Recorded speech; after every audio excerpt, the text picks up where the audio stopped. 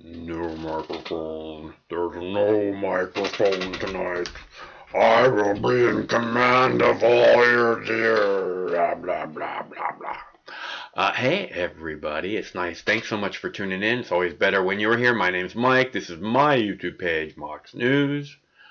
And this is your Wake and Bake News at 7 p.m.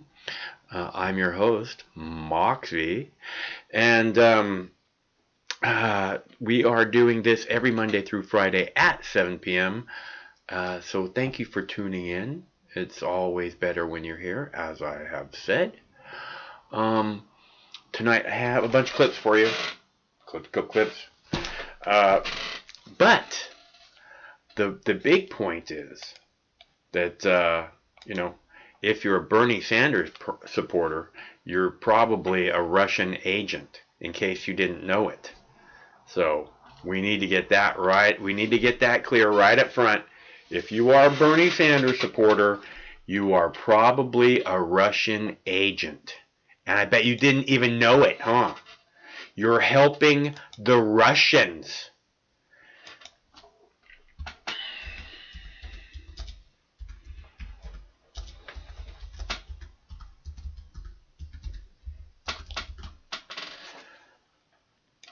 You're helping the Russians if you're supporting. This is what Vladimir Putin wants. He wants Bernie Sanders as a president.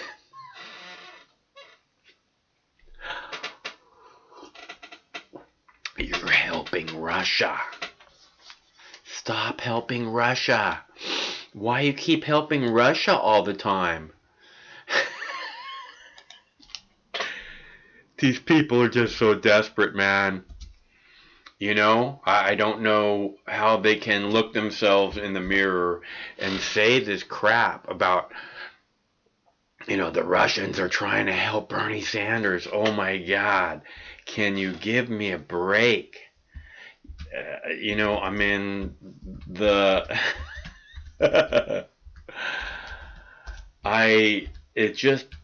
why would the Russians want, Bernie Sanders in there more than Donald Trump? I mean, they have the pee-pee video of Donald Trump. They're not going to want... So why would they help Bernie Sanders? Because they're scared of all the other candidates. Somebody's scared of somebody, and it ain't all the other candidates. So we're clear. And you know who's scared of Bernie Sanders? The media, the pharmaceutical companies, the oil industries, right? Somebody's terrified of Bernie Sanders becoming president, and it ain't fucking Russia. Russia's not worried about Bernie.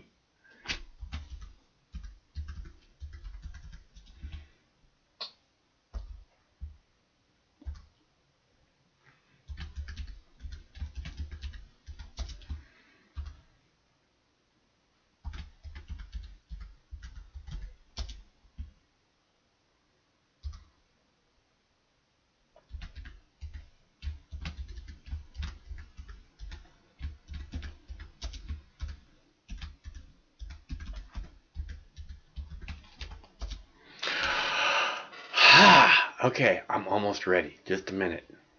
Did I get this? Nope. Hold on. Almost ready. I want to get this right.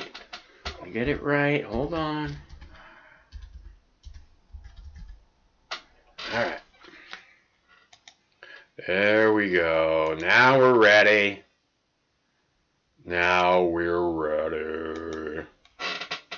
Hey, everybody. How's it going? Thanks so much for tuning in. It makes a huge difference in my world if you're here. If you were trying to call just in the last few minutes, I just turned the do not disturb off the phone. So you can call now. Hello, caller. Hello, Mark. Who is this? This is your friend, the guy that likes to curse at you, but you say that I'm a good guy inside. I have a good YouTube channel, great one, kid. I have a question for you. Okay.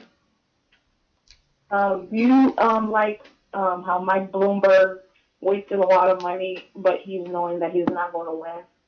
No, I think it's horrible. I think that all that money could have fed an awful lot of people that are hungry or homeless, you know? Do you think Mike Bloomberg did bad with his stop and frisk? Yeah, it's a horrible policy. He basically said all black and brown people are criminals and treat them like such. He's a horrible human being. Also, I wanted to bring up a report from CDC and the University of Howard. They Uh-huh. just made a new study. They just made a new study about weed, cigarettes, and alcohol. Uh-huh. And in the study, it says that right now, I'm reading it right now from Uh-huh. Harvard University. It says that weed can kill uh, 500,000 people a year, while only cigarettes now kill up to 480,000 people a year. So weed kills more than cigarettes, and alcohol only kills 100,000. So I don't know where they got the study from. I don't believe it, but They're full of shit. they're full of it. Yeah, it's not true. You go and you look anywhere else and they'll tell you marijuana has never killed anybody basically. It's Well, this this it's is from the Howard, and Howard doesn't lie. it's the safest drug there is. You go So type into YouTube, marijuana is the safest drug there is, and you see what comes up. weed is bad for you. You know that, right? No, it's actually good for you. Anything that you're putting into your lungs is bad for you. Well, I eat marijuana mostly. What the fuck? You eat it? Yeah, Ugh. I eat it. That's the best way. That's the best way to consume marijuana. That is disgusting. Why would you eat that? That It's is very good for you. It's very good for you. That's why you eat it. You are like one of those people that smoke weed all day and try to get hot and lit with his friends. Try and get what You now? don't have none. Try and get what? You're trying to get lit with all your friends, right? Trying to smoke some weed in the bond. You ever roll? I don't smoke raw herb. I just smoke concentrates. I just do dabs. And why do you do that? Why do I do what? Smoke weed and whatever it's called. I smoke weed because it helps me get through the day, okay? I'm a 17-year medical marijuana patient. Why do you have it? Do you have any conditions? I have chronic pain. Why won't you go to the doctor for that? Because they'll put me on fucking garbage drugs that I don't want anything to do with. Is Tulsi Gabbard still in the race? Yes, she is. You think she's gonna win? Because every poll I see, I don't see her face. Yeah, I don't think she's gonna win, but I still think that she's the best candidate. And I also think that there's a good chance that Bernie Sanders will win, and he will choose her to be his vice presidential nominee. So you're going to pick a socialist, not even a Democrat, not even a Republican, a socialist? Are you kidding me? No, the Democrats and the Republicans are the problem. So you're going to pick a socialist? I'm going to pick Bernie over Bernie Sanders, heart attack Sanders, right? Yeah, for sure. You know how much money? Like that he's talking about the middle class that he has 3 mansions. Uh-huh. You watch a lot of Fox. Yeah. You watch a lot of Fox News, huh? Fox News? No, I hate Fox News because Trump. That's all the Trump things. I watch CNN. And Fox News. CNN hates Bernie Sanders for sure. Hell yeah! He is a dumb, racist idiot. The only thing he done good was tie himself to an African American woman. Yeah, I don't think he's a racist. He's promised that he will pick a woman of color for his running mate. He doesn't pick Tulsi Gabbard. Well, she's the best. She's the best candidate to take Trump voters away from Trump. No, yeah. She's not. She's so little. I don't think she can beat Trump. She just doesn't seem to me that she's powerful enough to beat Trump. I'm Well, sorry. well, he seems to have the support of the people. No, if Yeah? she did have the support of the people, then she'll be in the fold. I don't see her. No, in I'm the fold. talking about Bernie. I'm talking about Bernie. Oh, Bernie also, he's okay. I think right now, I just checked the polls, he's behind Pete Buttigieg. I don't think right so. now. I don't think so. You better check Well, I again. think so. You better check again. I like Joe Biden. Ah, why? Huh? Why? Why do you want to know why?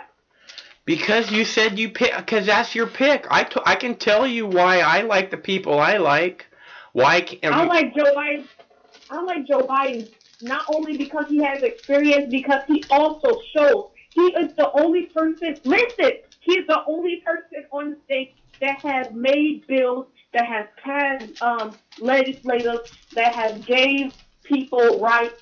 He has done it with President Obama. He has experience. He passes laws. He passes bills. If he can get it done, I want somebody that can get it done. And Joe can get it done. Well, that's good. I'm glad that you like Joe and that you have good reasons why. That's really awesome, dude. Yeah, I'll call later in the show, buddy. You call anytime, okay? Okay, see you, buddy. Okay, bye. Adorable, right? I mean, just adorable. I don't even think he said the F word on that one, and I'm certain he didn't say the N word. Wow. That was impressive. I forgot what his name is, but he's a good guy. He's got a good heart. He's just a little confused politically. That's all. Okay, so in case you guys don't know, the Nevada caucus for the Democrats, the poll workers, the caucus workers at the Nevada and the Nevada Democratic Caucus, right? The caucus workers for the Democratic Party in Nevada, which the caucus is this Saturday, tomorrow. They're being forced to sign a non-disclosure agreement. Okay, so the poll workers are being forced to sign this if they're going to be working at the caucuses in order to in order to be able to work there. You have to say that you will not talk to the media and you will not say negative things about the party, right? So the shenanigans, the fix is in Nevada, and I have a story about that if you want to see that. Also have Wells Fargo's got a $3 billion fine today. Coronavirus.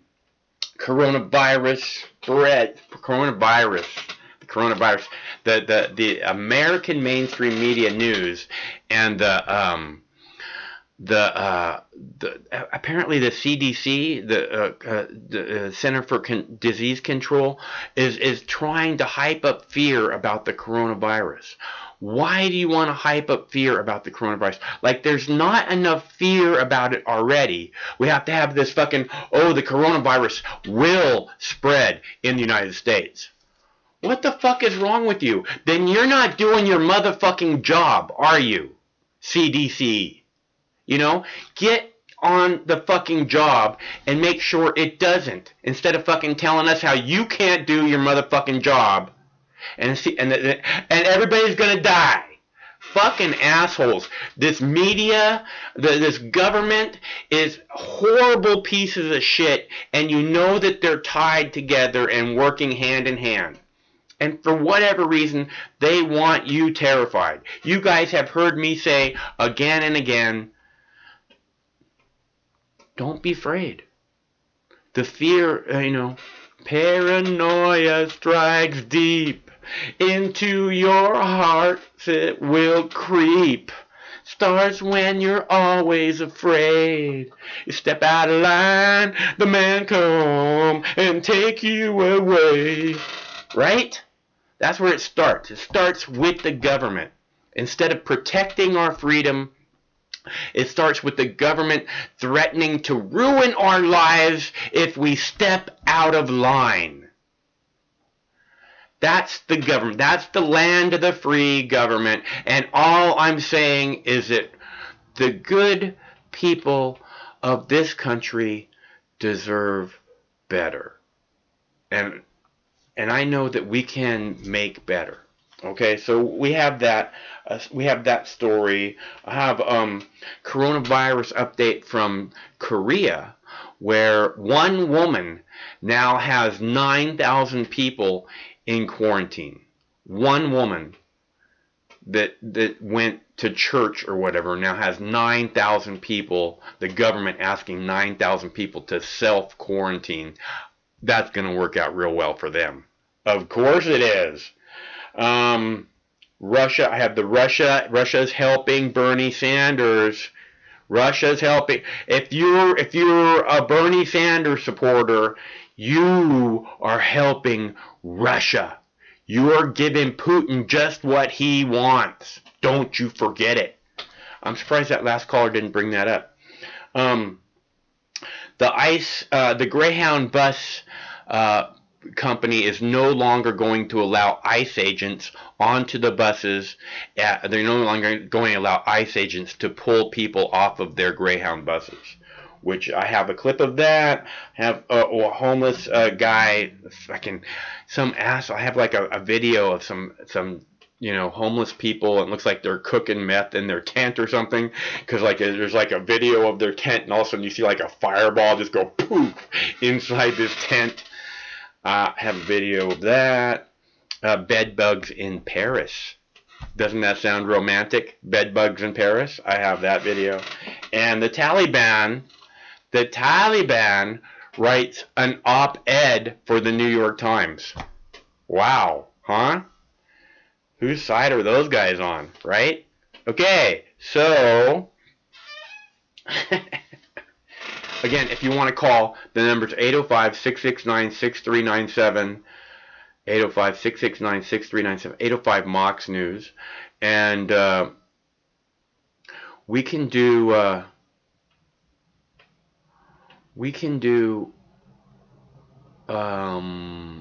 clip if you like. I'm gonna go ahead and play that clip. The Nevada caucus workers are being the Democratic Nevada caucus workers. The workers are being forced to sign a non-disclosure agreement so that they won't talk to the media and they won't talk to about anybody else negatively about the Democratic Party. So I'm gonna go ahead and play that clip for you guys. I'm gonna go heat up my tea. I'll be right back, and then we'll have a big fat bong hit. Okay? So get ready after this clip. Big fat bong hit coming up. Uh-oh.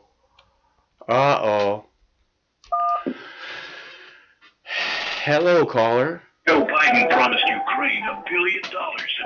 I don't want to play copyrighted audio clips over my live stream. So you guys know. All right.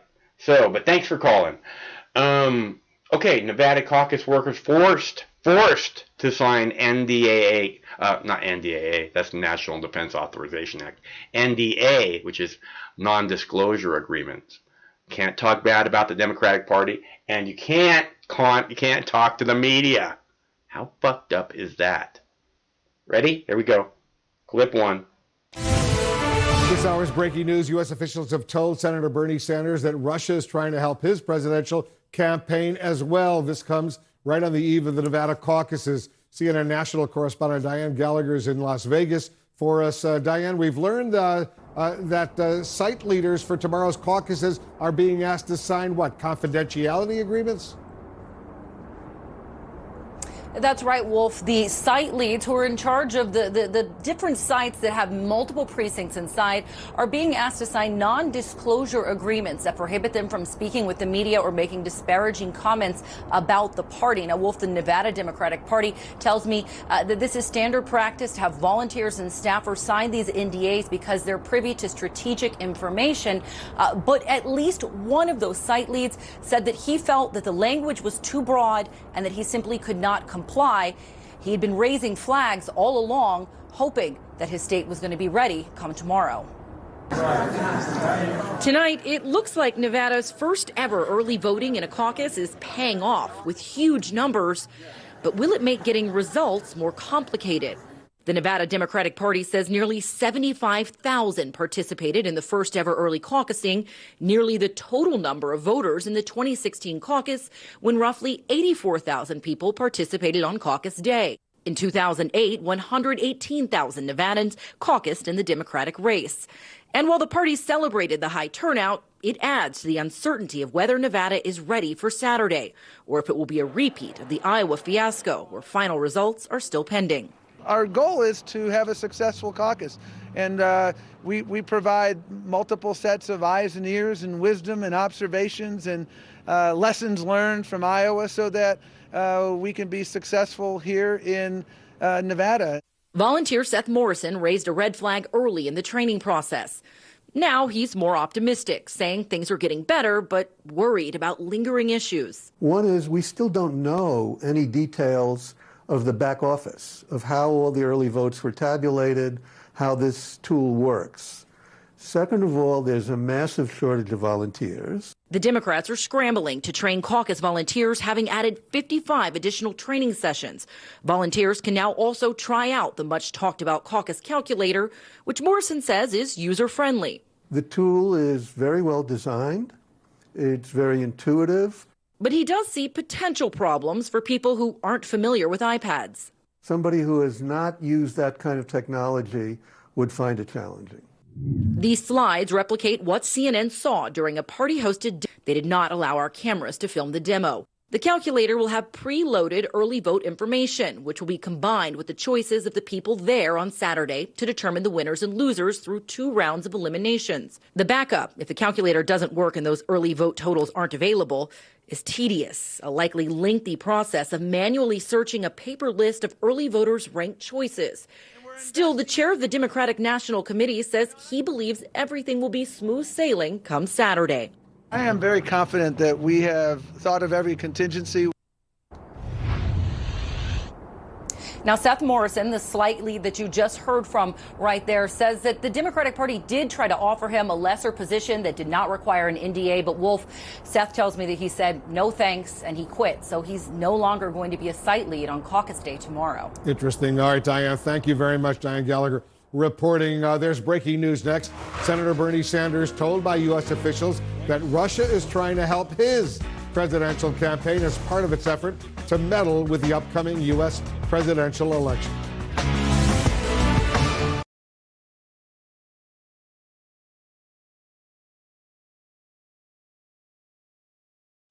All right, well, that was just enough time for me to get my tea heated up.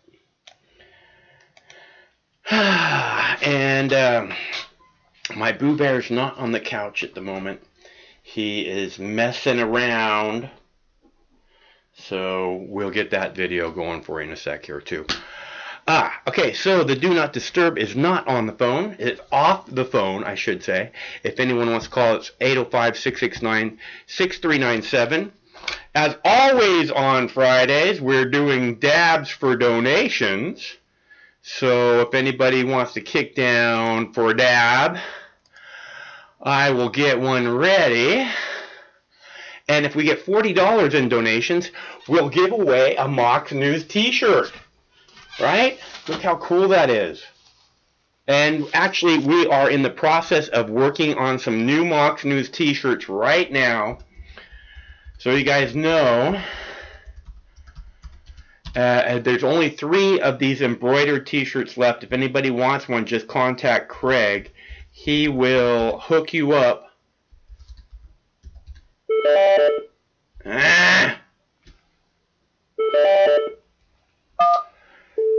Hello, caller. Hey, how you doing tonight? I'm doing good. How are you doing? Good, good. Did you get your bong hit in? I didn't get one yet. Nuh-uh. Alright, maybe we can all do it together. Cool. What's your name? This is Chris from Florida. I called you the other day. Hey, Chris. It's good to hear from you, man. Thanks a bunch for calling. Yeah, no problem. So are you supporting anyone in the 2020 election, Chris? Yeah, I'm actually a former Ron Paul supporter, and I'm supporting Bernie Sanders. So you must be Russian or have Russian connections then, huh? Mostly Russian. Mostly Russian. Yeah, I That grew up figured. in America, in South Bend, and then was kind of pulled up into the CIA, and been an agent since. This thing with them they're bad mouthing Bernie Sanders supporters. It's just it's so fucking unbelievable. Do you have can you see it going on in the media too? Do you have an opinion about that or? Yeah, actually, not everybody might know this, but back in 2016, Hillary was blaming Bernie being in cahoots with the Russians back then. Yeah. And so this isn't new. This is part of their, they've been working on this for 4 years. The whole trying to get Trump on Russian collusion and all these things when, whether you like Trump or not, the fact is that he could have been taken down with the emoluments clause or a handful of other things that Nancy Pelosi and the Democrats didn't want to take him out on. But this line. I just want to say I agree with you 100% on that. That there were completely valid reasons to impeach Donald Trump, and that the Democrats chose some complete bullshit. Go ahead.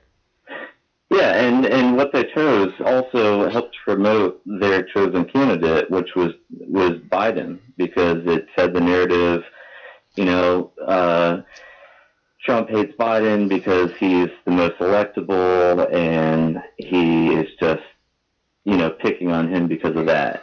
And, there are a lot of other things going on, but it's disturbing. I knew that something was going to happen with Iowa. Something happened in 2016 with Iowa, and Bernie supporters went to the DNC and worked on these committees to get the popular vote released in Iowa. So before, in 2016 and before that, for like half a decade or half a century, they never released any of the popular vote totals. They just released the party decided, delegate numbers. And there was a lot of shenanigans in Iowa the last time. And so it wasn't surprising that they pulled that stuff again. Bernie did well in New Hampshire, and he is lined up for a blowout in Nevada. And that's why they've had early voting all this week. So yeah.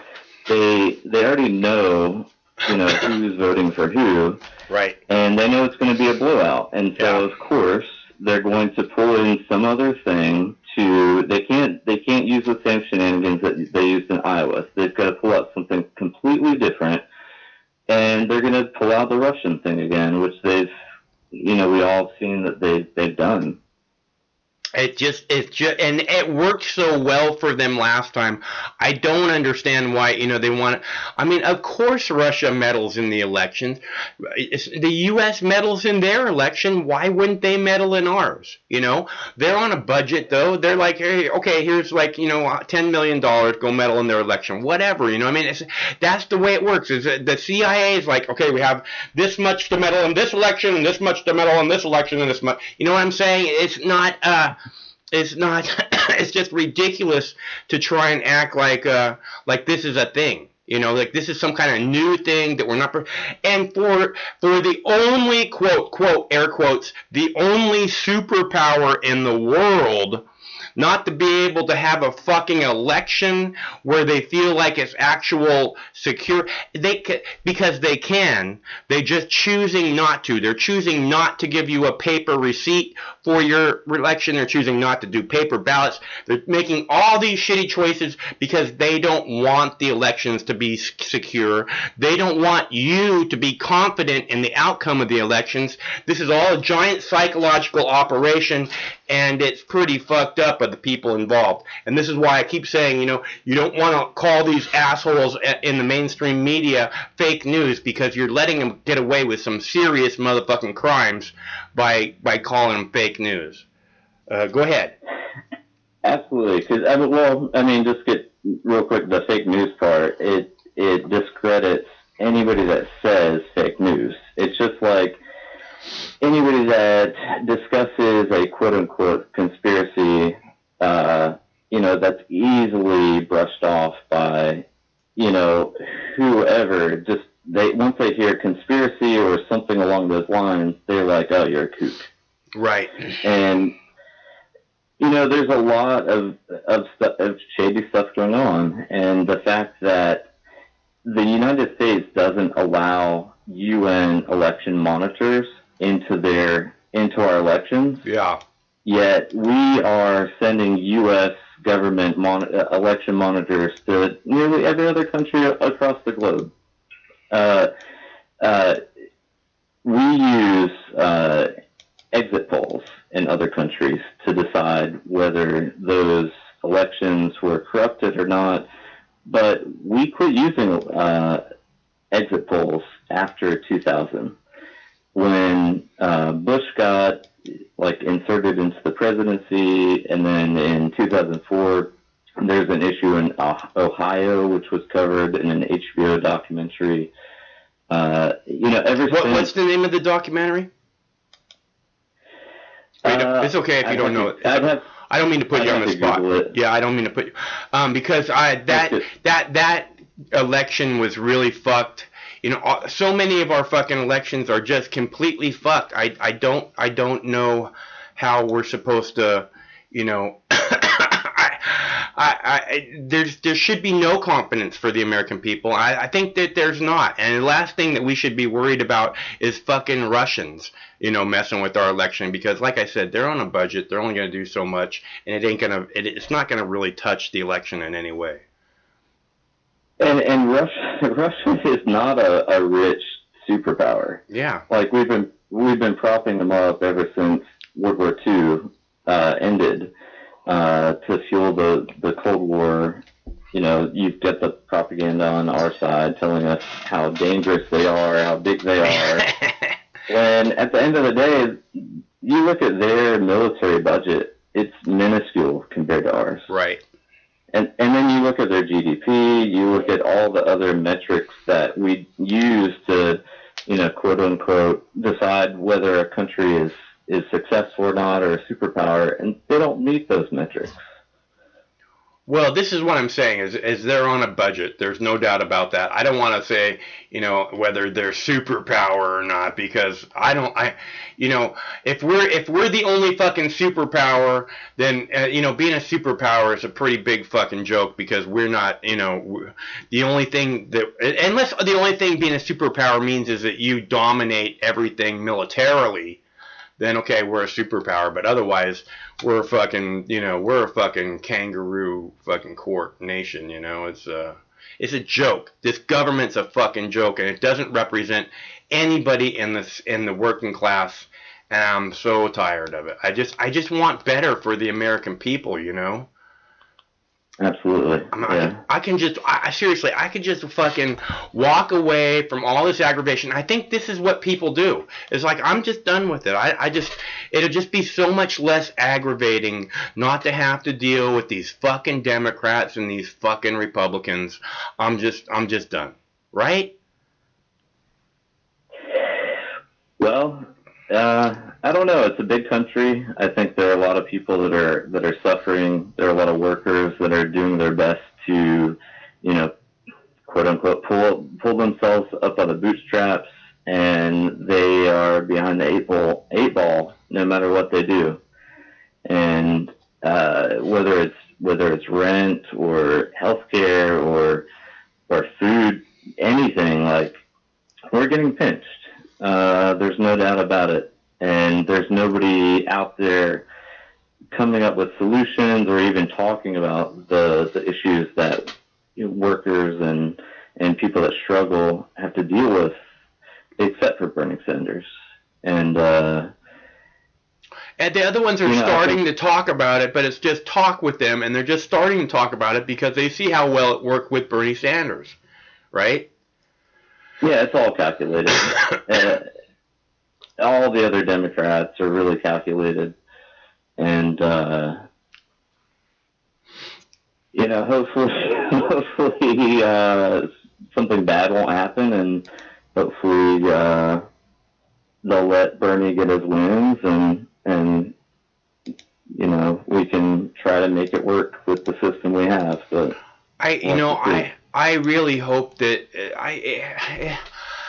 it's so messed up, man. All we want is a fair fucking fight, right? Just let us have the fair fucking fight, and then if we don't win, we can live with that. But it's just shenanigans. Oh, you have to sign a fucking non-disclosure agreement in order to work here. What? Isn't that what Mike Bloomberg just got fucking reamed up the ass for all night long on the debate stage? The irony. Yeah. Right. Yeah. And now, it's. Can you not make that connection? Oh, this guy's evil because he makes these people do this, and then you go and do that because obviously you have something giant to hide. And all we want is an honest election, man. We want the American people. They want the money out of politics. They want and they want like a receipt, a paper receipt after they vote. This says, yep, this is who I voted for. That's all they want, and you guys fucking do everything you can not to give them that fucking option. Is bullshit. Yeah. The one thing that people that want change and want, healthcare, if you think about it, like, why should healthcare be a profit, business model? Why would you deny healthcare to somebody's grandmother, somebody's child, or no matter who it is? Like, why would you let somebody die? Why should healthcare just be for people who can afford it? It's a sign. Exactly. It's a sign of a sick society. Okay, and if you call yourself a Christian nation and you're like that, your priorities are. I mean, you really don't have a clue. Go ahead. Yeah, but you can't call yourself a patriot. You can't call yourself an American if you are unwilling to help out your fellow Americans. And that's what it comes down to. Everyone is sick and tired of people getting richer and richer at the top and telling us what to do when all of us are suffering. And all they do is try to divide us when at the end of the day, we're all suffering and we're all at the end of their stick. Yeah, if we can just come together, and these labels, it doesn't matter what they are. We really have to get beyond them because, even American and patriot, those are not good labels. We need to move beyond all that and just be, people and people who all live in this same place and want to make it better, because that's what the facts are, is that we want to, for myself, again, I'm not long for this world. Infrastructure, a real 21st century infrastructure project is not going to do me any big favors. But I want that. I want to be somehow, I don't want to feel like the world that we're leaving the people behind us is this dystopia, this fucked up police state dystopia, man. My God, wake up, snap out of it. It's only getting worse. We need to do something now. And again, and I know that people understand this. That's why Donald Trump is the president. because they fucking put the same bullshit up there, and they said, you can have the same old bullshit, or you can have this really funny guy. And they went, we'll take the funny guy, because we're tired of the same old bullshit. I totally agree with you, but at the same time, like, Obama's message and Trump's message at the core was, you matter, and we can make a difference together. Both of them wanted to, whether it was Obama, you know, a lot of people, nobody in the mainstream media discusses this, but Obama was for Medicare for all. Right. When he was running. Right. Hillary was in fact, he wasn't just for it. He promised us that he would fight to the end for single payer health care, and he never spent one fucking day fighting for it. Never. Exactly. And then even the public option he dropped right away. Yeah. They never had any discussions about it. Yeah. Dropped it right away because he was in bed with those people as soon as he started to surge in 2007, 2008 against Hillary. And that was the difference for him, is because he told his donors that he was ready to play ball, and he was more electable against Hillary. Well, the people again, they were, look, after fucking George W. Bush, but they the money were goes desperate behind whoever they think is more electable. Well, Basically. the people were desperate. Okay, they had this fucking mealy mouth fucking cowboy running off around the world starting wars, and they were desperate for somebody who acted like they could put two words together in a sentence and maybe, you know, stop some of this fucking violence. And so of course they turned, I mean, you know, Hillary is not that person. You know, Hillary again is the same old, and here's this shiny new guy who's like fucking a great articulator, you know, and I don't know, it's just it's really understandable why they picked Obama. And remember that the fucking media was like, oh, this guy's a socialist. They did that same socialist shit with him. Exactly. And they acted like the media was all over him just the way they are all over Bernie Sanders. And I'm so tired of this media too. It's like you can't make up your own mind. We're here to tell you what to think, and that is not their job. And I don't know why people don't see that, you know? I think, I think people are disillusioned. They are more interested in I mean, people are distracted by their jobs, their day-to-day lives, and then once you're off work or you're on your shift, or your break from work, you're on your phone, you're being distracted, you're doing anything you can do to make yourself happy and to get through all the bullshit. Right.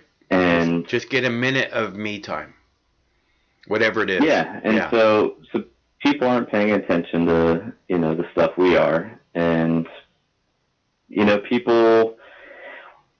the media is fading out in what it used to be. And it definitely doesn't have the same kind of influence it used to have nationwide. People see through it. Yeah. Yeah, absolutely. People are using YouTube. People are watching or listening to shows like yours.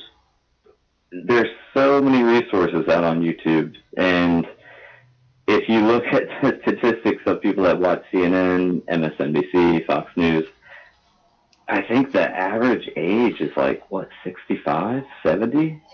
Like, it's really high. Well, most people probably don't have cable or whatever, right?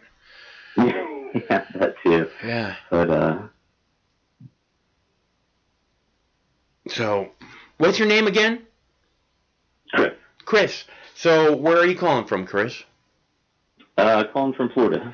And was there any kind of like a decision-making process for you to decide to be a Bernie supporter, or was it just like, I mean, Like right now, Mox News endorsed Tulsi Gabbard when she first announced. The day she announced, Mox News said, we're endorsing Tulsi Gabbard, and we will continue to endorse Tulsi Gabbard until the day she says that she's no longer running. And that day we'll endorse Bernie Sanders, of course. But so, was there any kind of a process like that for you at all? From going from Ron Paul to Bernie Sanders, or yeah, I mean, how did you make? I mean, were you so in 2000? Let's see, 2008. Or no, let's say that's when you were Ron Paul guy, or 2012 you were Ron Paul guy. So 2016, Bernie Sanders, Hillary Clinton. Who were you then? So going back to Ron Paul. And that's actually when I learned about Bernie Sanders, because he was the socialist, independent, extreme left-wing guy that Ron Paul actually worked with on a lot of different things, including audit the Fed. Exactly. Yeah. Exactly. The first time U.S. history that was done. Yeah. And they were both, anti-war and stuff like that. And so there was always that experience of, oh, this guy is on the other side, but he cares about these things that I care about. And once Obama was elected, it felt good that he was elected. He was, like I said, after George W. Bush, the people were desperate for, and it wasn't just the American people, it was the whole motherfucking world that got behind Barack Obama. And they were just like, please make the U.S. the shiny beacon on the hill again. And he just took all that hope and fucking flushed it down the toilet, man. Yeah.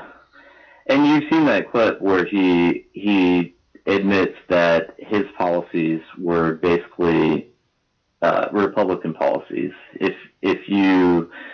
Because the Overton window has changed and shifted so much, Obama admitted that if he was a politician in the 80s, he would be a moderate Republican.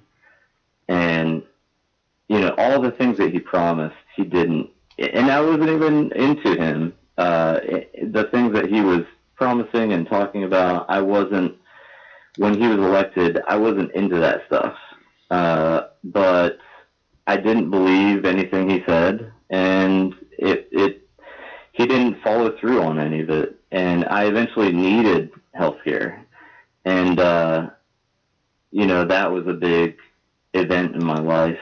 And once something like that happens to you and you're, in that situation where you're stuck and you can't do anything to fix it, you realize, hey, who's looking out for me?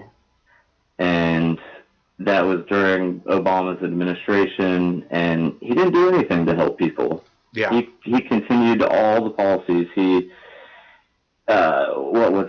17 million families lost their homes after the crisis when he had a chance to do something about it. Yeah. And did nothing. Yeah. After Obama, that letdown, after dealing with, I hate to say it, but once things happen to yourself, it kind of changes your perspective. And I never would have voted for Hillary no matter what, because this is what I keep saying too. This is why Donald Trump is in the White House right now, because the Democrats forced, they're not refusing to listen to the will of the voters. They forced one of the most despised figures in American political history on the people, on the Democratic voters. And that's why our caller just said that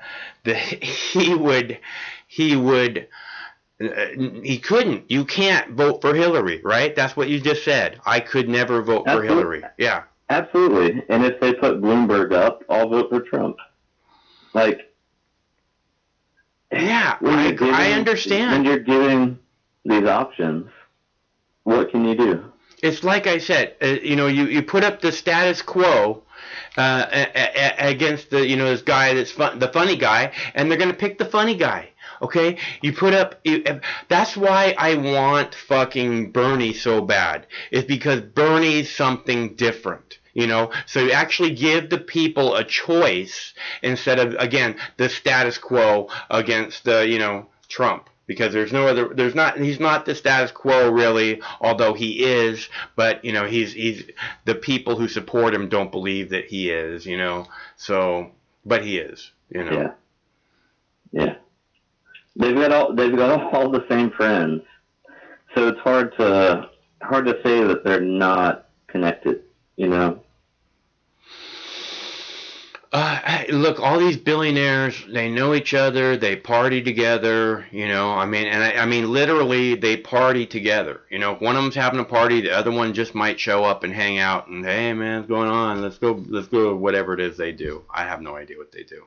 I've been to some of their parties, but I don't, it's not my bag. I'm not. Those people, the first thing they do is their friends, they come up to me and they're like, do you belong here? I'm like, why don't you go ask the guy who's throwing the party if I belong here, asshole? Yeah. So, anyways, so are you have plans for the weekend? I'll be watching the caucus debacle tomorrow. I'm sure Putin will take over the airwaves and declare Bernie the winner, according to CNN and MSNBC. But I'm looking forward to it. It's yeah, me too. I'm looking forward to it. Actually, I hate to look forward to that, but it's I can't wait to see how the Democrats try and fuck the people this time. We'll see, right? Yeah, they're shifting the blame to the Russians once again. Oh man. Which is disgusting. The thing with the blaming the Russians too. This falls right into Trump's hands. Okay, because if Trump loses the election and the entire election, the Democrats and the media is like, oh, the Russians. All Trump has to do, well, there was Russian interference, so we can't trust the results of this election, so we're going to have to declare a national emergency, and we won't be able to have another election until we sort this all out and know that we can have a safe and secure election, right? So, and there's nothing I think Trump would rather do in his entire life than suspend the United States presidential elections indefinitely, if you know what I'm saying. I don't think that's going to happen. Yeah. I got to be honest. I actually had that fear with George W. Bush. Mm-hmm. I thought he might create a situation where he canceled the elections and something happened where he had to stay in or whatever. Yeah. But the system is bigger than the president or the presidential election. It's going to survive, and it's going to survive no matter who is in there. What do you mean by the system? Voting? No, yeah, good question. The permanent state, I guess you would say. The establishment.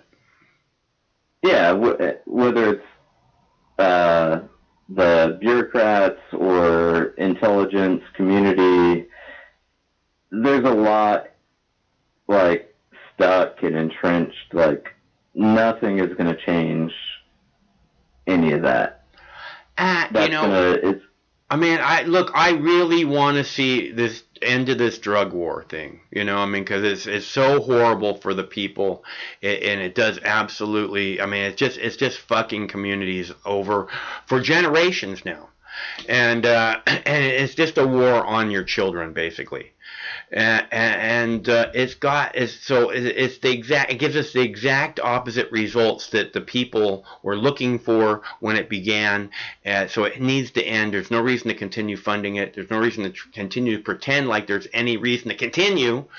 And there isn't anybody else who's saying, and so I want to see somebody in there who's going to fight for that, because yesterday, Donald Trump, one of Donald Trump's major campaign managers, said that cannabis has to stay illegal for the foreseeable future.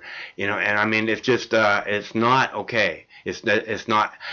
I want the people to have that power. I want them to have that freedom. Because they have it anyways. You can't take it away from them. I started smoking weed when I was 15, and I'm telling you, I mean, maybe there's been a couple days, but I've never had a problem getting weed. So it doesn't work, and it makes good law-abiding citizens into criminals. Go ahead. No, I was just gonna say you're lucky. Where do you live that you can find it no matter what? Oh, well, I grew up. I went to high school in this little town on the coast in California, and like all the weed basically came into that town. That was everything that was imported into California. Like 90% of it came into that town. So and that included like all this stuff from Northern California and stuff. So basically, from the time I was 15, I could get anything 24 hours a day. And then I went to live in Maui after that. In Maui, it wasn't a problem to find weed. And then I went to the Northwest after that. And the Northwest, there hasn't been a single day I haven't been able to find weed. So. Nice. Yeah. Yeah, well. So a Bernie Sanders supporter, what's your biggest issue? Like what? I want this. What makes you want to vote for him? Well, okay. It's not so much that I want to vote for him, is that I want the American people to have a real choice. That's the main thing that I want. I want the American people to have a real choice between the billionaire and not some status quo douchebag, because everybody else is a status quo douchebag. Except for Tulsi and Andrew Yang. I'm not so sure about. I mean, Andrew Yang, it seems okay. He's got a different kind of perspective, and he would have been a different. He wasn't one of those guys. But all the rest of those people are just status quo douchebags, and there isn't a choice there. The people will not choose a status quo douchebag over the funny guy. But if you have this guy who's the outsider, who Hillary Clinton says nobody likes, nobody works with him, nobody wants him around, that's the guy the people want. And that's the guy that people want. Then you have a real choice. And I want to see that. But at the same time, Bernie, every single rally in 2016 said, every single presidential rally, he said, marijuana being illegal in this country is institutionalized racism. I want that ended. I want the people to have the freedom. And it's not for me. It's not for me. I want the people to have the freedom. I've been a medical patient. Like I said, I've never had an issue, and I've been a medical patient for 17 years. So I've been shopping at the candy store for a long time, and I want everybody to have that freedom. And it's not just that. It's like there's all this science. There should be a huge fucking science around cannabis, and there's none of it because the fucking government has made it illegal. What a bunch of bullshit. We should be building homes out of it. We should be running our cars on it. There's just all these fucking options that are unbelievably ridiculous and just taken off the fucking board. It's like, no, that's not an option. Yeah. Idiotic. So what do you think about, have you heard the rumor that Trump is going to legalize marijuana again before the election again in order to sway. You know, there's that middle ground. There's a lot of people that can be swayed by one issue, and so there's a lot of talk that he will legalize it before the election to blunt any sort of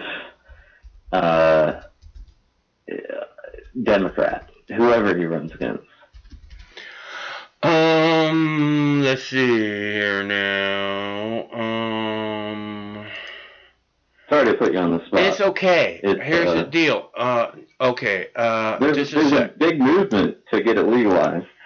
Like, even within Washington. It's huge movement. So let me see if I got this right here. Hold on just a sec. Okay, so I don't know. Can you see the screen? No, I'm on my phone. Okay, I have Forbes.com up on the screen here. Craig, if you can resize it, I have Forbes.com up on the screen, and it says top Trump campaign spokesman, marijuana must be kept illegal. Okay, and if you go down and it says, if you're looking for a quote here, it says, I think the president's looking at this from a standpoint of a parent, of young persons, to make sure that we keep our kids away from drugs. This is Mark Lauder, Director of Strategic Communications for the Trump campaign, an interview in Las Vegas with CBS. They need to be kept illegal. That's the federal policy. And Lauder acknowledging that the growing number of states are moving to legalize cannabis. I think the president has been pretty clear on his views on marijuana and federal laws. I know many states have taken a different path. During his first campaign, throughout the time in the White House, consistently said his support for the states' rights. But basically, they're saying Trump, the spokesman for him, top Trump campaign spokesman, says marijuana must be kept illegal. That's what it says up on the screen right now from Forbes. Yeah. So, and then I have another ad. I have another one here from Forbes. This is in December, right? And Trump, hey, don't do that. Don't do that. Don't do that. Stop doing that.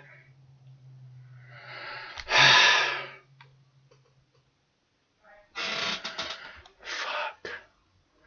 It says Trump says he can ignore medical marijuana protections passed by Congress. Okay, so if Trump's, and this is Forbes again, this is the same, Forbes is a, business, whatever, very establishment shit, and they're saying Trump says he can ignore medical marijuana protections passed by Congress, because Congress has passed these protections that says if you're a medical marijuana patient, no federal dollars can be used to somehow persecute you, for you growing marijuana in your home or stuff like that, and Trump made a signing statement on one of these things. I think it was the NDAA, but I'm not sure.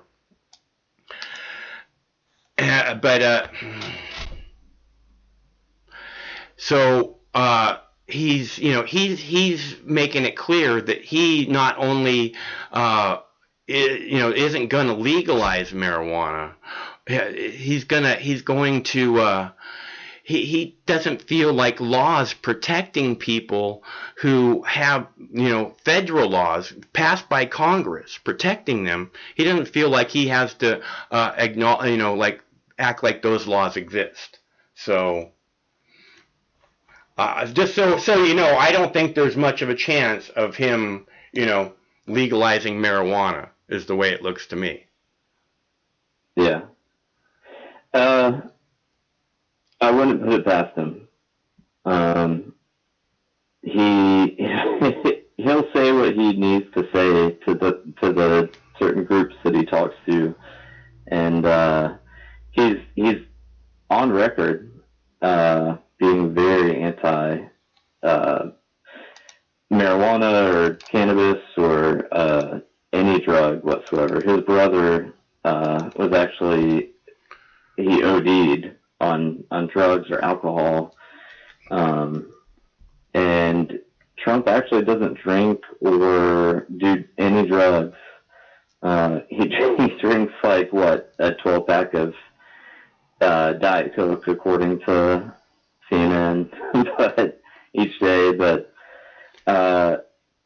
there still is that possibility because he wants to be reelected, and he can keep making the billionaires richer, people on Wall Street richer, and legalize marijuana all at the same time. Like, he can get reelected with legalizing it. If he legalized, I mean, he'd have the election sewn up. I mean, and I think that's a big part of why the people kind of are rallying to Bernie Sanders, is he is saying, we have to end this.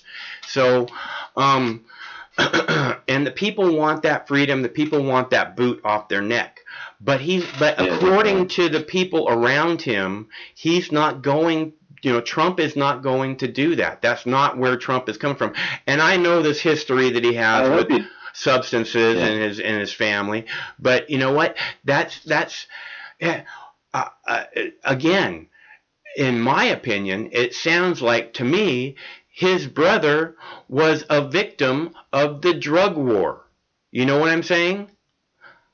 Oh, definitely. Yeah. No, I'm very anti-drug war. Yeah. And just speaking politically, people have spoken about that being his card that he can pull out if he's in trouble, and it would work. And I hope he doesn't, but we'll see. At the end of the day, I'd rather vote for Trump or have cannabis legalized than have somebody like Hillary or Biden or Bloomberg inserted in there. I feel like the way you feel about Hillary, I feel the same way about Trump. Trump and Hillary are the same thing. I mean, they're buddy,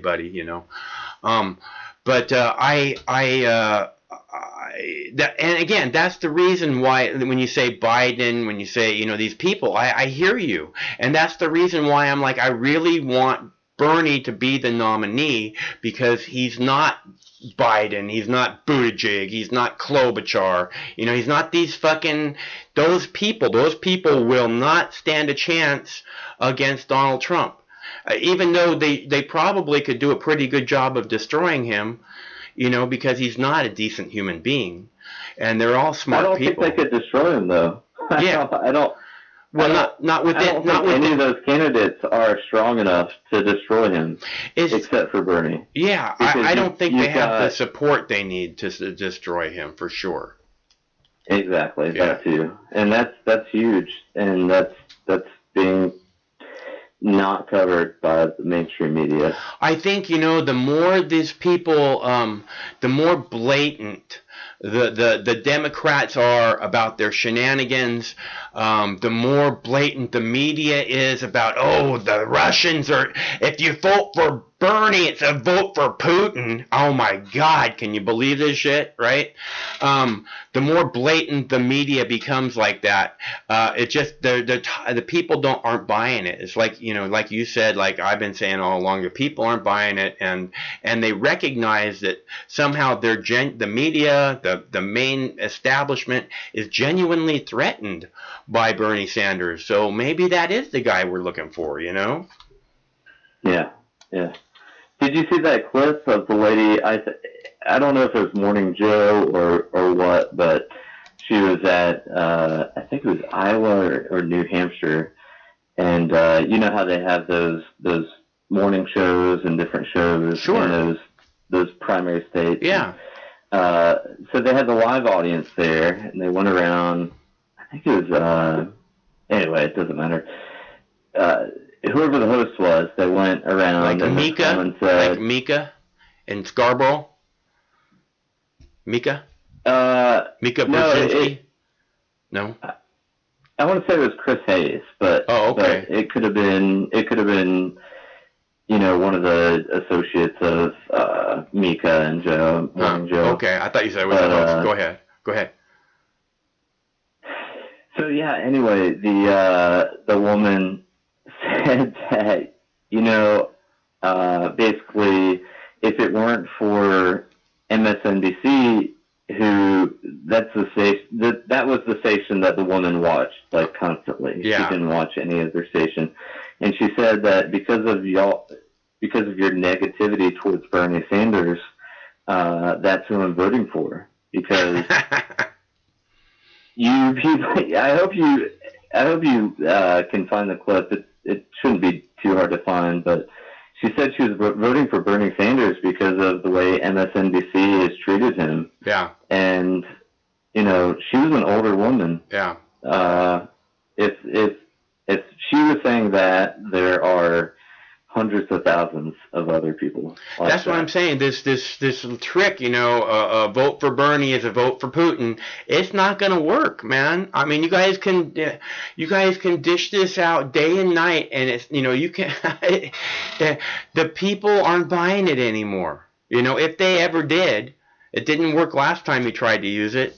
And I mean, I literally have a video named "It's not the Russians, it's not the Russians, it's not the Russians." You know, I feel like it did. I feel like it did work at one time. People that grew up, you know, and grew up in the 50s, 60s, 70s that dealt with that sort of thing, and they've heard about things in South America. Well, when you're watching duck and cover films in your elementary school class when you're fucking 7 years old, you know, the Russians, you know, could drop a bomb on us so we could all be vaporized in the next 30 minutes. So duck under your desk, you know. Absolutely, and they can't. The media, the Democratic establishment, they can't make a dent into Bernie's younger support. I think he's got under 45. I think he's got like 60% support or more. Nice. And so they're aiming that at the older people, which historically have been the biggest, you know, voting bloc. But those people are tired. They're dying off. They're like millennials and Zoomers make up a bigger voting bloc than Boomers now. I think millennials by themselves actually do. Wow. Make up more of the voting bloc. It's just that historically they haven't voted as much, and so, you know, we could see them turning out in Nevada or definitely California, Texas, those later states, Super Tuesday states. But I think, you know, it sounds like there's an awful lot of people turning out in Nevada, right? The primary vote has been, the early vote has been overwhelmingly large, it sounds like to me. So it will be interesting to see those results and to see how much the turnout. I think people, again, maybe they want a do-over. You know what I mean? Maybe they want to see, a lot of the people want to see, hey, what happens if we put Bernie up against Trump? You know, what should have happened in 2016? Let's get that do-over going now, you know? Yeah. We'll see. Tomorrow should be interesting. Yeah. All right. I have zero faith in tomorrow. I have zero faith that the Democrats aren't going to pull the shenanigans. So, yeah. But it, you know, and that's the thing is we'll go ahead and we'll cover it, and it'll be like there for everyone to see. The Democrats are up to their old tricks again. Yep. Yeah. Hey, I'm gonna go ahead and play another clip. All right. All right. Yeah, good talking with you. Yeah, it's good talking to you. Thanks a bunch for calling. Chris, right? Yep, Chris. All right, Chris. It's good to hear from you. We'll talk again soon, I hope. All right. Talk to you later. See ya. Okay. I'm going to play coronavirus clip. Hold on. Because, again, fear.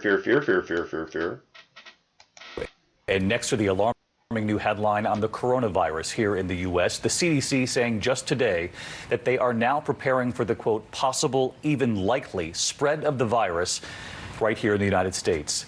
It comes amid troubling images overseas tonight, the angry mob surrounding buses that they thought were carrying patients with the virus.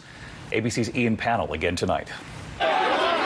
Tonight, the global fear of COVID-19 as cases around the world continue to grow. Anger boiling over in Ukraine as evacuees from China touch down for quarantine. Protesters there clashing with police after a false rumour a handful were infected with the new coronavirus. And tonight, a sombre reality check from the World Health Organization. Although the number of cases outside China is still small, time to stop the spread of the virus may be running out. The window of opportunity is narrowing, so we need to act quickly before it closes completely. New clusters of the virus have grown in just the last few days. In northern Italy, this hospital ER is now closed after a patient spread the virus to 5 doctors and nurses and others. Restaurants and schools are also being closed down. In South Korea, a woman spread the virus to nearly 40 people at her church and beyond, with numbers there growing. The CDC tonight assuring Americans the virus isn't spreading in the US right now, but warning it could. It's very possible, even likely, that it may eventually happen. You may be hearing about schools shutting down and businesses closing in countries in Asia to reduce the potential spread of this virus. The day may come when we will need to implement such measures in the U.S. communities. Tonight in Japan, the last few hundred passengers and crew now expected to leave the stricken Diamond Princess, with growing questions about how the quarantine was carried out on board. Tonight, the US Embassy here in Japan saying it's contacted all the American patients still in hospital here, telling them they're going to have to test negative twice with a 24-hour gap in between before they can even think about booking flights home. David? All right, Ian, panel tonight. Ian, thank you. All right, so I have to go and get the dog some crunchies. They keep looking at me like, hey, I'm hungry. Get me some fucking food. So give me just a minute here. I'll play another clip for you. This is Taliban writes an op-ed for the New York Times, right?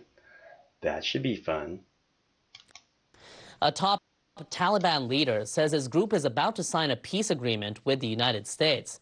The statement by the group's deputy leader was published in an opinion piece in the New York Times. The article, titled "What We, the Taliban, Want," was written by Sirajuddin Haqqani. He says the withdrawal of foreign forces has been our first and foremost demand. That we stand at the threshold of a peace agreement with the United States is no small milestone. The article comes a week after the U.S. Defense Secretary revealed the two sides had negotiated a proposal for a 7-day reduction in violence, but it's unclear when it'll begin. The U.S. and the Taliban have been trying to hammer out a peace deal for more than a year to bring the nearly 2-decade conflict to an end. The decision by the New York Times to carry an opinion piece by a man the FBI has designated a terrorist has drawn sharp criticism, including from the paper's own Afghanistan correspondent. The reporter weighed in on Twitter, writing it amidst the most fundamental fact that Haqqani is no Taliban peacemaker as he paints himself, adding he's behind some of the most ruthless attacks of this war, with many civilian lives lost.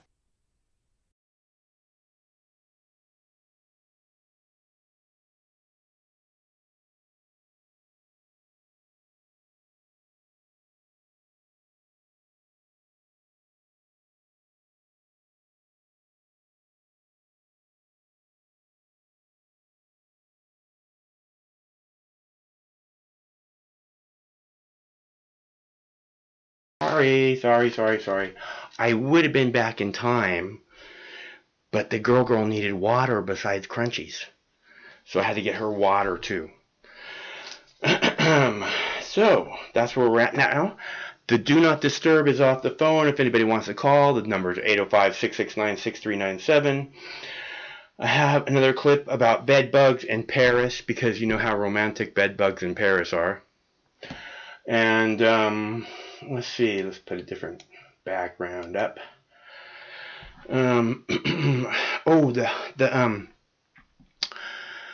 have a video about the fire, about the these guys in these little homeless encampment, like there's like 10 tents or something, and you see like this tent, and all of a sudden you see like a fireball go poof inside it. I wonder what they were doing. I have a video of that. I have video of the Russians helping Sanders. Hello, caller. Mike, how are you? I'm Joe from Pennsylvania. Hey, Joe, it's good to hear from you. I'm doing good. How about you? You looking forward to the weekend? I am looking forward to the weekend. Thanks for asking. Nice. So kind of interesting now how we're kind of back at 2016, where the Russians are back in the news, and apparently they're, figuring out new ways to play out their diabolical schemes to interfere with our elections again, where this time it's Bernie and not Trump. And I was thinking about this earlier, right? Have you seen any of these clips of like Chris Matthews talking about how he wants people to bash on Bernie and all this stuff? How is that not interfering in the election, right? You have this massive fucking platform where you have this super loud microphone, and you're like, oh, Bernie Sanders is a giant piece of shit. I mean, how is that not interfering? But the Russians do it, and that's evil. But if the fucking American mainstream media talking head does it, it's all good. Well, it's not just mainstream media talking heads. It's people within the State Department on the mainstream media who are pushing this narrative. Yeah. So you have people within the intelligence community being paid by corporate media to push this narrative. And the funny thing about it is, they might as well just be saying, Russians use Facebook too. Because that's really all it is. They're hyping this up, and all it really is just this, social media. It's just people on social media, expressing their opinions for the most part, but they're hyping it up like it's this kind of, espionage, like all this crazy espionage going on. Yeah, go ahead, finish.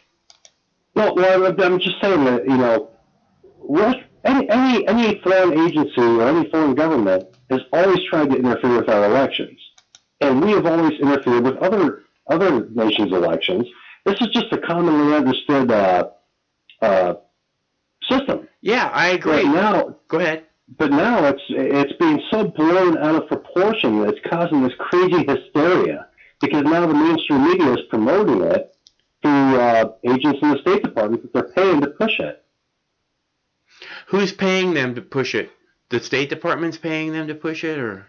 Yes, I believe so, yes. Well, I mean, the corp, whoever it is that's hiring them to come on as analysts. Okay, I got you. Well, I see these guys, I know what you're talking about. You're talking about these guys where it says, like, Brett Barr or whatever, ex-CIA agent, Correct. And here's the deal, people. I don't know if you ever heard this before, but there's no such thing as an ex-CIA agent. The facts is that these guys, when it says ex-CIA or former CIA, there's nothing former about it. The CIA is all throughout the media, and I guarantee all those guys where it says former and ex are still getting paychecks from the CIA. Well, they're still juiced in to some degree. They still have some kind of clearance, or they still have inside info. They use them when they go on to the. They wouldn't hire them otherwise. I mean, the media wouldn't hire them otherwise. Right. They wouldn't have some kind of inside info. I agree. Yeah. So no, I just think it's funny. It's almost like we're in this weird time loop where every 4 years now, it's the Russians are at it again, and it's just so silly. It's just so. I don't understand how so many people can buy into this. I just don't think they are, though. I mean, that's the thing. They tried to make it work on Trump, and the people are just like, yeah, the Russians, and regardless if the Russians have something on Trump, or if Trump, he wants to do business in Russia and he's all friendly with the Russians, whatever. I mean, that's pretty obvious, but the people don't care. It's like, oh, we like this guy, and all of a sudden he's involved with the Russians. That's what they're doing with Bernie, and people are like, oh yeah, we're all Russian bots, didn't you know?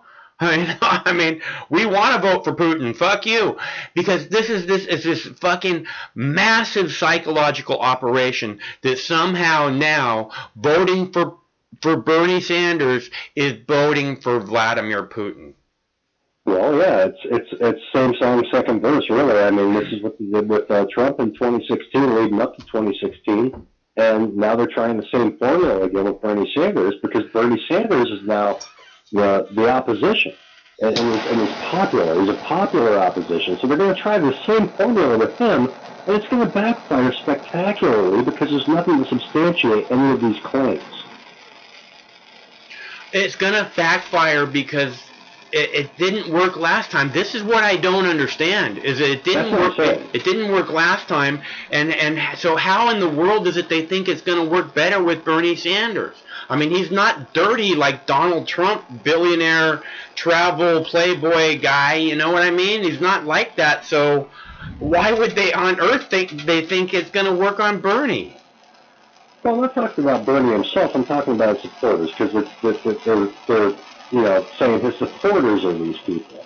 I've got a lot of issues with Bernie, just as much as I have a lot of issues with Trump, and I'm certainly not going to dial it all down to this weird controlled opposition where the Russians are backing an American candidate.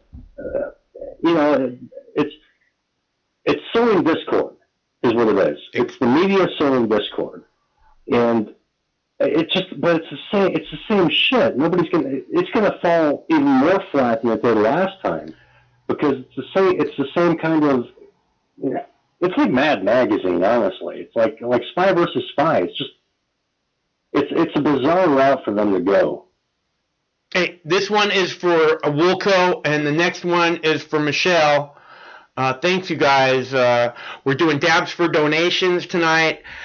This one's for Wilco, and we're up to $25. So if we get to $40, we'll give away a Mox News T-shirt to the 10th caller or 20th caller, whatever. I haven't decided, but we'll decide that at the appropriate time.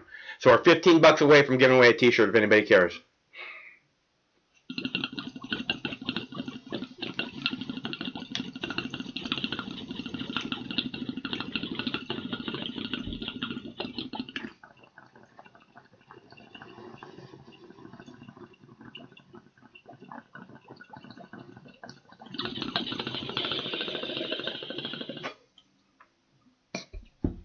All right, this one's for Wilco.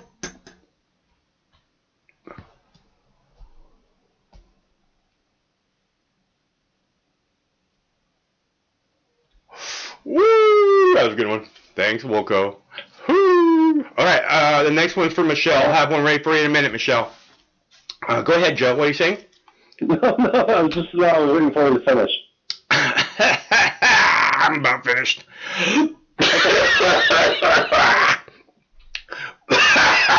But no, it's Go ahead. I'm sorry. Go ahead. No, that's all right. I'm good. Go ahead. You sure? Okay. No, I'm just saying, it seems like we're on this weird time loop over and over again, where we're just going to keep putting the same narrative out there and attaching it to somebody else and hoping, that people bite. And there's nothing, like I said, there's nothing to substantiate any of these claims, really. At least as far as what it is they're trying to, the way they're trying to present. I agree 100%. They present zero evidence. They just fucking basically go out and say, a vote for Bernie Sanders is a vote for Vladimir Putin. That's the message that I hear them saying right now, and it's completely disgusting. And if anybody's messing with the U.S. elections, it's the U.S. mainstream media and who's ever behind them. That's for sure. Well, it's not even the mainstream media. I mean, that definitely is, but also, the whole time they want to talk about these weird Russians hiding behind every building. Every time they promote that and hype that up, they're failing to ignore the real potential election interference, which is big tech, Google, Facebook. And I'm not talking about people who use Facebook. I'm talking about Facebook as an institution. It's already been established that they have a certain agenda and they want to promote a certain agenda, and they've got the most influence. And anytime any kind of Russian interference is brought up, whether it's suppressing certain ideas or labeling something as fake news, quote unquote, you know, that's being presented by anybody on there. They censor them. They shut them out. So the way I look at it is, you know, if you really want to talk about election interference, let's talk about the suppression of the free exchange of ideas on social media platforms. There you go. I agree with that. It's everywhere. The people are being suppressed. The people are being corralled. They're like, and any time that they do something, you know, that's like making up their own mind, like choosing to support Tulsi Gabbard or Bernie Sanders, they're Russian bots. They're turned into Russian bots. I mean, you can't become much less than that, right? They're immediately dehumanized. Yes. Yeah. So it's just like I've always said, the people deserve better, you know, and I really, that's the main thing for me is I just want the people to be represented for a change. I just want to feel like, you know, we're not going to do this same stupid shit forever. Because the way it's headed right now, we're going to do the same stupid shit forever, and that's it. That's the end of this fucking race, and that means it's the end of fucking every species on the planet. And if we don't try and figure out a better way than that, maybe that's what we deserve, you know? Well, you know, and like I said the other night when I was on your show, Mike, you know, the Smith-Mundt Act, you know, the legalization of propaganda, it's alive and well right now, and we're witnessing that. And unless more people become aware of, you know, where they get their information and how reliable that information is without vetting it and cross-referencing and fact-checking for themselves, you know, unfortunately, people do get what they deserve. So, you know, it's up to us. It's up to us to inform ourselves properly, not just let ourselves be guided by misguided information. Well, yeah, but I mean, I think the people deserve better. There should be, you know, the mainstream media should not be completely full of shit. It's like, I have a story here about Wells Fargo being fined $3 billion. Right, that came out today that they fined $3 billion, and they were fined $3 billion because they were caught writing fucking fake loans on people's accounts that people had no idea even existed. For car loans and home improvement loans and all this kind of stuff, and they were doing it to make fucking quotas at different fucking banks around the, you know, it's a chain around the country, you know, this bank, Wells Fargo. And to me, it seems like if your banks are caught doing this, then you should no longer be allowed to be a bank. You know, but what they're saying is it's fine to be full of shit and be one of the pillars of our community. And I'm tired of that. I don't think that's an okay thing. You know, but that's another example of how the people. I mean, it's not. They didn't just do this on their own. You know, I mean, they were unable to do this through legislation, and you know, lawmakers are the ones who actually prop them up to be able to have those types of business practices. So it's up to us to, you know, ultimately recognize, hey, listen, the people that we're voting for aren't working in our best interests. They're not representing us. And, you know, we have to dig deeper into, you know, where their interests really lie and who they represent. I think the people, you know what, the people, like I said, they deserve better. Okay, I understand what you're saying. The commercial media is always going to have an agenda, you know, whether it be medical cannabis saying for fucking generations that it's not, there's no medicinal qualities, which anybody with a history book could have fucking challenged them, you know. But at the same time, how many people bought into that? You know, I mean, it's so easy to you know, it's not that it's easy, it's that from the time, like I said, from at least the time when I was 5 years old, I have been trained to buy into it. They've told me this is how you do it. This is how you do it. This is how you do it. And the people who do this thing where they go, this is how you do it. This is how you do it. This is how you do it. They fit in the best, and fitting in the best means they get the best positions and all these things. So there's rewards to doing it. You know what I mean? So of course people are going to fucking absorb this information just as they were trained to in the bullshit public schools, you know? Yeah, So no, you can't hold it. 100%. All I'm saying, you can't hold it too much against them, since that's what they've been programmed to be. Well, the reason I say that is because now we live in an information age where you actually have the ability to move beyond the traditional means of what it is that we've taken in to be true. And we have the ability now, more so than ever, to cross-reference information, but we're too lazy to bother to do that. We still just look, we watch the mainstream media and we take it at face value, or we watch, whatever. We do a quick Google search and we just take the first response that comes up to be face value. And I think that is part of the reason that we've gotten so lazy, and we don't really investigate anymore. We don't bother to determine whether or not what it is we're being told is true, and now more so than ever, we have the ability to do so.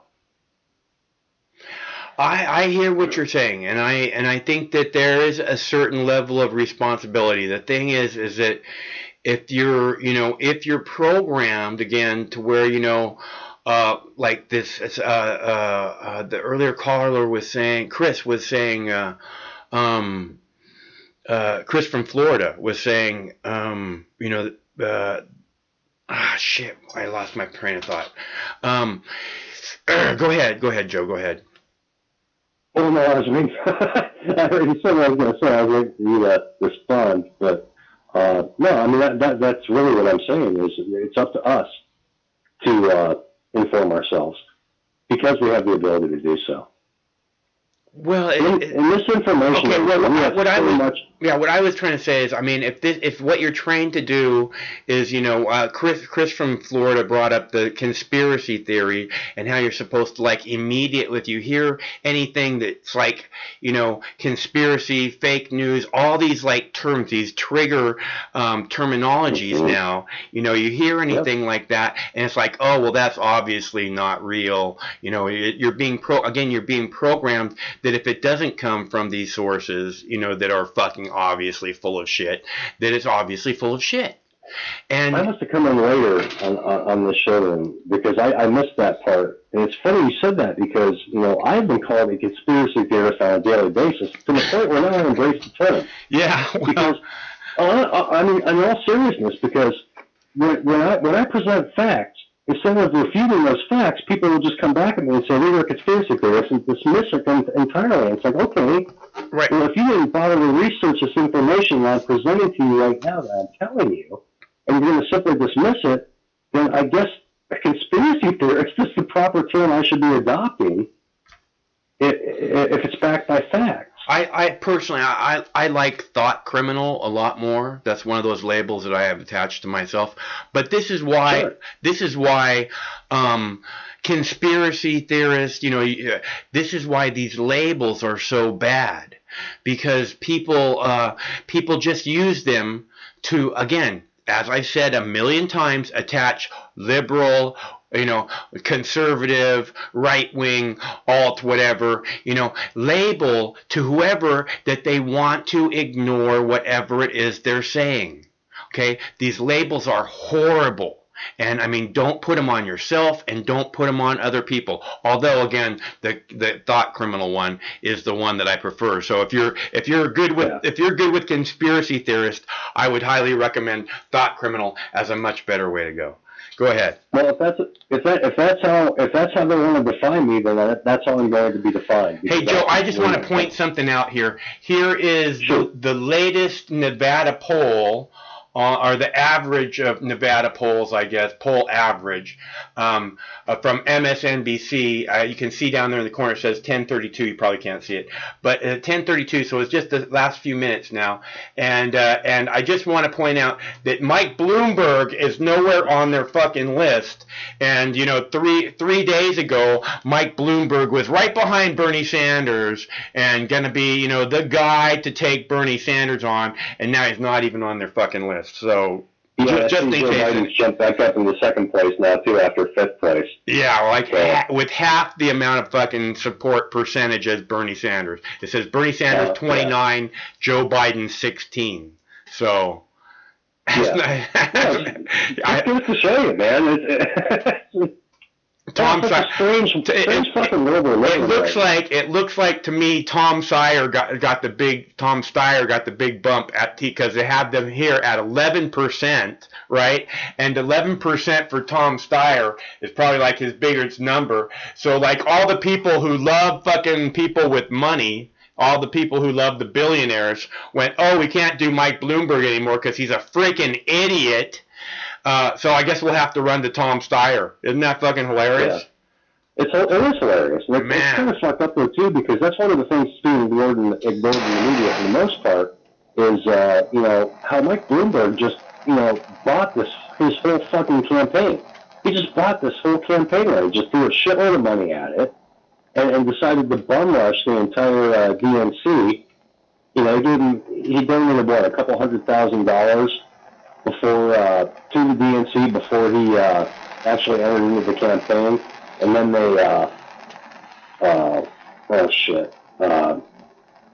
they changed the rules so that he could be part of the debate and stuff. And they said, okay, well, if you can get a proper amount of numbers in one of these polls or any combination of these polls, then you can be part of the debates. And then they put out all these fucking fake, phony polls so that they could get all that sweet Mike Bloomberg money flowing, man. You know, acted like, hey, Mike, do you see the latest poll? Do you see the poll we did, Mike? Yeah, man, we better put some ads on our channel, huh? You know what I'm saying? well, every time you turn on any kind of cable news network or you go on YouTube, almost every other ad is a Mike Bloomberg ad.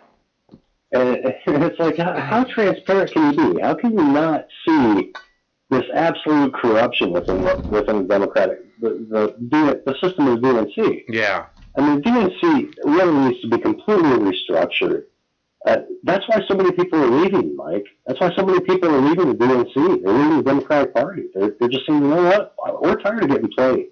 Yeah. And so I guess to a certain degree, you know, when I said that you know, earlier that people are maybe not quite as aware as they should be, maybe, you know what? I may be wrong. Apparently they are, because they're saying, you know what, fuck this. You know, I miss having a system that represented my principles, but this is just completely bonkers. And not just that, Joe. It's not just that they kind of like, well, fuck that. It's that all of a sudden it's clear the DNC is against Bernie Sanders. It's clear the media is against Bernie Sanders, but the people are like, well, maybe then we're with Bernie Sanders, right? You know what I'm saying? Hey, This one is for Michelle. Michelle, thanks so much. Very nice of you. And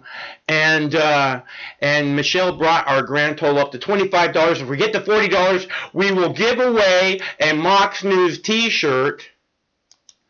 So, and I'll show you that in a sec. Go ahead, Joe.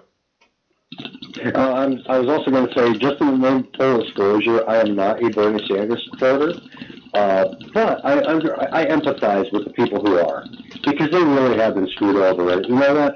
Their voice is just as valid as anybody else's. And when I see this kind of shit, I'm like, you know what?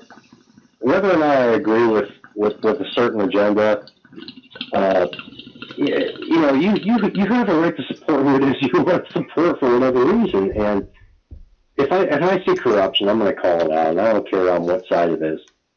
I'll tell you. Hold on one second.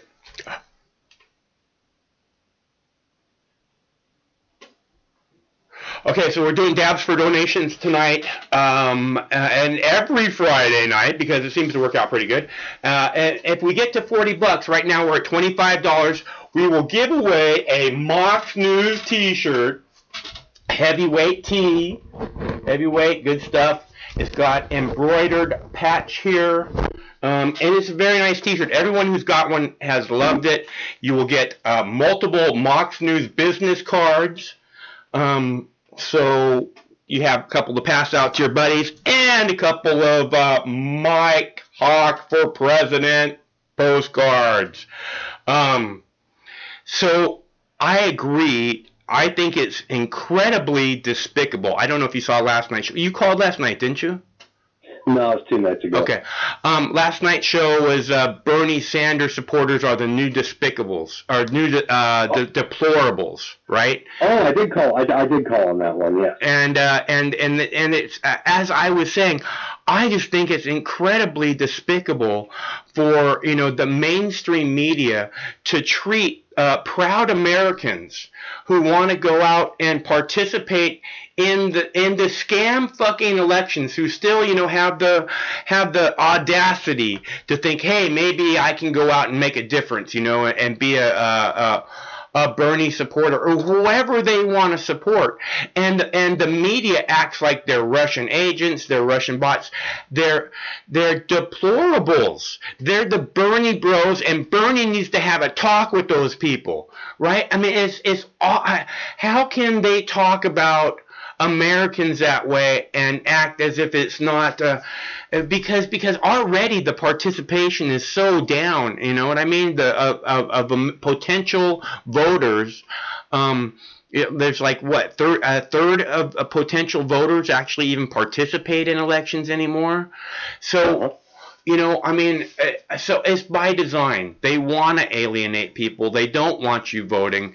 They want to, it just boils back to the same thing I keep saying about we just all deserve so much better, and we have to straighten it out so that we don't leave this big giant fuck up for the people that are coming next, the people that are coming behind us. It's comical because they throw out that narrative, but then they won't back it up with any kind of facts. Nothing. Say, hey, listen, these people are deplorables, and that's all you need to know. We're not going to tell you anything else to validate why it is that we're saying what we're saying, or why we're going to blanket label these people.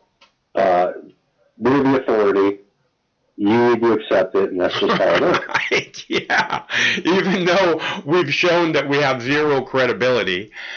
Well, that's the other thing too. I mean, you know what? CNN. All right, let's look at CNN. CNN, they have a settlement with the Covington kids. That I mean, whether kids wearing red hats, that they completely painted a narrative, and they used selectively edited footage to slander an entire group of minors. And as a result, now they ended up having a settlement with those kids because they were wrong, and they were proven to be wrong. And not only were they wrong, they were deliberately misrepresenting the facts. Yeah. And it's just, how can you constantly believe or take at face value anything that in the media group, which by the way is entertainment. They're not news. They're entertainment. That's how they're classified, as entertainment. They're allowed to present themselves as news, but they're classified as entertainment. And it's like, I don't understand how people just want to keep taking it, as fact. It's not. It's not. They have like you said, they have a complete credibility issue. I don't think they want to take it as fact. I mean, it's pretty clear that that they don't. Again, like I said, it's obvious that this Bernie Sanders thing isn't working, and the Russia thing doesn't seem to have really worked at all with any kind of thinking people. Many don't, but there's still plenty to do. They never let up on it, and again, they're trained to accept to accept the bullshit, not just accept it, but be drawn to it, and drink it like it's fucking water for a thirsty person, So well, and they always, it's funny too, because when I talk to people, and we're actually having a discussion. It's almost like they're regurgitating talking points they hear from the news. They don't have any thoughts of their own. They don't have any opinions of their own. They're just reciting what it is that they've heard. And it's like, can you give me can you tell me what you think? Tell me what you think. I'm tired of hearing Sean Hannity or Chris Matthews or any of these other talking heads on whatever network of choice it is you prefer to listen to. Tell me what you think. Well, that's one of the reasons that I avoided doing this for a long time, is because I didn't want to be one of those guys that's here to tell you what you're supposed to think. And if you don't think that, you're a sheep, or you're asleep, or you're a liberal, or whatever fucking label it is that I can attach to you, that everybody will now know we're all supposed to ignore you, or that you now know you're supposed to wake up from, you know? And I mean, I'm here to talk to everybody, and I haven't tried to say this is how you have to be. I'm just saying I want to give the people a real choice. You know, and that's one of the things I appreciate about you, Michael, is that you do come off that way.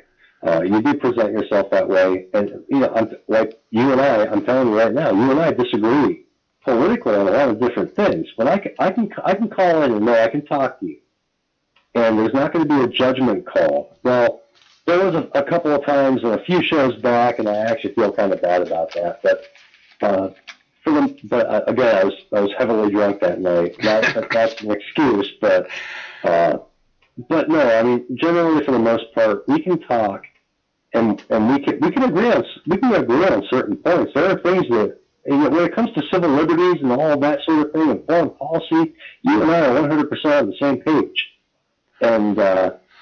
You know, I think we need to focus more on what it is that brings us together and what we agree on than what it is that separates us, because that's what the media says. You know, we need to be divisive and, you know, focus on the things that we don't agree on. We have to have bigger priorities than never-ending wars based on lies. Mm-hmm. You know, I mean, this is just all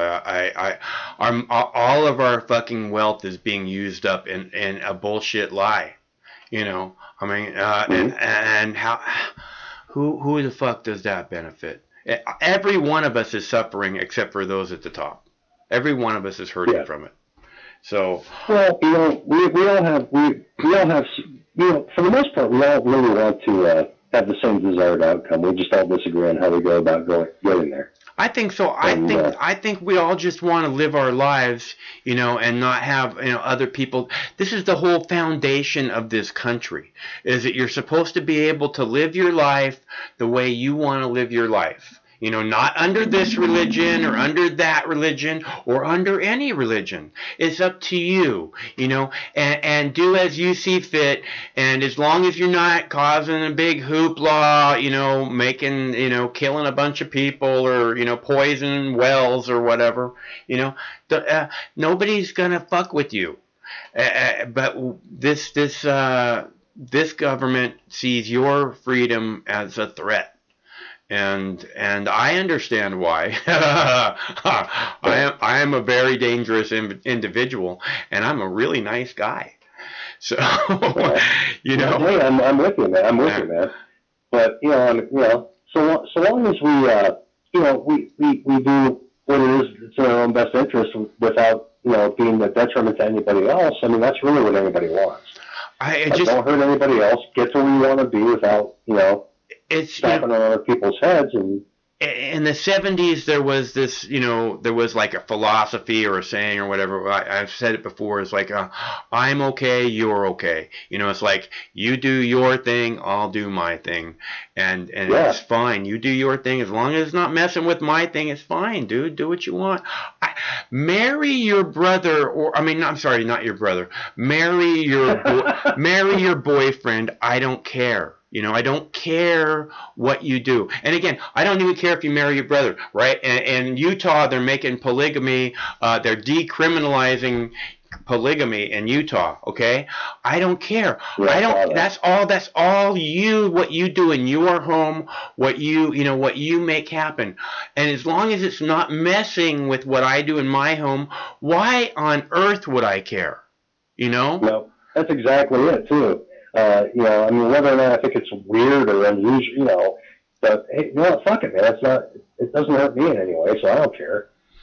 I don't, you know what, as long as you're not hurting, as long as you're not messing with people, I don't care. I go live your life, and I absolutely, you know, and again, I tell people, I want you to be free, but it's not I want you to be free.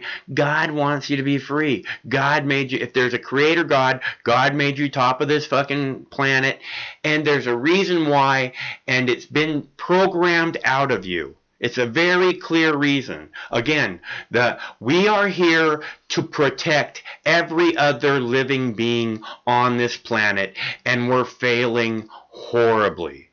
Okay? We are the superheroes of this planet, and we're like a superhero who just causes all this collateral damage everywhere and acts like the greatest thing on earth.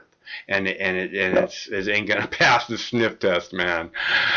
Well, we all have the ability to better ourselves and everybody else, but we squander that because it's programmed out of us. It's again, this is not who you're supposed to be. You're not here to save the planet. You're not here to protect all the little beings. You're not here, in fact, to feel empathy even for your common man. Because if you were, empathy would be something that they trained in school, and they do not. And they don't have to. They actually don't have to train empathy if you live. It's a human characteristic. You're born with it. It's not something you need to be educated on. If you live in an empathetic society, it's not something you'd even have to be trained in. It's just something that people would be. But because it's not that way, it clearly is by design. Right? This is how they're trained. Again, as I keep saying, you have to give them a break. Because they've been so fucking programmed to be something other than they're supposed to be, you know? Right. Yeah. All right. Well, Mike, as always, it's been a pleasure talking with you. Hey, it's good to hear from you too, Joe. I'm going to take off and have a few more cocktails and call it an evening. All right, you enjoy. Yeah, take care. Enjoy that weekend, okay? Talk to you soon. Yes, sir. You as well. Bye. Goodbye.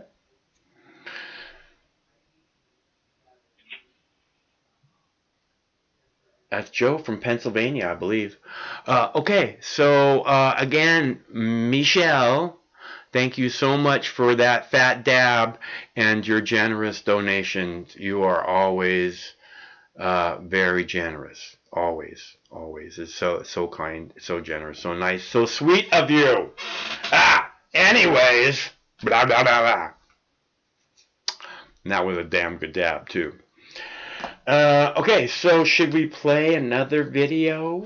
Are you ready for another video? I'm gonna play this homeless tent where the explosions in the tent. You can see it. So watch carefully.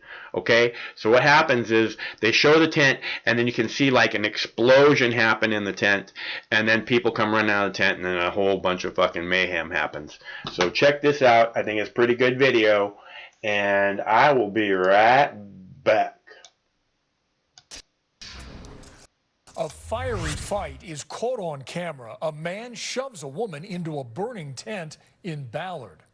But then a Good Samaritan came to her rescue. And KIRO 7's Gary Horker spoke to the guy who put himself at risk to save her. Keep your eye on the white tent in this encampment. Something inside it burst into flames, and two men and a woman come tumbling outside.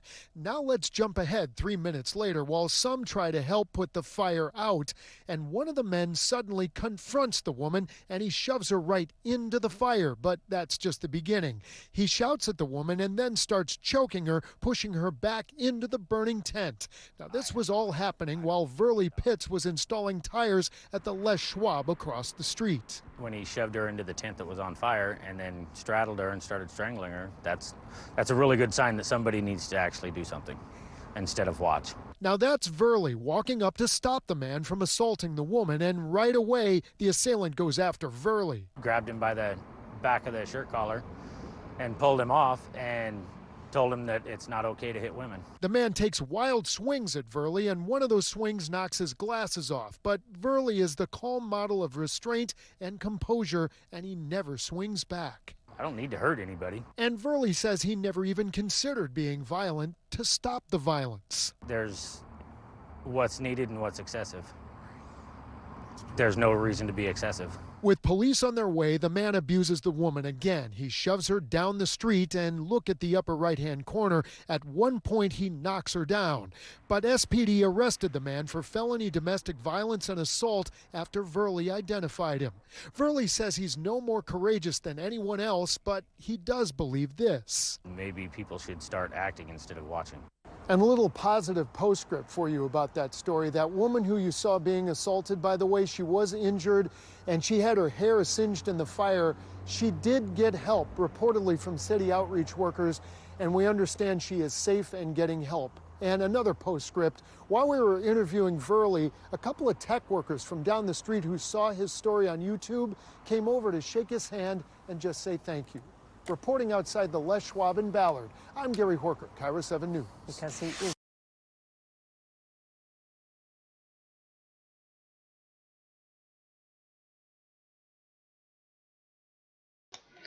There's my beautiful baby down by the river, with his Pikachu. My Pikachu. My Pikachu. Don't bite my Pikachu.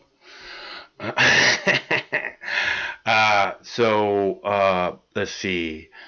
I thought that was an interesting video. That guy is definitely very brave. Because we've seen that turn out badly before. These fucking crazy people pull out a knife and fucking stab you 7 times before you know what's going on, you know. So be very careful. That's all I'm saying.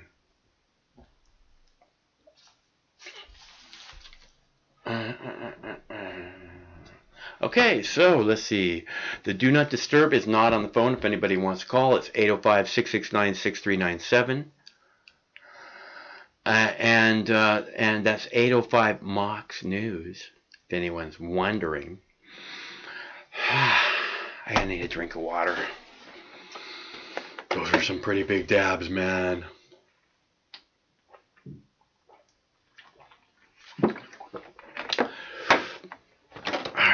So, I was thinking about doing a live show tomorrow for the Nevada caucuses. Do you guys think that that's a good idea? To do a Saturday show? Is that something that you would want to see?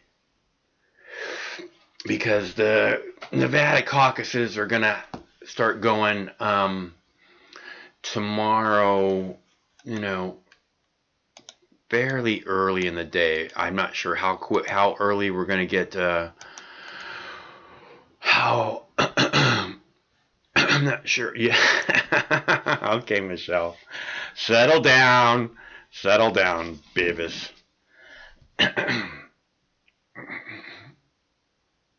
Mock News Marathon. Well, if we could start earlier in the day, it might be easier to do a marathon. We'll see. I have to make sure the dogs get a walk, but they already got bathed this week and they got their teethies brushed, so they're pretty good. Although they get their teethies brushed every other day, but you know, so they're pretty good. I'm caught up there. West Coast time. So you like the idea then, huh? Saturday. I was thinking, I don't know, like. See, I have to go to the freaking grocery store because I'm out of food. So, did I mention it's Dabs for Donations Friday, and Mox News survives solely on donations from good people like you? I have to go to the grocery store tomorrow. I have to go to the grocery store tomorrow, out of food. So, probably not before, like, I don't know, maybe like 5 p.m. Pacific. Does that sound about right? I don't know. I'm not sure. I think that sounds about right. I think by then we'll start hearing some, like, pretty solid caucus results. 5 p.m. Pacific. That's what I'm thinking about. I'm not saying I'm going to do that. I'm just saying I'm thinking about it, because if it was like, yeah, it seems like a pretty good idea though. I like doing the primaries, the caucuses with you guys. I really like, because again, at the beginning of the show I showed you guys the video of the Nevada caucus workers are being forced. The Democratic caucus workers are being forced to sign a non-disclosure agreement which says that they will not speak to the media and that they will not talk negatively about the Democratic Party or outcome or whatever. So it's pretty sketchy. And so it will. And Bernie Sanders, I just showed you this thing where Bernie Sanders is at like 29% and Joe Biden is like at 16%, and that's the latest polls out of Nevada. And Mike Bloomberg is nowhere to be found on that poll. So I think but you know what? Mike Bloomberg actually isn't on the ballot in Nevada, so that might be partially why he's not on that poll. Since it's Nevada, it was a Nevada poll, so that makes sense. Either way, Bernie's double the numbers of anybody else, and so if they try and pull some kind of shenanigans where it says, you know, somehow that like Pete Buttigieg finishes right behind Bernie Sanders, you know. Let me see if I can find that poll again. Let me see what it said here. Oh, they're going to show it in a minute. It's the top of the hour. Oh, no, this news show. Hold on. We'll see it. But, yeah, if they try and pull some shenanigans, it seems like it would be really good to be here and be able to talk about it and go, okay, look what they're doing. Just like we did in Iowa, you know, and you know, again, we were here for New Hampshire, so I think it's a good idea. So kind of plan on being here tomorrow night at 5 p.m. Pacific time, 5 p.m. Pacific time, new Mox time, same Mox channel. And until then, I have more clips, or we can take phone calls, or we can do dabs. It's Dabs for Donation Friday. If we get to $40, we'll give away a T-shirt. Right now we're at $25, thanks to Woolco and Michelle. So if you want to make a T-shirt giveaway happen, we're only $15 away, in case anybody's wondering. Otherwise, it's cool. We're in the process of setting up like an online to get T-shirts and Mox News coffee mugs and I don't know, whatever else there is. Oh, Mox socks, because you know, I know all of the Mox News ninjas want Mox socks. I know that for sure. So there will be Mox socks if I have to pay somebody to make it happen. Although I don't have to do that. So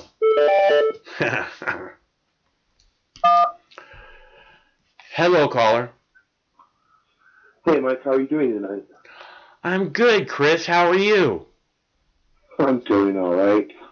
But actually, I'm not doing all right. You're not, I got some bad news. I got some bad news yesterday. I read a newspaper article that was posted on February 19th in the Seattle Times. And this is what it says.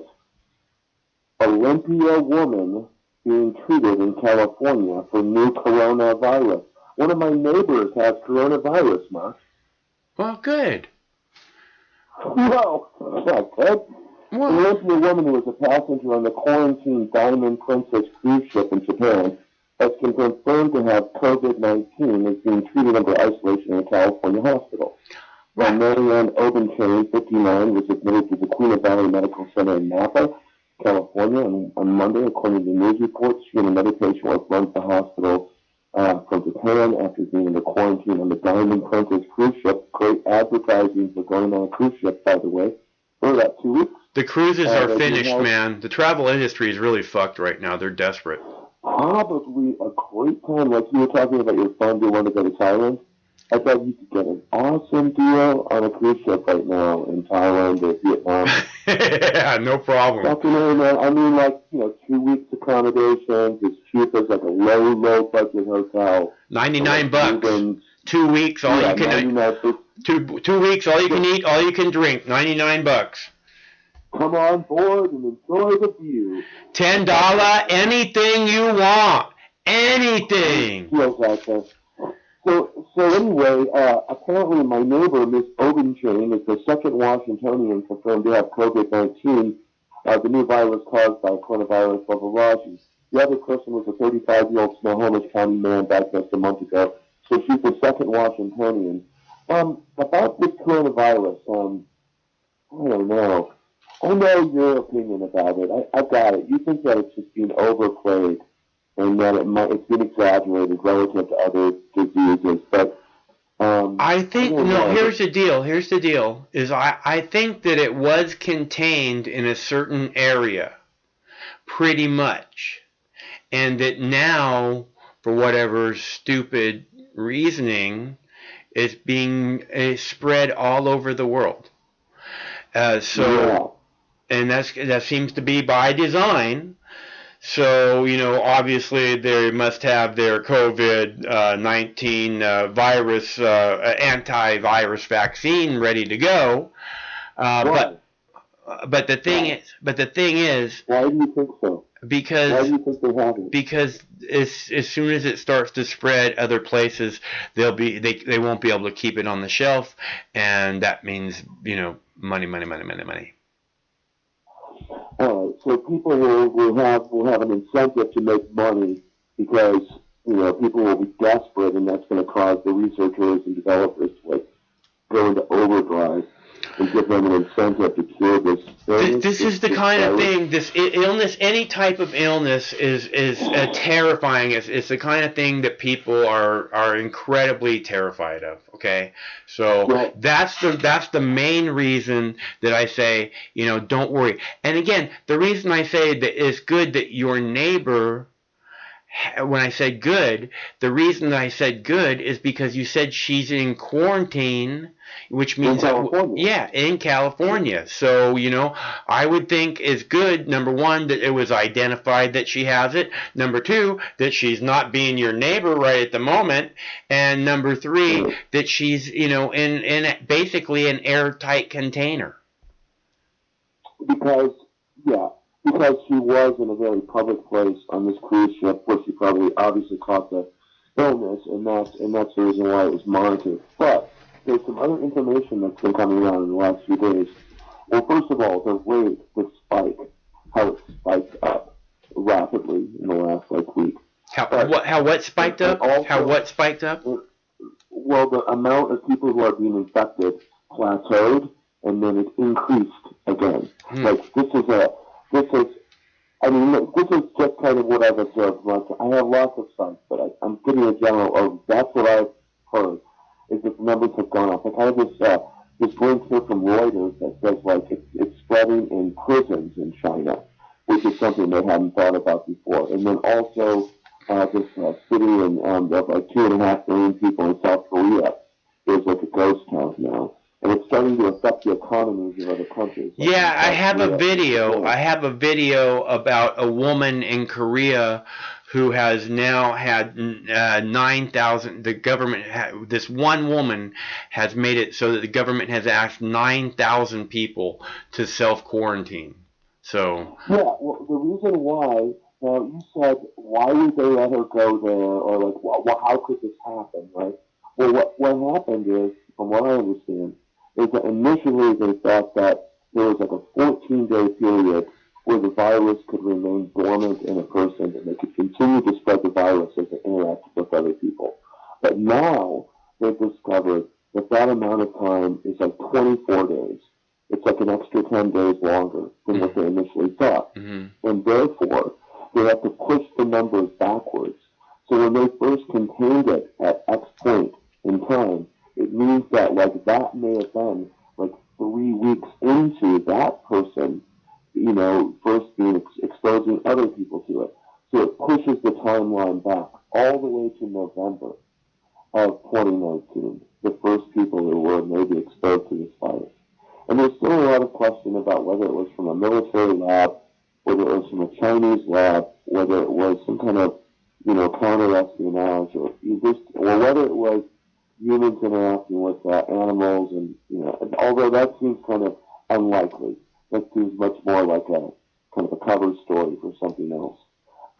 But it spreads very quickly from human to human.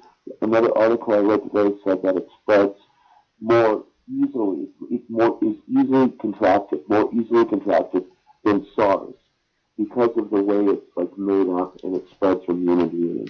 So it's easier to contract, and it pushed the timetable back 10 more days.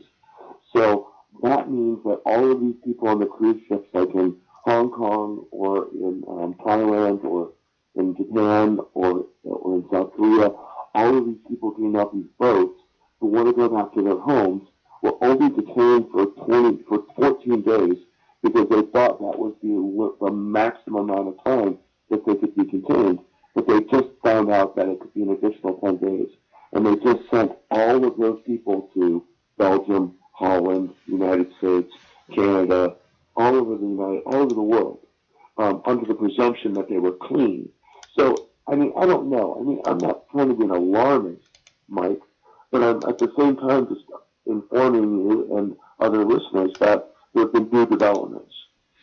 Well, any government that brings in people and says, that have been somehow contained on this vessel, and they don't again put them into a quarantine, is retarded. I mean, they're trying because again, if you were on the cruise ship and you didn't get sick in 14 days, that doesn't mean that the person that got next to you didn't get sick in those 14, not in the same cabin necessarily, but maybe the cabin next to yours or across from yours or whatever, didn't get sick.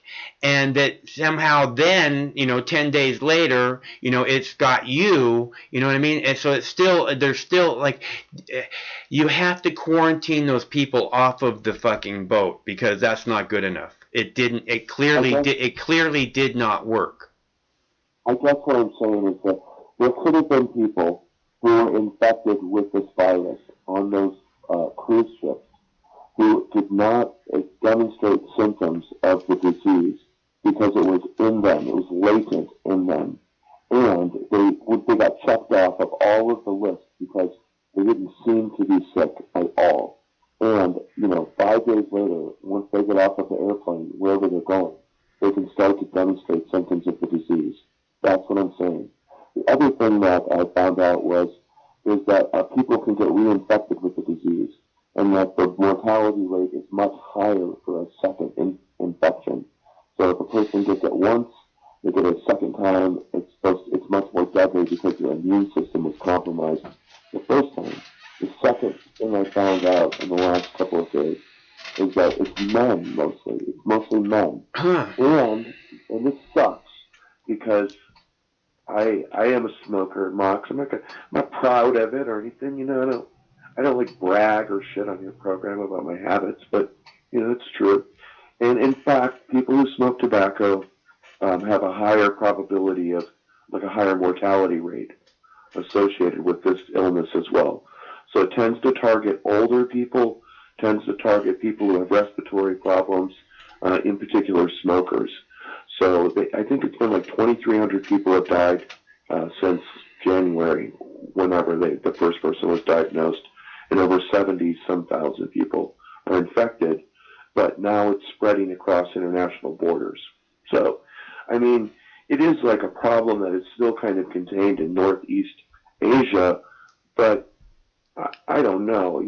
I would think it's like, we always think of ourselves as human beings. At least I know that you don't discriminate. Like, I was speaking with my little brother, who I told you lives in San Francisco, and he likes to go to Chinatown. I mean, when I went there, he drugged me there because he loves to hang out in places where he doesn't have to experience mainstream culture. And that's a place that he likes to go. Dude, there's this place in Chinatown here in Seattle, which they now call the International District. And it's called Cow Cow, right? And you go in there, and they have like in the window they have like big old long like tenderloins of barbecued pork, and you say, I want 2 pounds of barbecue pork, and he pulls it off a big old hook, and he takes a big old cleaver and chops up like, you know, up in big old chunks of barbecue pork, and you go out of there and it's like, I can't wait, I gotta eat it right now. It's amazing. I used to live on the near south side of Chicago a very, very, very long time ago, for about a year, near Chinatown. They have a very large Chinatown in Chicago as well. But what my little brother was telling me is that in San Francisco is that people are kind of freaked out about going to Chinatown, and that restaurants and vendors, and it's part of whatever the tourist experience. Because of the virus. Because of the virus. Correct. Yeah. Straight up, people are afraid of Chinese people, and going to Chinatown in San Francisco, this place where people are supposed to be so tolerant of other people, because of fears of the coronavirus. And it just highlights how shallow, people are. Like, why would you not patronize a business who you like to patronize because of some crazy fear that you read about in the newspaper or something like that? It's absurd. And again, that's why I've done my best to say don't buy into the fear. I mean, we went to Chinese food like last week at this place where all the people speak Chinese and stuff, because it's where we love to go, and it's always good, and they're nice and whatever. It's again, you don't buy into the fear. You don't live with the fear. I understand. It's programmed. It's not just programmed. There's a reason for it to be there, and like I keep singing that song, the paranoia strikes deep into your heart. It'll creep, starts when you're always afraid. Step out of line, the men come and take you away. I mean, and again, this is why I keep saying there's just all this programming from the time we're little, but the main thing is you got to look at yourself as top of the food chain on this planet. And that if there's something to genuinely be afraid of or not, and not to buy into all the bullshit fear that's spoon-fed people on a daily basis. So just again, if it's 20, so let's just say it's now, okay, I said like 3 weeks ago, I said, can you wait 2 weeks and you just be calm for 2 weeks, and again, I don't see some big spread of it in the United States.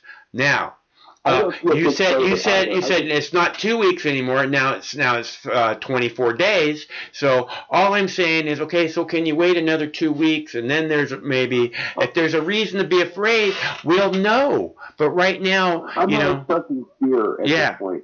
I'm merely pointing something out. Yeah. Which is like, this is not like an empty story necessarily. Well, no, you said your neighbor should be like. Do you know your neighbor? Do you know your neighbor that has the? No, I don't know my neighbor. I'm just saying that out of a community of 100,000 people or 150,000 people, like one person in my community has now been diagnosed with coronavirus, which is like 1 out of 22 people or something in the United States who's been diagnosed with this illness. But that it isn't some just like existential thing now. It's actually a name in the phone book in the community that I live in, right? So on that level, I can say it already is like whatever. In fact, it's somebody in my community who I probably see at the grocery store or, going through town or whatnot. It's not a very large community. Just for an example, like put it in context. And then the second thing is the Chinese markets have reacted negatively, and so have the markets in other parts of Asia, because they rely on parts from China to make things in Korea and in Japan. And we rely on parts, and retailers in the United States rely on inventory that's shipped from China to the United States. So China is an integral part of the global economy. It's not like, oh, China that, America. No, it's all the fucking same thing. That's how global capitalism works. So if there's a hiccup in China, inevitably it's experienced on markets in the United States. So one number that I've looked at, because I just look at this number, is the price of gold. Right now, the price of gold is at $1,650. It has gone up $200 since last June. Okay. Which means that people don't have a lot of confidence in the markets. And they're looking for almost something to break the market. Like there's already a lot of anxiety. The truth is, look, the truth is people haven't had confidence in the markets for a long time, and they've always been looking for something different. And that's a big part of why Bitcoin took off so much. We're 12 years into an expansion after a severe recession, which people have compared to the Depression in terms of American history. So we're 12 years into an expansion, but we haven't really experienced a big contraction since 2009. It's inevitable that's going to happen. It's going to happen because of whatever reason. What's inevitable is going to happen? Is the economy is going to have a correction, which means that the stock market is going to lose 5 or 6% of its value. Yeah. Means that the economy is going to lay off workers. It means that it's going to be more expensive to borrow money. It means that all of the things that are associated with a recession, that is going to happen because in the history of capitalism, it happens every 7 years, more or less. Okay, well, and also it's going to happen because what you're saying about how much our economy is dependent on China's economy. And our economy is already incredibly in debt. That's commercial debt, the businesses, that's credit card debt, it's student loan debt, it's car loan debt, it's people who have second mortgages. All of this, our economy is drenched in debt, which is money that the government has pumped into our economy that people have grabbed up at low interest rates, but they owe debt. So, our economy is based on debt right now. So it's already kind of teetering in this position, but any kind of unforeseen disaster could bring it down. And, a virus that shuts down factories in China for 8 weeks or 12 weeks is going to have repercussions. For example, the price of oil is dropping right now. The price of oil is dropping because the people who are making the shit in China don't have to buy oil for factories that aren't even open. So the price of oil drops, which means that people who produce oil in Wyoming or in South Dakota or in Alberta or, wherever in North America through fracking and shale, they can't even afford to make the product that they have to make because their product has to be above a certain point before they even make profits. And people have borrowed shitloads of money to frack that oil and pump that natural gas out of those places. So all of it is intricately related to where a virus in China that shuts down production for 8 weeks or 12 weeks could cause a recession around the planet. And do you think if it's a military, if this is a military operation, because you said you think that it could be a military virus, then is that the plan? Is to fucking break the economies across the world for some reason? Mike, I don't know. And that's a really good point. There are people who have written about this, and I wish I could just send you right to a site that was a legitimate site that wasn't a sketchy site. But there are people. I would go to globalresearch.com or Midpress News. But yes, there's a lot of anomalies. There's a weird biological warfare lab that was in the city Wuhan in the Hubei province where this started. There's only 1 or 2 of them in all of China, which is a country of 1.3 billion people or something. So it's strange that the virus started in a place where there was a biological weapons lab, and then also the signature of it. There's debate about whether people who look at the virus. Some people say it was created in a lab. Other people say it wasn't. Some people say it might have been released from a lab. Other people say it might have been released from an American lab. So, this gets into the realm of are you an intelligence officer, and what do you know about like viruses? And frankly, I don't know a lot about viruses, and I don't work for the CIA. So yeah, I just meant I was like trying to get into the idea of, you know, if this is what it takes, if, you know, shutting down operations in China for 12 weeks is all it takes to crash the economies, is that what the plan was? Not so much to hurt people in China, but to crash economies around the world, you know? Yeah, I don't know how arrogant these people are. I mean, I just think about like the leaders of these banks and like the people who run like the Treasury Department, like that Steve Mnuchin character and Lloyd Blankfein. These people are so arrogant that I really don't know, you know, if they think they're immune to something like a virus or a contagion. And also, like, if they were to release a virus in China to disrupt the Chinese economy or disrupt the global economy and make money off of it by selling short or selling long or something like that, I mean, it would be incredibly short-sighted to imagine that the virus would be contained in one place, like in China. And that is the problem right now, is that it seems to be kind of, first of all, it was underreported. It seems to be spreading in institutional settings, like in prisons and in cruise ships and in places where you have high concentrations of people. Right. And it's kind of spilling out over the border. And still there are tens of millions of people who are being quarantined right now in China. And if you think about tens of millions of people, like there's 35 million people in California, you know, there's, you know, 10 or 15 million people who live here, you know, 5 million people who live in Oregon. Just imagine, like, everybody on the west coast of the United States having to stay in their home. I have a video of Beijing. And like the streets it's like a ghost town, man. It's like a nuclear weapon went off and just killed all the people, and all the buildings are still there.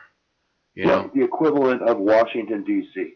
Imagine if you went to Washington D.C. on a sunny day and there wasn't a fucking person in the park. Yeah, it's bizarro. I mean, it's more like New York City. If you're in Manhattan, walking in Times Square, and there's not a single person. Well, no, there's like one person riding a bicycle, and there's another person walking on the other side of the street. But that's it. You know, there's not. It's Times Square, and there's nobody there. Basically, you know, it's like a scene out of the Twilight Zone. You know. Yeah, so this is a link from a Hong Kong newspaper called the Asia Times that I found through yesterday. It says, coronavirus lab leakage rumors are spreading. It says, a Wuhan lab affiliated with the Chinese Academy of Sciences is thought to dispel rumors that it made and leaked the highly infectious pneumonic virus that led to the still raging global outbreak. While President Xi Jinping was briefed about the public health threat by the CDC in China, in early January, the government decided against sounding the alarm because it did not want to mar the festive vibe of the New Year's celebration. The Wuhan Institute of Virology, located in the provincial capital of Hubei, which is ground zero for the contagion, has been thrust into the media spotlight by allegations last week that it leaked biohazardous agents. Posts circulating in WeChat and Weibo, which are Chinese sites, claim that a researcher at the institute was first to be infected by the novel coronavirus, now called COVID-19, by the WHO. The female virologist and a graduate from the institute referred to as Patient Zero had never visited the city's symbolic wet market known as the Zoo, where a range of wild animals were sold. The market has been identified by the authorities as the most probable source of the deadly pathogen. In a statement released Sunday, the lab stressed that the researcher left the city in 2015 was in good health and refused to release more information about privacy reasons. So people in China and their own social media platforms are also doing their investigative research and sharing the ideas that they have. And they don't buy the government's line in China that this was just some crazy old people around a kettle of bat stew, like some scene out of the play Macbeth or something, you know, smoking a cigarette, stirring bat stew, and, you know, reading like ancient Chinese scripts or something while the virus spreads around them. That's ridiculous. It seems like anybody who's reporting on the virus that China doesn't like, doing any type of journalism seems to disappear. Have you noticed that? Yeah, I'm not going to deny that, Mox. I mean, I can't deny that there's probably serious censorship, and it's very difficult probably to do investigative journalism in China. I mean, of course, yes. So there's a bunch of weird stuff going on with this, but I hate this. You know, when I see like the mainstream media, like the clip that I played this evening was from tonight's 5:30 p.m. news from ABC. Like, you don't have to have cable to get that. Everybody. This is the prime time news. This is the evening. This is what your granddad has been watching for the last 40 years when he eats his dinner, right? And yeah, my dad was watching this garbage. I bet he is right now. Yeah, I'm sure he still is. And they say, that this is, with no evidence, they say this is likely going to take hold in the United States and spread. And I mean, it's like there couldn't be. It's like shouting fire in a crowded theater. It's like they're trying to drive the anxiety, not just the anxiety, but the dangerous kind of fear. I would like to hear something like the Center for Disease Control or the National Institute of Health or the U.S. military bio-warfare people, whatever scientists and resources the U.S. government has at its disposal. I would like to hear mainstream media say, like, wow, very concerned American scientists and researchers are working with the Chinese government as quickly as possible. We just sent, 5,000 researchers on big C-150 aircraft produced by Boeing across the sea to help them solve the problem, because we're all fucking human beings on planet Earth and nobody wants to die from some strange airborne virus. So we're working with the Chinese because we want to help the planet solve this problem as soon as possible. Instead of being suspicious of these people and their motives for trying to control a problem in their country. That is what I find intolerable. It's like the Russia baiting and the red baiting that's going on. People calling Bernie Sanders a communist, or, mainstream moderators implying that fucking Vladimir Putin is funding the opposition to Michael Bloomberg and Joe Biden in the United States. I mean, they really are just running out of cards, man. But did you notice that, Mox? There was no, grand plan for Americans to help the Chinese out of their problem, right? Isn't that, the Christian thing to do? Lend a hand and say, whoa, you need some help. Here's a bunch of scientists and some money. Let's solve this problem. I saw something somewhere where it said that the CDC was very upset because China's not allowing them to come and send scientists and help and equipment and stuff to try and help. Mm-hmm. Well, of course, we won't buy their cell phones, man. So if we won't buy Huawei phones, well, fuck it. Why would they let CDC in China? Well, it's not just that we won't buy their phones. I mean, the whole, it's like we're telling the whole world not to buy their shit. When they have the most advanced, when they have the best shit, and we're going don't buy their shit. It's fucking, it's all, it's all hacked, and you're never going to be, you're going to listen to everything, and idiotic. You're kidnapping their corporate officials in Vancouver. Right. Remember that person? She was the daughter of the founder of the company. Yeah. And she was conducting business, she went on a business trip. Right. And then was detained by Canadian authorities. Which is very disappointing, Canada, at Trudeau. Very disappointing. Go ahead. Well, I mean, if they went, like, think about the American elites that go to Bilderberg or go to Davos, Switzerland for the World Economic Forum. Just imagine if somebody nabbed Bill Gates or nabbed Warren Buffett in a hotel like in Denmark or in Holland or in Switzerland. They grabbed him and they said, "We got you." You know, we got Bill Buffett, we got Warren Buffett, we got Bill Gates, we got him. You know, I mean, come on, man. You can't just kidnap people like that. I mean, you can. I mean, I wish they would have kidnapped George Bush in England after he was president and put him on trial as a war criminal, or in Spain. You know, I know the Spanish tried to try people for war crimes in the International Court. You know, I wish somebody would kidnap Bill Gates or the guy who founded Nike, right? Yeah. Why not? Why not kidnap them? But that's what we're doing. I mean, we claim to be like the free market, do whatever the fuck you want, we don't care, we'll give you the money to kill anybody, just give us the money back for the profit. But at the end of the day, we're kidnapping our competitors' corporate officers. I mean, I don't think we can compete with them, Mike. I think they can beat us. I think Americans are pussies. Really, I don't think we can do it, Mike. I don't think we can compete either. We've given away all of the infrastructure. We've given away all the infrastructure that's necessary in order to compete. So of course we can't compete with them. I know we can't compete, but not only can we not compete against them, but at the same time we're like threatening them with like nuclear annihilation, and we're going to kick their ass. Like, we have our Navy all in the Pacific Ocean around the side of China.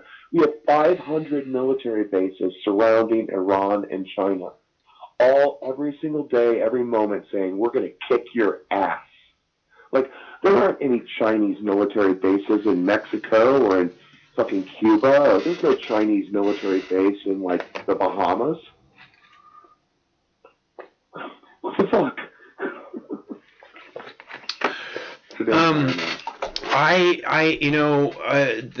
This military is it's ridiculous. I mean, we're just waste. Like I said again and again, this is what one of my big things is. We have to stop wasting all this money and all these resources, because there's so many other resources that we're wasting besides just money on the military.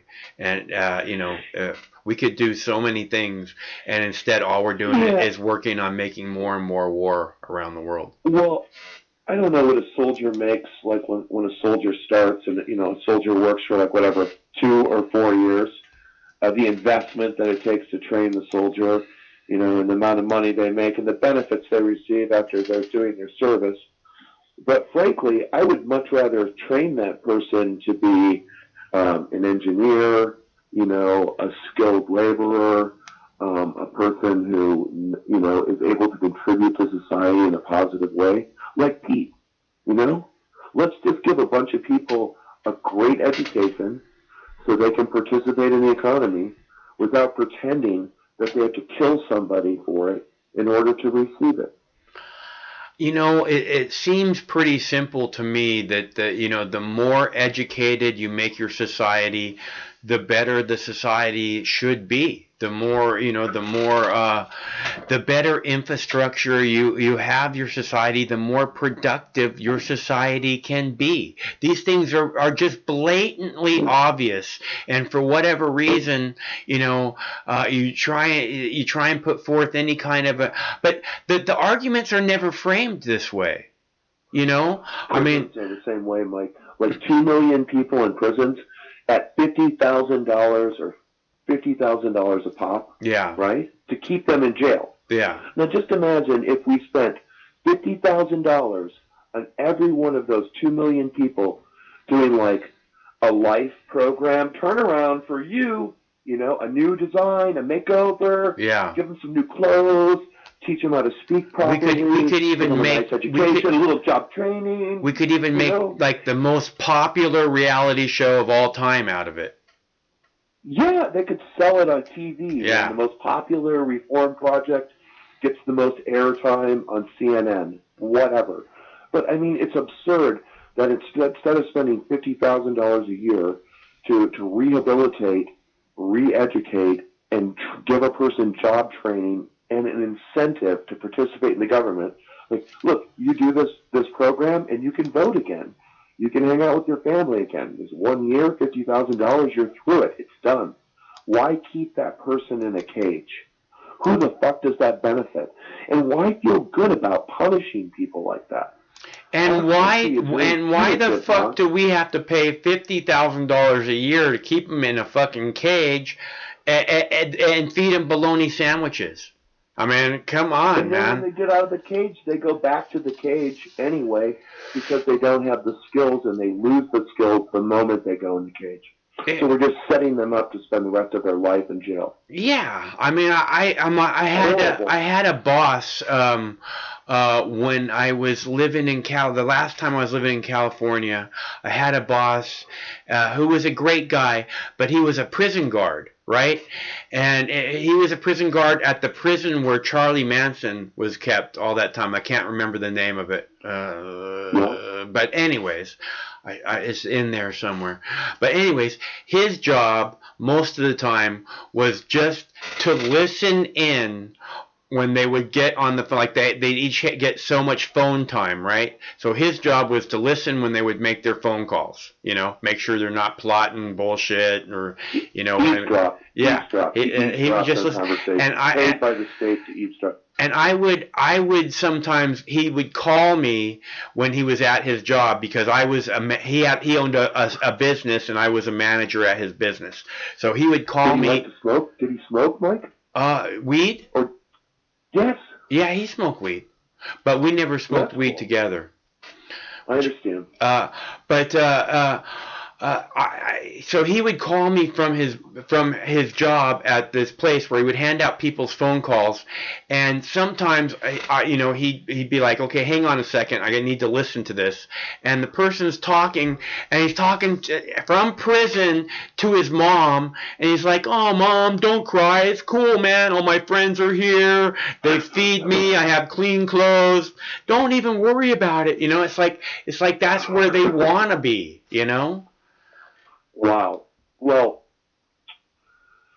yeah, I don't know, man. Technology has really twisted things. Like that story really reminds me of the drone operators in Nevada who just get like Domino's pizza and 2-liter bottles of soda and sit like a video game as they kill people around the world, and they're enraptured in this thing for like 9 hours, and they can't step out of it because they're so immersed in it.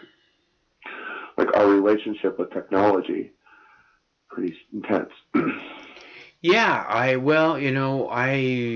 played video games probably for 9 hours in the past, and enjoyed it. If you're playing with, I really enjoy being with friends in a actual friends, people that I know and hang out with in a virtual reality. So being able to actually hang out and do stuff together and, have whatever kind of conversations that we have and, working as a team to make happen whatever silly thing it is that we're making happen. I actually really enjoy that.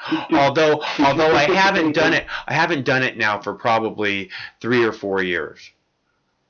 Did you participate in Dungeons and Dragons? Just a little bit, but I really like the idea of it. It just seemed like there's too much rules, I really love the idea of it, just too much rules. One person has more control. The person who sets up the game. I'm not real big on rules. I'm not big in rules either, and that's okay. I can live with that. Donald Trump said one interesting thing yesterday. Quote, Donald Trump, how bad were the Academy Awards this year? Trump asked supporters at the event. Did you see it? The winner's a movie from South Korea. What the hell was that about? We've got enough problems with South Korea and trade. On top of that, they give him the best movie of the year. Was it good? I don't know. Let's get Gone with the Wind.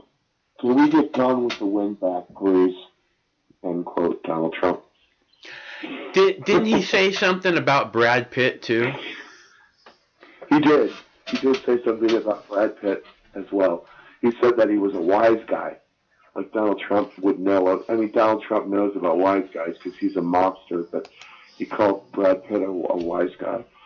And then the studio responded the studio that made Parasite responded back to Trump, and they said they're not worried about his opinion because he can't read. That's funny. Those guys are pretty funny. That movie had a lot of humor to it, for sure. It did have some humor, and that was a running SNL gag for a long time. Donald Trump can't read. Counterpunch, and this is about money, said this today from Jeffrey Sinclair's weekly column. He said, "What an insane country we live in. Approximately 50 million, or 20% of American adults, reported donating to a crowdfunding campaign to help raise money for a medical bill or treatment. Average Americans pay $2,400 a year for insurance overhead and administration costs, while Canadians pay $551 a year. A new study in Lancet by Yale epidemiologist determines that a Medicare for All healthcare system would save $450 billion and prevent 68,000 unnecessary deaths per year. I think, the thing, I don't understand why, what's this Gone with the Wind thing? Is that the last movie that this guy saw or something? It's a straight-up appeal to voters in Tennessee and Georgia and Alabama and Mississippi. It's a dog. So you're saying it's a dog whistle? Twice. He said the name twice, and then when he was criticized about it, I think there's a rape that happens in that movie, and there's a bunch of problems in Gone with the Wind, and from a story level, and the fact that out of 100 years of American cinema, that was the only movie that he picked. That's kind of weird, right? Yeah. I don't know. What does that say? Honestly, I can think of a lot of movies. 2001: A Space Odyssey, 8.5 by Fellini. I can think of a lot of really good films, great films. The Godfather, right? But Gone with the Wind. It's where did that come from? It's like, I want to live in the 1930s again, Well, first of all, why did Donald Trump draw it up? And like I said, he was just appealing to his base, but was what I think. But what's bizarre about it is, why would his base find that appealing? Yeah. That image, why would you want to be at a Trump rally and applauding and cheering to the president saying, "Gone with the Wind"? Did you an apology about Did you see him say it? Did you see him say it? Because when he said, "Can we have Gone with the Wind back?" all the people behind him were like, "There's no applause." It's like they have no idea what movie that movie is. It's like, what was he talking about? That's kind of scary on another level as well. I like stories and books and stuff, and even though I don't like Gone with the Wind, I think people should know what it's about. So it's weird. Again, you're right. It's weird that he made that reference, but older people would know that reference more than younger people, and older people are more likely to vote in places like Florida than younger people. Well, I only brought that up because you said the audience applauding and stuff, and the fact is, there was very little applause during that line. It was like, well. I think probably most of the people who saw Parasite thought it was a pretty good movie. Yeah, and there was. The other thing is just the Asian market is a growing market, and Hollywood is trying to sell its movies as well in Korea and China. So they picked that film for maybe more than one reason, but it was a good movie. But this is what the North Korean news service said, and this is the first time that they ever said this, Mike. They've never made a review, a North Korean media outlet, about a Western movie, and this was said yesterday. They said, a pro-North Korean newspaper in Japan reported on Friday about Oscar-winning Parasite, calling the South Korean movie a masterpiece, laying bare the problem of class warfare. It's the first time that a North Korean-affiliated media outlet has mentioned the movie since it won 4 Oscars last week, including Best Picture and Best Director. Quote, "It's noteworthy that the masterpiece rose to the top in the American and white-dominated movie community and the world's most renowned academy by clearly revealing the reality in which a small number of the wealthy dominate the absolute majority," the Chosun Sinbu, a pro-North Korean newspaper in Japan, said. The paper adds the movie is meaningful in that it sheds light on the gap between the rich and the poor and the irony emanating from the classes confronting humanity. The paper also said the movie swept up 4 Oscars, including the most valuable one, Best Picture, saying that it is a work that lives up to the director's reputation. And that's what I said the other day. It's like the guy had made another movie called Snowpiercer about this train. But he's just a good movie director. But I don't really understand why Donald Trump would go out of his way to say anything about this director's movies, unless he just is trying to infuriate somebody. I think he's trying to bash Hollywood, but and their it's not even a California film. Yeah. Hey, Chris, I got another caller, so it's good to hear from you. Hope you have a great weekend. Okay. You too. Have a good weekend, and Craig too. You all have a good weekend. Peace. Hello, caller. Hello? Hello. Hey, Mox, what's going on? I'm just doing this thing that I do. What's going on with you? Nothing. You know what? I'm on a serious delay. That's why you sort of threw me off, because I was actually still listening to you with the last caller, and there's like a 5-second delay or something on the YouTube from real time, for whatever reason. Yeah, much more than I thought. So I wanted to call it. This is Pass, by the way. What's that? This is Pass. Pass? Oh, hey, Pass. How's it going, man? Yeah, pretty good. Very good. Thanks for taking my call. But first of all, I just wanted to say that, and it wasn't, on one hand, it was sort of weird that Trump mentioned Gone with the Wind. On the other hand, Gone with the Wind is the highest grossing film in U.S. history. And it's on the top 100 list of, it's one of the films in the Library of Congress. It's in the top 100 American films in the National Film Registry. Huh. It's about the Civil War, and it's a really great movie, actually. Mm-hmm. And, the only reason why there would be a quote-unquote problem with the movie is because, it depicted some of, like Mammy, who was the housemaid, and things like that, and the way she spoke. And, it's dated. It's certainly dated, is what I would say. I wouldn't say there's a problem with the movie. But of course, some political strains, I guess, would say that that's a problem with the movie. I wouldn't say that. Yeah. I don't know. I think that's part of the theme of the movie is that it was, this is the way things were in these days, and that's what they were trying to bring about. This is how people lived in the Civil War. So if that's how people lived, whatever, that's how Mammies talk. That's how Mammies talk. You know what I mean? Like the movie Django. You know the movie Django?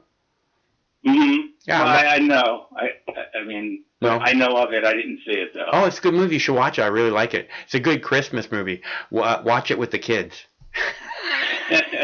Well, I kind of, I actually wanted to call in to talk about, to just mention a couple of things that, about the media and about propaganda.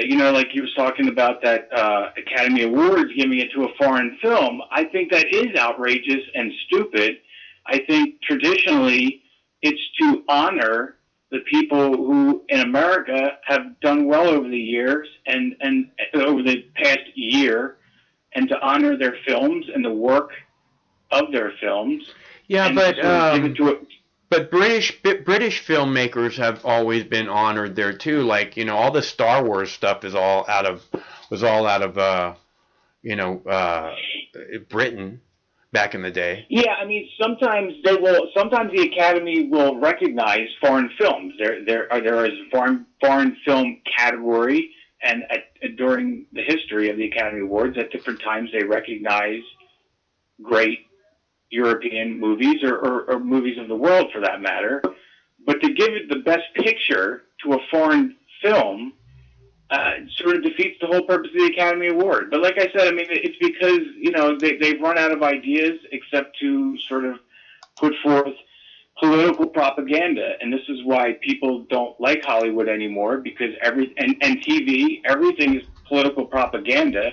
And I haven't seen this movie, this Parasite movie, but just from hearing, you know, people describe it, it sounds like it's propaganda. It sounds, you know, it's all about class warfare. It just sounds like the typical socialist, left-wing, you know, propaganda about the rich are evil, and, you know, you're not getting yours, and you deserve more, you know, than what you have. So it seems like... No, it's a very complicated movie, and the difference between rich and poor is just kind of depicted, you know, in a way that's interesting. It doesn't seem to be so much the theme of the movie, honestly. There's a whole lot more going on there. Yeah. Are you familiar with who Edward Bernays is? I'm familiar with the name. Well, I would highly recommend people look into who Edward Bernays is. He's the father of sort of modern propaganda. He actually wrote in 1928 a book called Propaganda. He worked and was advised, you know, all major U.S. presidents during the time that he lived. He's the father of the modern public relations industry. Public relations is just a name for propaganda. It's just a sort of a nicer sort of name. But he's a very important person, and there was a documentary made about him a while ago, and it's very well known. It's called The Century of the Self, and it's a 4-part documentary that the BBC put out. And it's very, very, very good. If you want to see the history of media and manipulation, it's essential watching. Edward Bernays, he was the nephew of Sigmund Freud. Huh. And so at the same time Sigmund Freud was coming about, he was delivering these ideas to his nephew and to other psychiatrists, this sort of industry that was building, and they figured out how to tap into the American public and influence people. And, you know, this is something that I was talking to you about before, which is how this relates to like marijuana.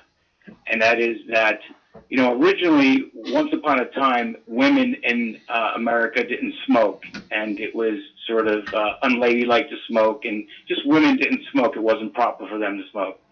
And so a big tobacco company, the biggest tobacco company in the country, went to Edward Bernays and said, you know what, we're missing a whole market here. You know, we don't have women smoking. If women smoked, we could be making double the profits, you know, and we're missing it because they don't smoke. And so Edward Bernays went into action, okay, and they devised this whole sort of psyop, you can call it. And this was in the 30s at an Easter Day parade in New York. And this is a very famous, sort of well-known incident. And these women lit up cigarettes at the parade. And Edward Bernays called all the newspapers and said, these women are lighting torches of freedom. And if you look up Torches of Freedom, you'll find all this story and about Edward Bernays. And so they sold America torches of freedom. Women, listen, you want to be free from men, from the patriarchy. You know, you're not weak like these men say. You can smoke, and that makes you powerful. That is empowering you. And so women went out, and women became smokers. And the tobacco industry was very, very happy, and Edward Bernays got paid a lot of money. And, you know, Edward Bernays was also involved with the CIA and overthrowing governments. And he's a very important figure. And like I said, he is more relevant today than ever. The things he said and he talked about in his book Propaganda, which I highly recommend people read. Right on. Yeah, no, I recognize the name, and I know that he was a very influential person. And it sounded like he had his finger on a lot of evil doing. So probably is good reading. Yeah, and if I could I just want to read you a few sentences. This is the start of propaganda. This is how his book Propaganda starts. The chapter is called Organizing Chaos. Okay? Organizing Chaos. And this is how it starts. The conscious and intelligent manipulation of the organized habits and opinions of the masses is an important element in a democratic society. Okay? He's saying the manipulation of people's opinions is an important element in democratic society. Those who manipulate this unseen mechanism of society constitute an invisible government, which is the true ruling power of our country. We are governed, our minds are molded, our taste formed, our ideas suggested, largely by men we have never heard of. This is a logical result of the way in which our democratic society is organized. Vast numbers of human beings must cooperate in this manner if they are to live together as a smoothly functioning society. And this is the kind of thing, and this is the kind of thing that I keep saying about, not being too hard on people, because they're programmed, never-ending programmed to be this square peg that fits just right, so that society can move forward at a proper pace. That's right. And I think that, I have called into your show before, and I have sort of, unfortunately, I have had to defend Trump, which is a terrible job to have to, terrible position. I've defended Trump many times, and so I understand. It's not that I wanted to defend Trump. It's just that the things that were being said about him were so fucking stupid that somebody should say something. Yeah, I just think that, people are I just think there's no way about it when the media has been just hammering since day one that this guy is evil and the sky is falling. I just think it rubs off on people. And when I hear people talk politics, I hear them saying things, and I just, I try to see the important things. One of your callers said earlier, he was talking about, and he actually was from Pennsylvania, and I'm actually from Pennsylvania too, and it was cool to hear him make some good points. And he was talking about basically the people behind the scenes, the puppet masters, and how, maybe we have to look at like what's going on, and as far as, and this can go from, you're talking about marijuana, and like I said before, Trump has, that Trump has been pro-legalization. He's not personally for it. He has sort of, a bad taste in his mouth for people who are on drugs and this kind of thing. He doesn't want to, advertise it. But he's also said many times in his life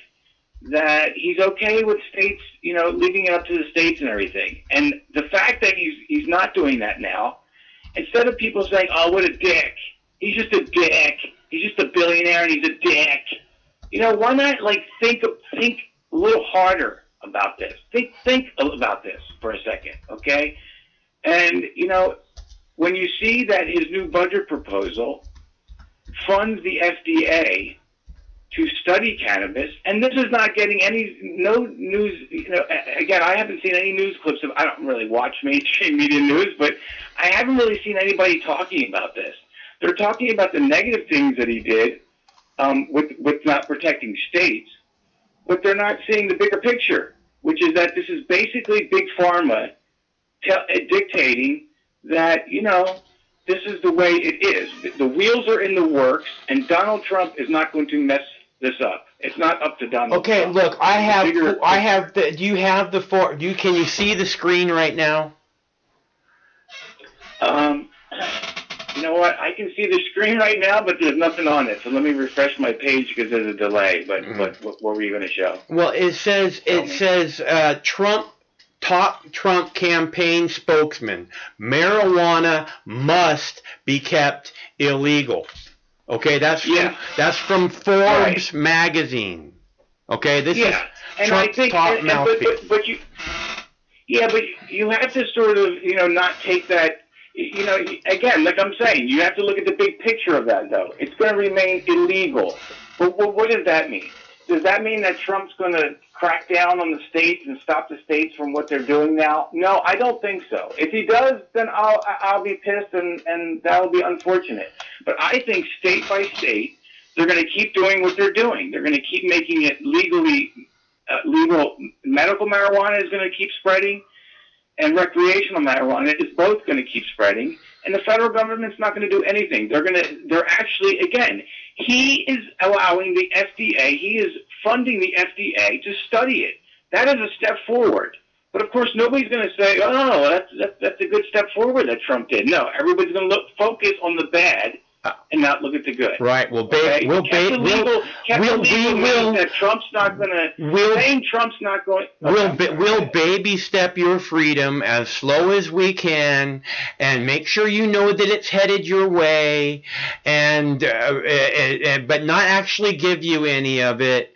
And we're supposed to applaud that. Bernie's not going to do it any quicker. 100 days, first 100 days, he's promised he will decriminalize cannabis in all 50 states. That's a campaign promise. Okay, that's his fucking, that he wants this ended too. He knows what the people want. The people want this over. And the thing is, Trump doesn't care what the people want. That's the problem. It's not. Okay. Yeah. Are you familiar with the movie The Fugitive? Remember the movie The Fugitive with Harrison Ford from Yeah, it was a TV show, wasn't it? That's yeah, that was a TV show, but there was a movie, The Fugitive. And again, it was a really great movie from the 90s with Harrison Ford. You should watch it again because Harrison Ford works for a pharmaceutical company. And the gist of the story that you find out by watching it's a thriller and it's a very exciting movie, but what you find out is that basically the pharmaceutical company kills Harrison Ford's wife and they set him up. Why? Because Harrison Ford is a really smart guy who works for the pharmaceutical company. He figured out that one of their drugs that was going to go onto market is actually dangerous. And he was going to say something about it. He was speaking up about it. And so they had to get rid of him. And so they killed his wife and they set him up and he has to prove his innocence and everything. But if the pharmaceutical company, again, is much more powerful than Donald Trump. He's not going to just go in and wave a magic wand and say that this is going to happen because I want it to happen. And I think him saying that that's what he's believed all these years and now it's changed, I think is a great example of how that happens. A person says one thing, they get into office, and then they get sat down and explained that this is another. And, the other example that I wanted to give, and this is another thing that people don't give Trump credit for, okay? Trump is president, okay? He did an interview with Fox News last year where he called out the military-industrial complex, okay? They asked him about Iran, and he said, and I'll quote from the article, he says, I'm the one who's been talking about these 19-year wars that people are just there. And he said, don't kid yourself. You do have a military-industrial complex. They do like war. In Syria with the caliphate, so I wiped out 100% of the caliphate. I said I want to bring our troops back home. The place went crazy. You have people here in Washington that never want to leave. And I said, you know what I'll do? I'll leave a couple hundred troops behind. And I said, but if it was up to them, they would bring thousands of soldiers in. And he says, someday people will explain it. But you do have a group, and this is important. He said, someday people will explain it. But you do have a group, and they call it the military-industrial complex. They never want to leave. They always want to fight. Okay? I have that video on my YouTube page, okay? So I know what you're talking about. Here's the deal. He said, as you just quoted, he said that that if it was up to them, they would never leave. making clear it's not up to them. It's his decision, and he's keeping the troops there. Okay? Understand? Well, no. You know what? That's a good point. He had no, but it's not. Oh, but so no. Come on, Mox. That's what you. I'm just taking your quote word for word and fucking reading it back to you.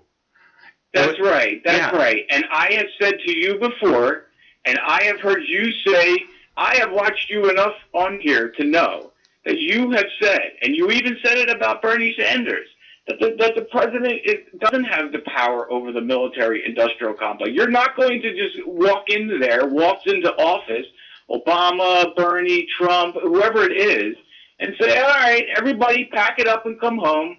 You know, it's not going to happen. That's not how it works.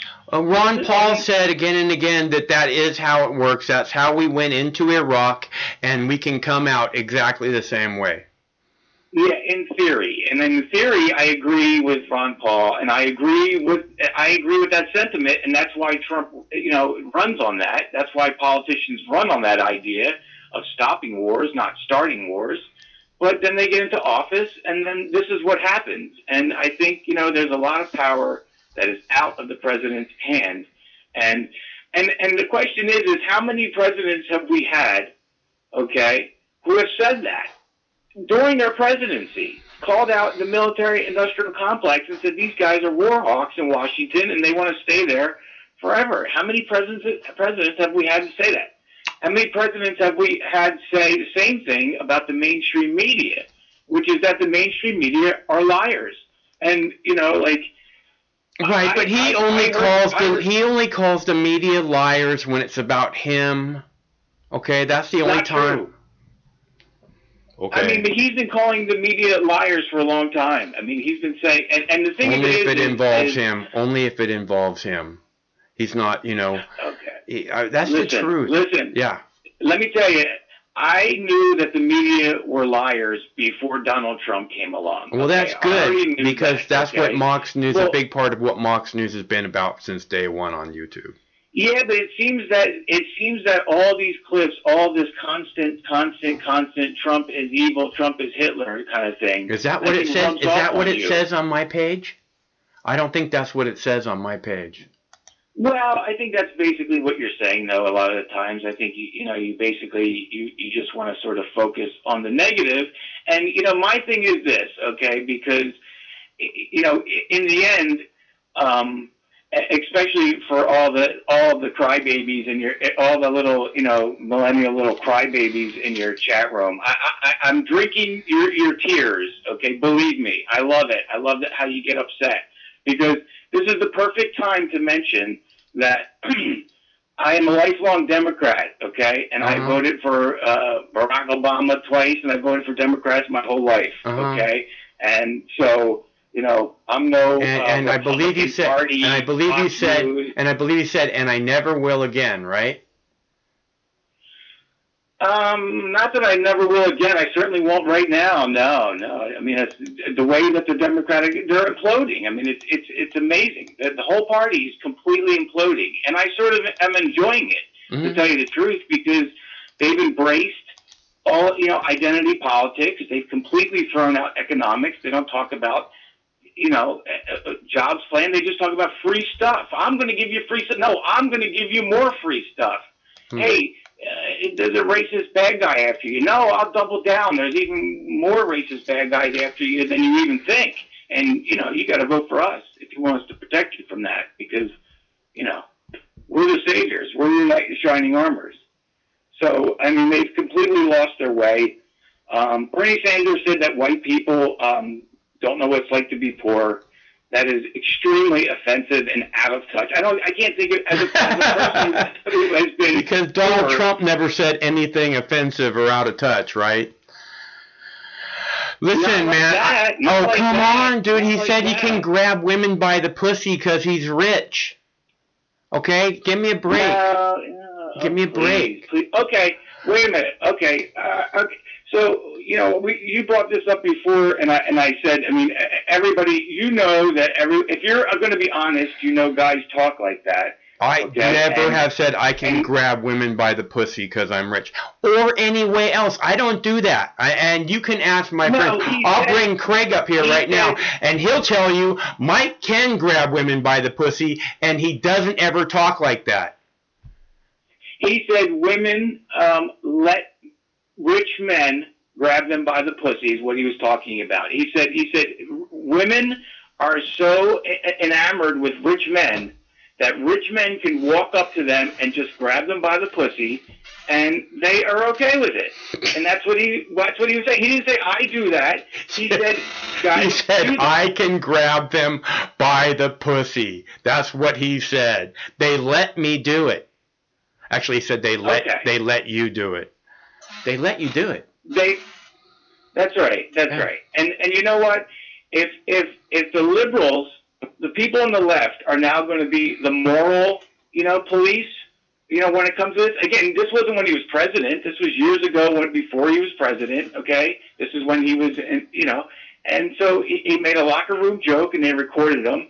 And so now you're going to play moral police. So I have the perfect thing for you to play moral police on. Okay, here's an issue that nobody's talked about. Okay, and I knew about this before. The Daily Caller did an article last month, and they said, when is Bernie's rape fantasy going to become a part of the campaign? And for all those who don't know... Well, listen, hey, can you stop? Okay, look, I don't want to talk.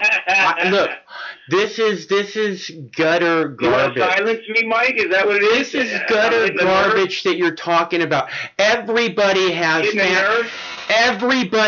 fantasies. Okay? And should we talk about your fantasies, huh? How about we talk about your fantasies? You brought him up, grab him by the pussy. You brought it up. You brought grab him by the pussy. Bragging, so why is that not fair? Because he's bragging about the fact that he can do that because he's a powerful man. Okay, well, let me just, and that is not the kind of human being that we want to be holding up as a representative to everyone, including children, that this is someone you should aspire to be. Duh. Yeah, so regardless of what anybody thinks, okay, if Bernie gets the nomination, and he's not going to get the nomination because the Democrats are so disgustingly corrupt, they're not going to let him have it, okay? But even if he did, and this issue is going to come up. Bernie talked about women wanting to be tied up and abused, that's every woman's fantasy is to be raped by 3 men. He wrote this in a story that he wrote. There's no way, in this day and age of the Me Too movement and all this, insanity from the left, there's no way that this is going to, get by. I mean, eventually, that this is going to be an issue. Am I wrong that this is not going to eventually be an issue at some point? I don't think it's going to be an issue. I mean, they may talk about it. Grabbing by the pussy is an Look, issue, man, but this they're won't be an trying to issue. say that fucking Bernie Sanders supporters are fucking Russian agents. Okay? You think some fantasy that he wrote in a novel is some big deal? Okay? Yeah. It is nothing. Absolutely. No, it's nothing. Fucking Lynn Cheney wrote a fucking novel about having, and in the novel she wrote about having sex with a horse. Okay?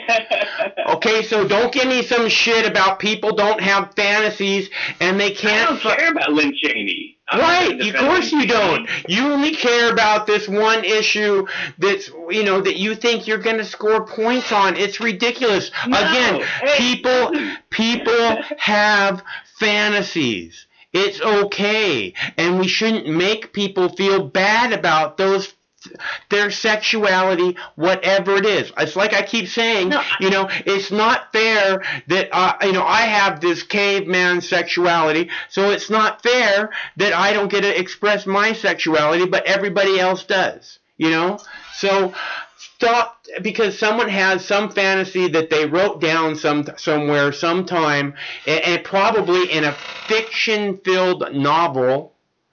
I mean, it's not a deal, man. Well, I'll tell you the truth, okay? I mean, again, I'm talking about politics with you right now. I'm not really so much giving you my personal feeling is that I think it's a little weird, but it's not it's not the end of the world to me. You see, just like grab by the pussy is not end of the world to me. Grabbing by the pussy is different. Because grabbing by the pussy is saying, this is something that I do. They let you get away with it. And why does he do it? Because he's a big, powerful man. And he can do it. Okay? And you know what? That's groping. He's a serial groper. That's fucking assault. Okay? And why? Because he has zero respect for women. Okay, yeah, that's the guy that we need in the White House. Good plan. Yeah, well, I would love to know what Code Pink thinks of Bernie saying that he thinks all women fantasize about being raped by three men simultaneously. Well, you seem to be a little obsessed with that. And men like to fantasize about women tied up and being abused.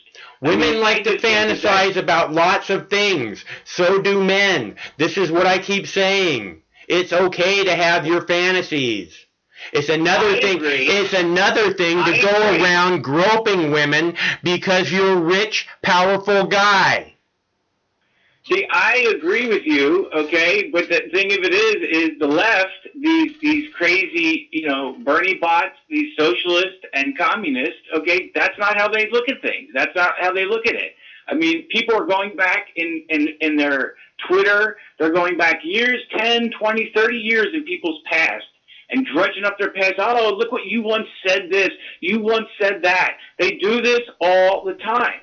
I mean, and I'm just saying, the hammer is going to come down on Bernie about this eventually if he makes it long enough. They're already starting to write about it more in the press, and it's only going to be problematic mostly with his own people, I think, because that's going to look really, really bad. And I understand why it would, especially to people who think like the far left thinks. It's a pretty weird thing to write. That we should judge people for their sexuality? Yeah, that's so far left. Hey, listen, I need a break, so you're going to have to give me a break. But it's good to hear from you, Pass, and I hope we get a chance to talk again soon, okay?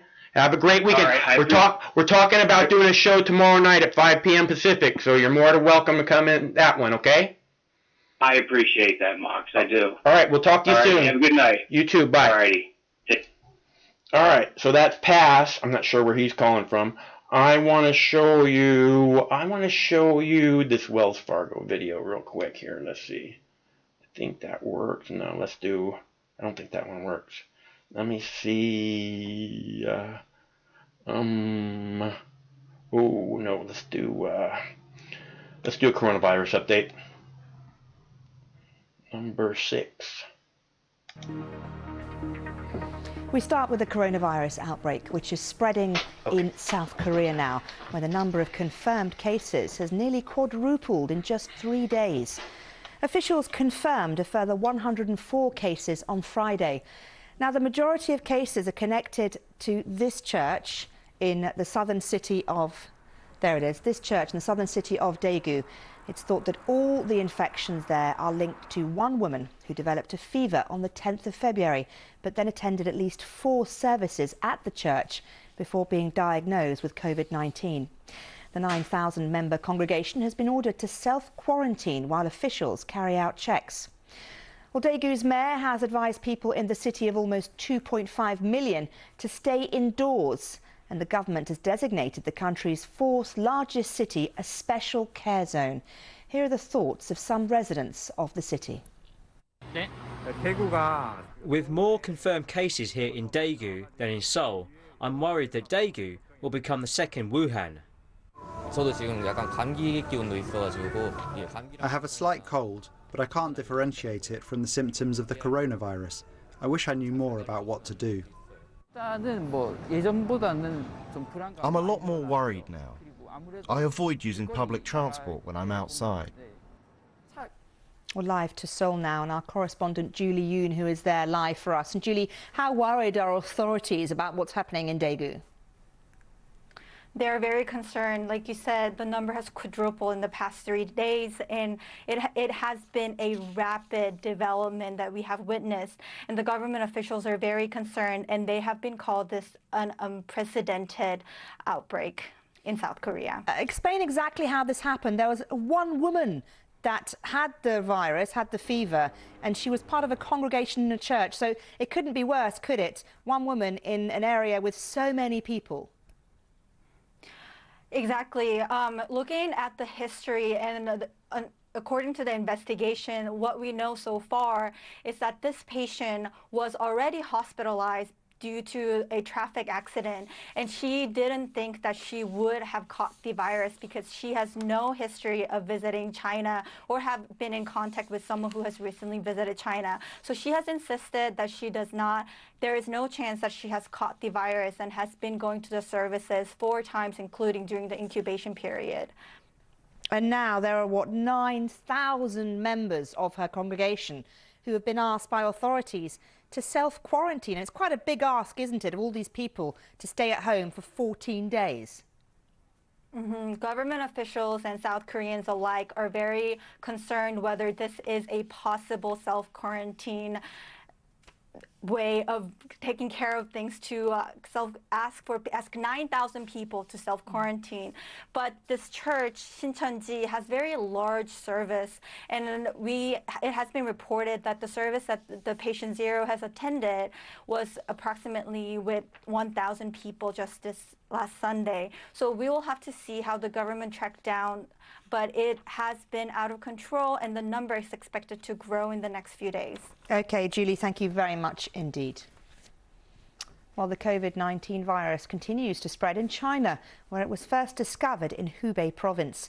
Officials say the rate of infected people has increased again after a dip in new cases on Thursday.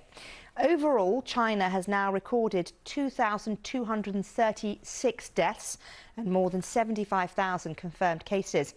More than 100,000 people are still under medical observation. Meanwhile, in the Japanese port of Yokohama, officials have been allowing more passengers on board the Diamond Princess to disembark. A 2-week-long quarantine was imposed on the cruise liner. 600 of the 3,700 people on board have caught the virus, and there have been 2 deaths. Our correspondent Laura Bicker sent this report from the quayside. I'm just going to give you an idea of what patients go through before they're allowed to go free. So my cameraman Hosu is going to zoom in behind us. You'll see people in fully protective clothing, and they're taking the temperatures of passengers. They're speaking to them one-to-one. They'll talk to them about any symptoms that they'll have. Now, we know that passengers from the likes of Hong Kong and the EU are already being allowed to get on a plane and go home. But they're not just going home, they have to face a further 14-day quarantine. As for the Britons on board, there's been an extra wait because their plane has been delayed. It's thought that they'll have another 5 to 6 hours on board before they go through their final checks and get a plane home. All right, hey everybody, I am so glad you're still here. My Boo Bear left, and the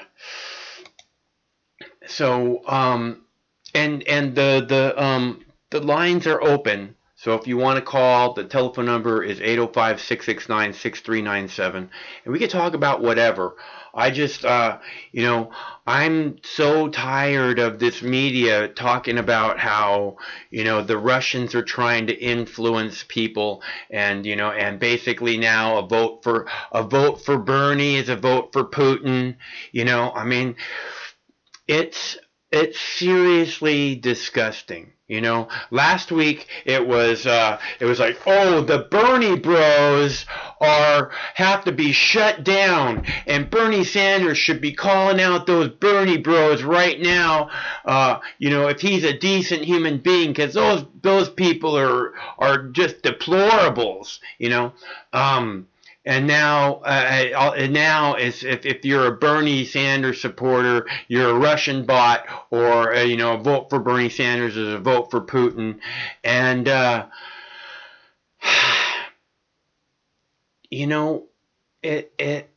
people are smarter than this. You're just gonna, and the real problem is that you're playing right into Trump's hands. My biggest fear about the election is that Donald Trump loses and then says, oh, well, there was clearly Russian influence in the election, so we can't trust the outcome of it. So we're going to have a re-election, but we can't have another election until we get all this Russian interference sorted out. So all elections are suspended until further notice. You know, because and the Democrats are playing right into his hands with this. You know, I mean, it would take an egomaniac to do something like that, right? But beyond an egomaniac, it would take somebody who had a bunch of fucking evil people around him saying, yeah, you can do that. You should do that. It's been so unfair to you the way you've been treated. You know, you deserve another 4 years. You can't let the people take this from you. And the Democrats have been saying it's the Russians all along. So if it's the Russians, then it's not your fault that the Russians are interfering. And, you know, I mean, it's just so perfect for him. And the Democrats are so idiotic for going along with that, especially when it didn't work in the last election. And I think it not only didn't work, is that it pushes people that direction. It says, I'm not dealing with this shit anymore. And now it's Bernie Sanders too. I mean, it's like, how much more blatantly obvious can you be, establishment elite? First it was, you know, we hate Donald Trump. Well, Donald Trump is Putin, you know, Putin puppet. And now it's Bernie Sanders because you hate him even more, and we're supposed to believe it? I mean, you know, the people know better. Yeah, but Hitler, it may have worked for Hitler, you know, but and it actually worked for George W. Bush once he got the media under control. And it worked for Barack Obama once he got the media under control. But I don't think the people are buying it anymore. You know, I think the people, they bought into it and they were willing to give it a chance, and nobody expected a whole lot out of George W. Bush to start with, you know. So we expected a big giant clusterfuck, and we got a big giant clusterfuck, and then everybody bought into the hype of Barack Obama. And that was pretty much it. That was pretty much the straw that broke the camel's back. Was that Barack Obama is the most liberal president of all time. Barack Obama is no liberal, and apparently he's said so himself many, many times. Okay, he is not a liberal in any way, shape, or form, and we were all, you know, I mean, I don't want to say we were all suckered by that, but we all had this hope. You know, and the thing is he took away all this hope. So now all that's left is this thirst, this desperate thirst for truth. And I mean, there's clearly no truth in Donald Trump. Donald Trump has been a pathological liar his entire life. And this thing with, you know, groping women, whatever, you know, it's not just that. It's that, you know, he walks through these dressing rooms with women, for like the Miss Universe contest, right? His Trump company, his Trump brand owns the Miss Universe contest, or the rights to the Miss Universe contest, or whatever. And so he walks through these beauty pageants where these very young women are, you know, are in different stages of disrobement, and it's just, you know, and why? Because he can, you know, and no, I wouldn't do that because I could. I don't want to, you know, I don't want to treat people with disrespect. I don't want to grab women by the pussy. I really don't. I mean, I want women to grab me and grab my hand and put it on their pussy. I want that very much. But I don't want to take advantage of anybody. I don't even want to seduce people. I don't even like the idea of seducing. You know, it used to be, you know, that you try and be, you know, this like guy who can put one over on a girl and get all these girls because he's so slick. You know, he's so sly. He's so... Fuck that. That's not what I want. I want to be with girls who look at me and are like, man, that guy is something special. That's all. That's all I want. That's it.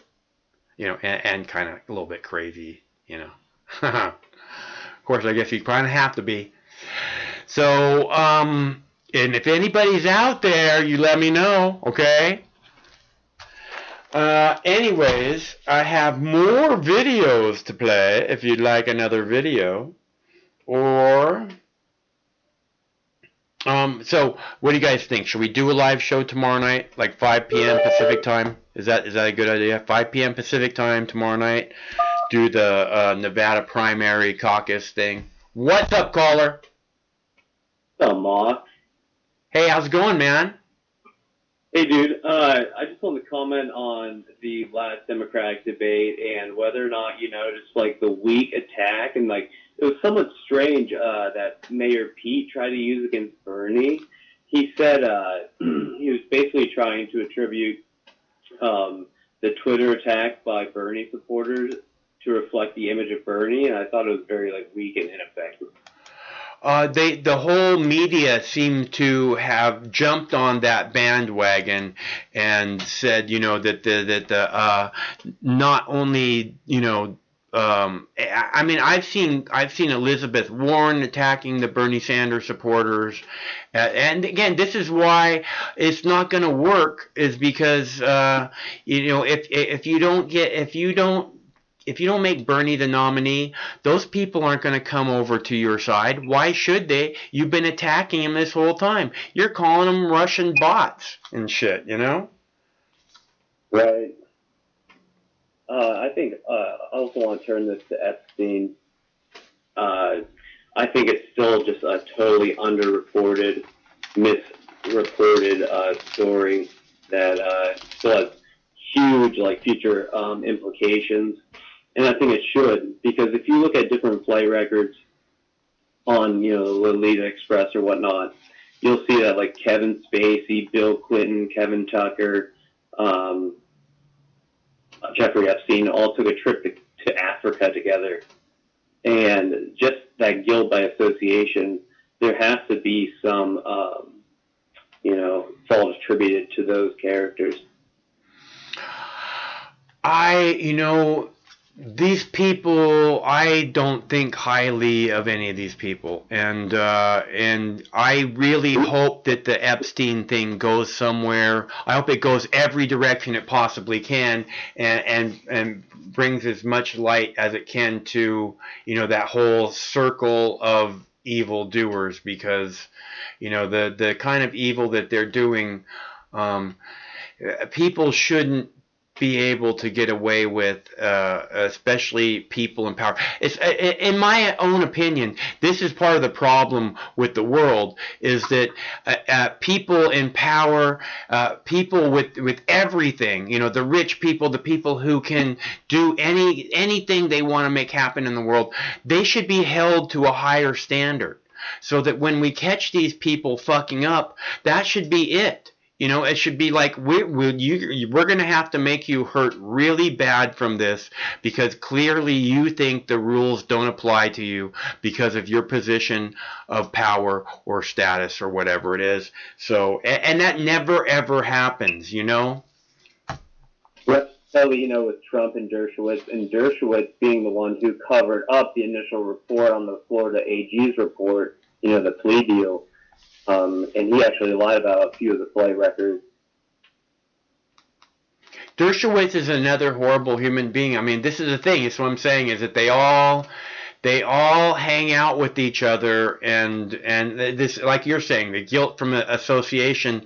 It's more than guilt from association. It's like It's Well, like Israeli connection as well. That is true. well, I mean, but it's more than guilt from association. What I'm saying is it's even like it's like you know these people are dirty. It's like nobody would want to have dinner with Rudy Giuliani, you know, because he's so fucking slimy, dirty, gross, you know. And yet this is who Donald Trump can't wait to pull into his inner circle. You know what I mean? So it's just fucking.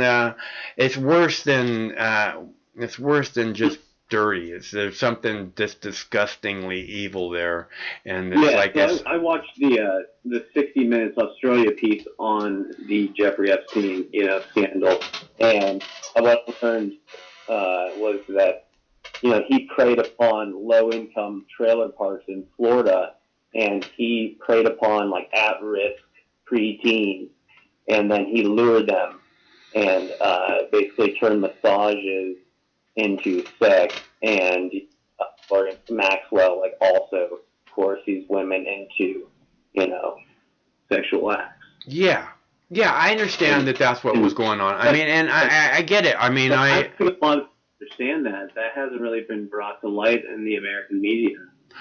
Well, I think it has a little bit. The media is, I think they're trying to make this story go away pretty clearly, but it hasn't yet, and hopefully it's not going to, because I really know, I know the people want more of this. They want so much more to hear about Jeffrey Epstein than the fucking Russians' influence in the election, man. And this is why nobody's watching the dinosaur media, because they won't fucking... Nobody cares about the Russians influencing our election. Yeah, it's just to be expected, I mean, it's just what has been done for generations, Well, I mean, I just don't really think they're influencing our elections. But... Well, they do. They have, just like the CIA influences their elections, but it's so minuscule that it's completely insignificant.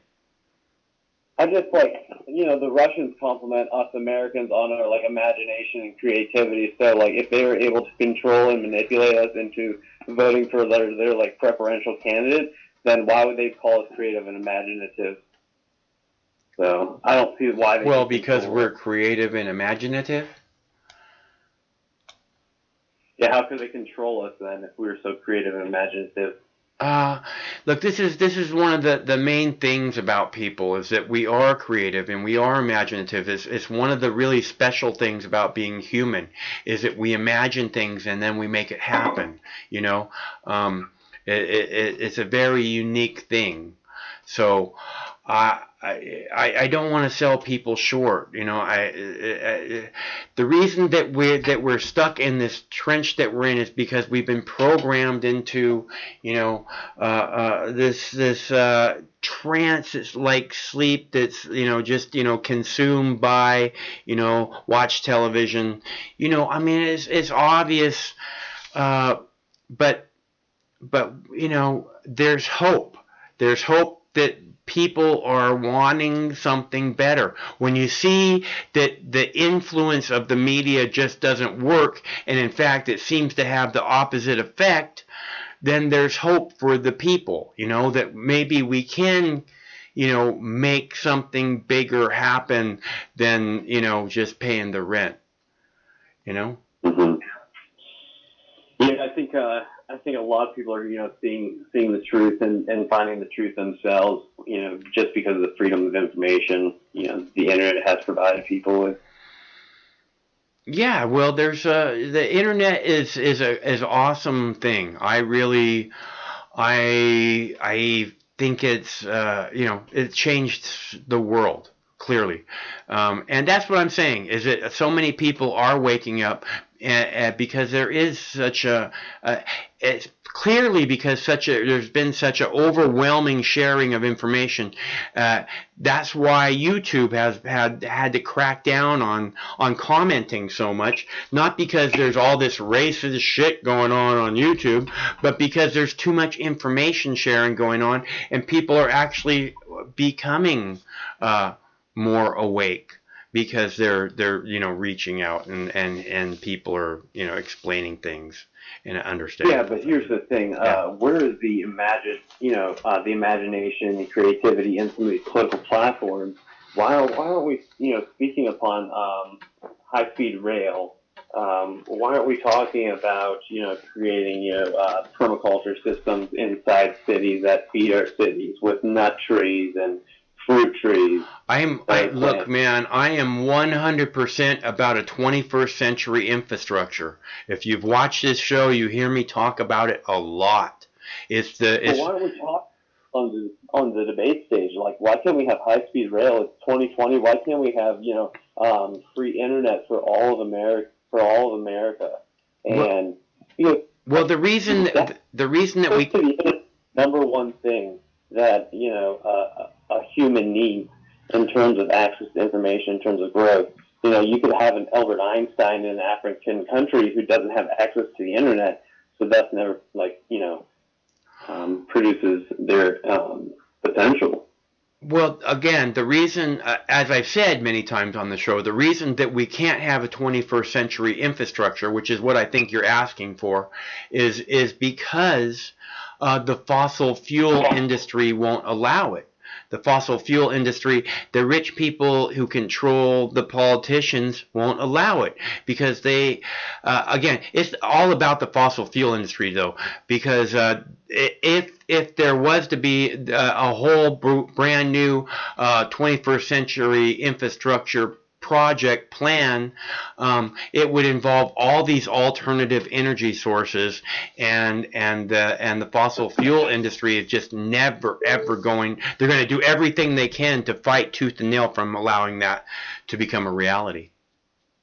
So we get a crumbling. So we get a crumbling infrastructure. We don't get to move into the 21st century boldly as the top of the food chain on this planet, making everything we possibly can happen. As you're saying, reaching out and getting everyone involved, because the rich people need to have another fucking shiny penny.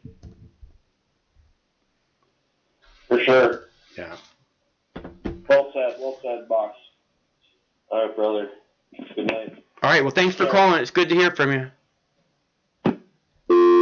All right, so if you'd like to call, there was another caller there. Hello, caller. What did I say? If you want to talk, don't be having other things on. I mean, I don't know what that was. That could have been me talking. But I'll be happy to take your call. I just don't want to. If that's copyrighted anything, I don't want it going out on my stream. So please shut it off before you call. Otherwise, it ain't gonna flow. But if you'd like to call, the number's 805-669-6397. We can talk about anything you like.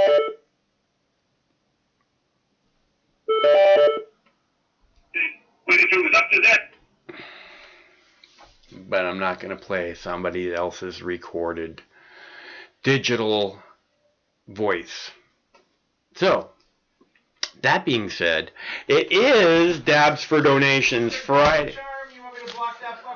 No, that's okay. I'm not sure what he's playing. It's okay. Don't worry. I got it under control. Thank you. So it is Dabs for Donation Friday. If anybody, and if we hit $40, we will give away a Mox News T-shirt. We have these lovely long sleeve, heavyweight Mox News T-shirts with the Mox News logo, unfair and biased, on there, embroidered. Very nice. Everybody who's got one loves it. So we're at $25 in donations. If we hit $40 in donations, we will do a T-shirt giveaway to the 10th caller. So we're $15 out. If anybody's interested, if anybody cares, either way. Hey, what did I just say? I don't know why the person keeps doing that. Not paying attention. All right. Otherwise, I have another video. Let's see. We have the Wells Fargo video of about Wells Fargo being fined $3 billion.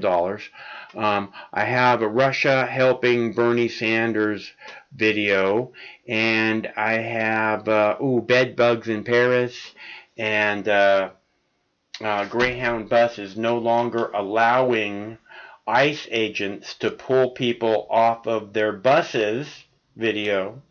And I have a fucking tiger video, because back in the day, we'd be walking along and somebody go like, that a fucking tiger? It's like, I don't see a fucking tiger. What are you talking about, a fucking tiger? And be like, fucking tiger!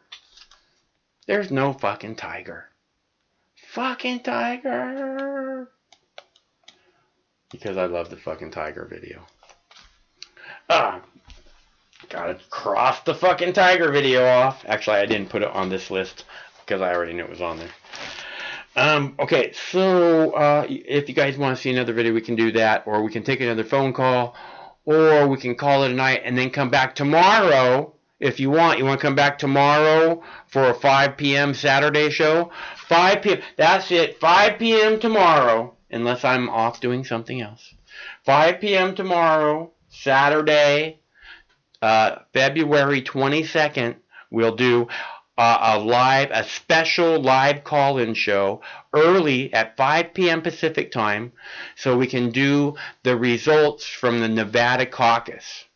Right? That sounds like fun. It's on. It's on. Right? It's on. 5 p.m. tomorrow, Pacific Standard Time. Be sure and set your DVRs. Oops, I'm sorry, I didn't mean to hang up on you. Call me back. I did not mean to call back. I did not mean to hang up on you. I apologize. I got in that mode because there's somebody playing something that I don't know what they're playing. So go ahead and call back, and I will take your phone call, and we will have a conversation, quite possibly, or not. And I have a lovely dab ready. If anyone would like me to do a dab for a donation, I have a lovely, glistening dab here in this light. Oh, look at it glisten.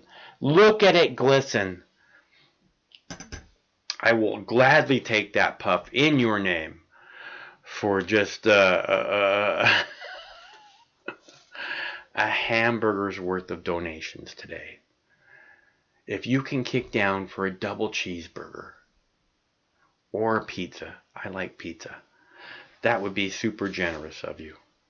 And I will do a big fat dab in your name, the one I just showed, and we will be that much closer to giving away a t-shirt on this episode of your Wake and Bake News at 7 p.m. Don't forget, tomorrow's Wake and Bake News at 7 p.m. will be at 5 p.m. So be sure and tune in and set your DVRs, because that's the plan. And until then, I think we're going to have to play a video. Otherwise, I'm just going to babble on. Nobody wants that. Dabs for Donation Friday. Dabs for Donation Friday. So far, Michelle and Wilco, the bedrock of Mox News supporters, have kicked down for dabs. And I would love to do a dab for you too. If you want to kick down, I just put clickable links in the chat room, or we went ahead and redid all the clickable links down below in the description box of this live show. All the clickable links were just redone, so they all work perfectly well. I've checked them all out. So if you want to kick down, it's all good. Oh, Craig blocked somebody. Okay, otherwise we can play. Oh, Russian interference. You guys hear that there's Russian interference? Oh, look at this. Russian interference. I wonder if this is from Russia. We need phone calls from Russia. Hello, caller. Hi, yeah, I was calling to talk in. Okay, what's your name? My name is Mr. Smarty Pants. How are you tonight, Mr. Smarty Pants? Yep, I'm typing on my phone while I'm talking on the other phone. Good, how are you doing? I'm good. What's going on with you? What do you want to talk about? I'm sure you're keeping track of all the social media with everything coming in. You've been reading. I've been typing Mr. Smarty Pants. I've already called in. I talked to, can't even remember his name or the channel, but I like him, you know. So I'm a Trump supporter, but I like his different points of views, and so I get sucked up into it. So. Okay, well, good. So, what's on your mind? No, I just want to talk to him because he's rambling all over the place. I want to ramble with him. Okay, well, you're the director, editor, or whatever. Somebody, you're screening all the calls before it goes online on the live thing. You're live. You're live. You're live right now. No, I'm not. Well, I'm live with you, but I have my phone here, and it doesn't look like that. I'm calling from two different lines, so I'm watching the video, but I'm not hearing it. Okay, well, you're live. What is it you'd like to talk about? We're delayed.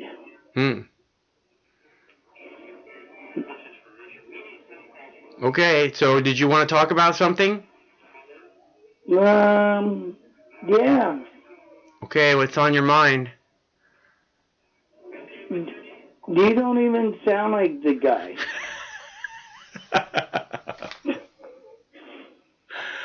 Well, I'm the guy. People like to call me the dude. Okay. It's just so weird, so different when you call in. Yeah, let's talk about Trump, because you were bashing him. I want to know what your opinion is on that. I mean, the economy is doing good. We're doing better. Are you personally doing better? You have more you have more money in your wallet than you had before Trump was in office? Absolutely, I do. Well, that's really good, because I know there's a lot of people who don't feel that way. Well, that doesn't mean just because you don't feel that way, you know. I'm like, fuck your feelings. Well, it's not just a matter of feelings. I mean, there's people who do have more money in their wallet, and there's people who do not. So basically, you're not saying fuck their feelings. You're saying fuck those people. Okay? My life wasn't easy growing up either. My father shot and killed my mom when I was 10. Okay, well, this is some chip that you have on your shoulder that you haven't been able to get over in how many years? Look, here's the deal, okay? If you want to talk about Trump, then talk about Trump, okay? What is it you want to say about Trump? He's doing a lot better than Obama did. That's what I'm telling you. I don't know. I don't have a silver spoon in my mouth. I worked my ass off my entire life, and you know what? And I'm heading into my 50s now, and these are the best years. Well, that's great, man. Better years than I had under any Democrat or former Republican. Look, I'm really glad that you feel that way, and that this president is working out that well for you. I'm glad. I'm really glad. I wish that it was that way for everyone, but I don't think it is. Well, you know what I've learned about it is it's not about the president. It's all about you. What do you want to do? Do you want to suck and go off the government, or do you want to work your ass off and continue to live and make a great life for yourself? You know, that's a piss poor excuse that, man, something bad happened to me, so, you know, just give up. No, bullshit. Just keep on driving. That's what I'm saying. Look, American people are good people and hardworking people. They work very, very hard. I every day I stand up for the working class people of this country, man. You know, I don't know what it is that's making you feel like you're so angry. You know, especially I'm not angry. if you have. I'm in the happiest point in my life. Well, that's great That's because what you don't. do. You turn everything around with what I say.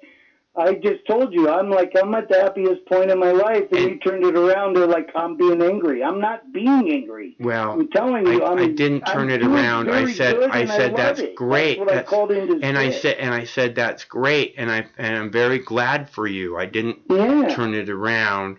I said you don't turn it around. Well, you don't sound like you're not angry. Yes, you sound to me like you have a really giant chip on your shoulder, and you can't wait to make it, you know, to like knock it off, knock that chip off. You go ahead, and knock that chip off, and you see what happens. Okay, because I'm not. I'm an Army veteran, and I have 0 chips on my shoulder. I've served my country.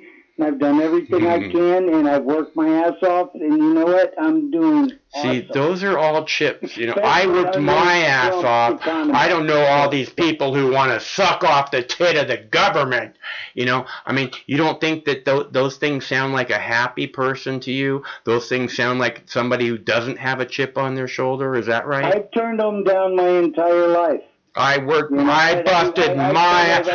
pulled myself up from my bootstraps.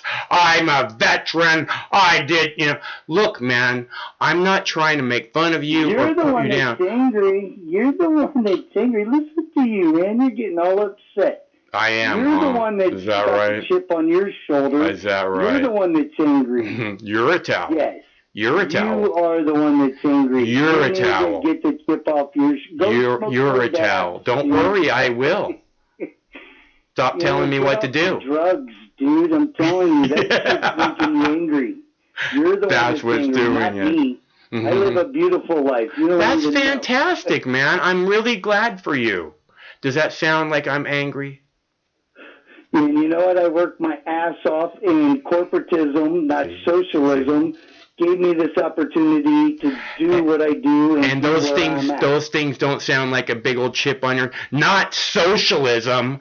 I worked my ass off to get what I have. Those things don't sound like big old chips on your shoulder. Those things sound like a really happy person to you. Those things. I didn't ask you to give me shit. Because you're a lazy ass? Is that what you're saying? I don't. Yeah. Okay. Look. That's what I am, is I'm a lazy ass who's only published 70,000 videos on YouTube and got the attention of you and millions of other people. All right. Okay. You don't even know who you're talking to. Yeah, it doesn't really matter because I treat everyone equal, unlike you. I do clearly. Too. No, you don't. No, you don't. When you go to lunch, do you pay for it and then tip fucking 80% of your lunch tip? So your lunch is $15. Yeah. And you give tell them me what a great tipper you are. How long you been watching Mox News? I've called you before. How long have you been watching Mox News? No, I just every once in a while I flip on you because you drive me crazy. And you run the live stream. Yeah. Okay. Well, you should check out what it is I actually have done over the last years. Okay. Instead, what you think by donating, by tipping 80%, you think you're a philanthropist now? Is that right? No, I didn't. No. Yeah. Okay. Absolutely not. You are correct on that. It's great. I didn't say it's that. Great. What I said was that you can tip 80%. Waitresses and waiters work really hard. Do you tip waiters the same way you tip waitresses? I tip everybody the same. If the pizza guy comes over, he gets a shit ton of money. So that's the way I take care of people. Okay. Yeah. Well, good. You sound like a great guy. Keep up the good work. That's what I'm saying. I'm like, you're the one being angry. Why are you calling me an angry person? try to treat everybody fairly, and you come in here and you say, dude, you just got done saying you want me to give away 70% of what I worked hard for every day of my life, blah, blah, blah. And then you want to tell me how you don't have a fucking chip on your shoulder? Give me a break. Oh, man, you got issues. Go smoke more pot, brother. I will. Stop telling me what to do. I promise. Stop telling me what to do. Yeah, because you're a genius, right? I'm a very stable genius, just like your fucking hero, because that's what geniuses do, is they walk around telling people what great geniuses they are all the time.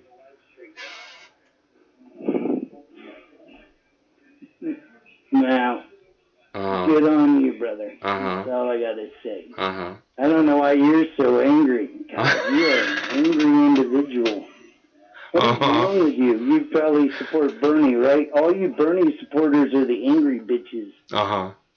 We should be angry. We've got a fucking idiot president. We got an idiot president in office because the Democrats ripped us off in the last election.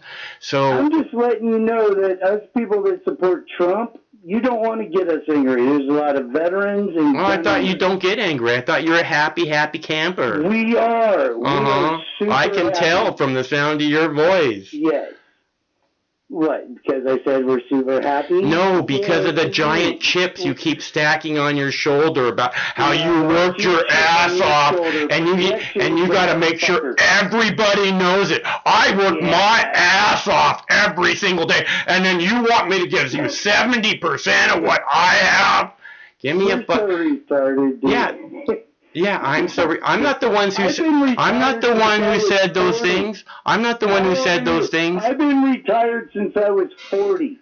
Okay, that's called. You have this again. You have this giant chip. Now you're competing with everybody about how you're so much better. You probably have to assure yourself on a regular basis, every moment of every day when you come across people, what's wrong with that person, so that you can assure yourself how much better you are than them, right?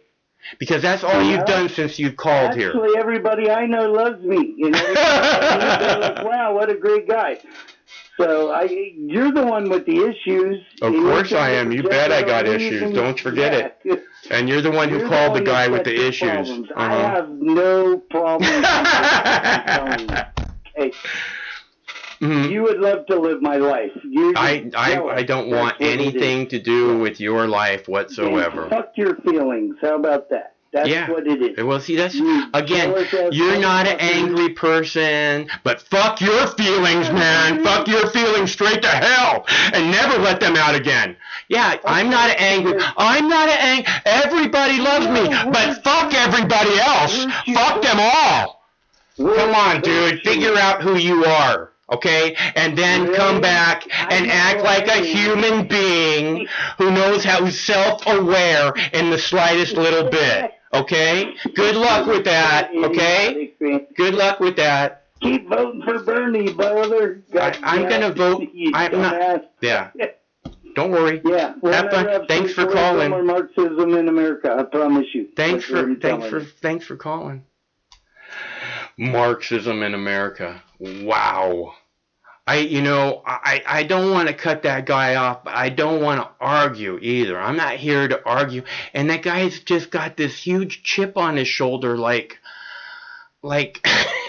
everything he said. I work hard. Mine. Socialists want to take everything I have. I mean, and then he wants to tell me and fuck your feelings. How many times did he say that? And then, I'm not an angry guy. No, I'm not an angry guy. I don't have a chip. Fuck you and your feelings. I'm not an angry guy. Right? I mean, what the fuck is... really and truly, look, I'm not trying to start shit with you, but you have a giant chip on your shoulder. Clearly, one that started when you were 10 years old. And you should try your best to get over it, because we're here now. And you can act like it's a competition and, oh, I retired when I was 40, right? Okay, well, that's great for you. I'm glad your life is working out, you know, but why you got to make it a competition? Like, yeah, and that makes me better than you. I retired when I was 40, and that makes me better in case you don't know it. But I don't have a chip on my shoulder. I'm not an angry human being. I am not fucking angry. Oh well. Okay, so I guess we'll play another clip. Unless there wants to be a caller, we can take a caller, or we can play another clip. Or let's see if there's any donations. We'll take a dab. I could really use a dab. If anybody wants to kick down for a dab, I could really use it. Oh look! Oh look! There's another. Wait! Oh, $11. $11.11. That puts us $11.11 gives us $36.11, which means we need $3.89, and we can give away a Mox News t-shirt. So we need a donation for $3.89, and we will give away this lovely Mox News long sleeve, heavyweight, embroidered Mox News t-shirt. $3.89, and we'll give away a t-shirt to the 10th caller. Okay? Does it sound like fun? It was fun last time we did it, but we had but I think Craig got those. Remember those trolls that were calling, right? And he's like, "Where's my t-shirt? Can I get my t-shirt? Where's my t-shirt?"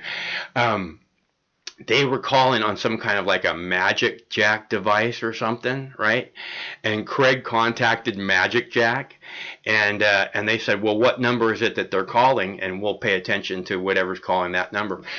Then Craig got their Magic Jack shut down, so because they were like doing some weird shit. So it's funny. I wonder if they got in trouble with their parents because they got their Magic Jack shut down. Okay, so I will take a dab. Oh, I got a nice fat juicy dab, and this one's for 3G. 3G, thank you so much, babe. That is freaking so nice of you. I will take a big fat dab in just a moment. I'm gonna play this clip, and I'll come right back and take a big fat dab for 3J. Yet another developing headline late today, this one involving Bernie Sanders. Tonight, word U.S. intelligence officials believe the Russians are not only trying to help President Trump get reelected, that they are working to help Bernie Sanders on the Democratic side as well. Sanders was briefed weeks ago and was pressed on this just a short time ago. So here's what he said tonight. ABC's Jonathan Karl now. A stunning development in the heated Democratic primary. Bernie Sanders today acknowledged intelligence officials have warned him Russia is trying to help his campaign as a way to create discord among Democrats and help re-elect Donald Trump.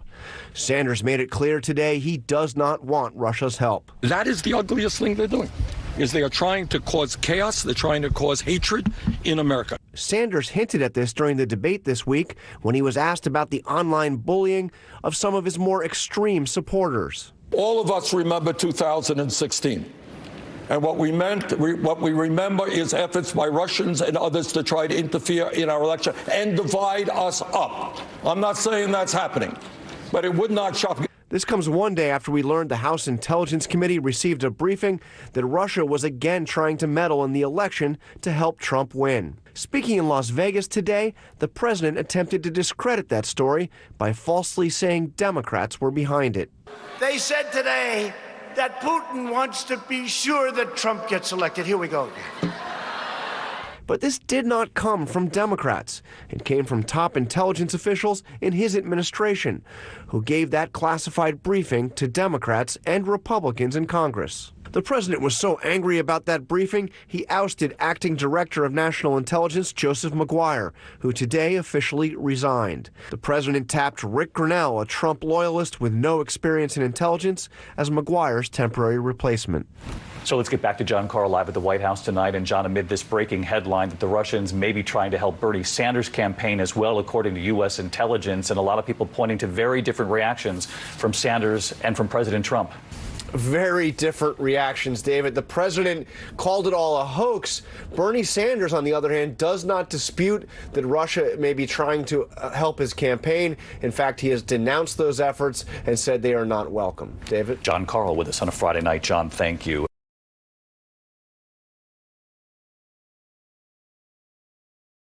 Yeah, I don't drink beer. I don't drink alcohol. It's not a religious thing. I just don't think it's a good drug.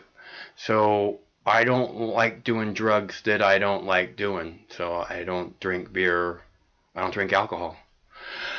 That's all. But I will be most happy to do this fat dab right here for 3G. Thanks so much. Can you see it? There it is. That's a beauty. That, look at it sparkle in the light. I really want to do the home shopping network, man. I want to sell glass. I want to sell glass on the home shopping network. I want to go, oh, look at how the recycling action on this bong is so nice. You know, and then get like a big old fat dab and go, oh, look at this dab sparkle at the end of this lovely dab stick. Wouldn't your dabs look nice on the end of that dab stick? Anyways, it's Dabs for Donation Friday. So on Dabs for Donation Friday, if we hit $40 in donations, we give away a t-shirt. And every time I get a donation, I take a dab in that person's name for being so wonderful as to kick down and give something back to Mox News for to keep us going for another day. Mox News lives on to fight another day. Thanks to good people like 3G and Wilco and Michelle and a whole bunch of other people.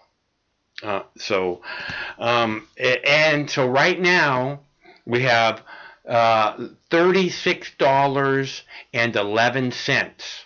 Okay, if we hit $40, we will give away a t-shirt, a Mox News t-shirt to the 10th caller, and we're $3.89 away from hitting the goal of $40 to give away a Mox News t-shirt to the 10th caller.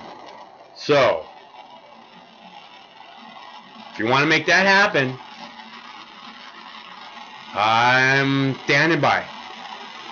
But this dab is for 3G. Thanks very much, 3G. Let's see.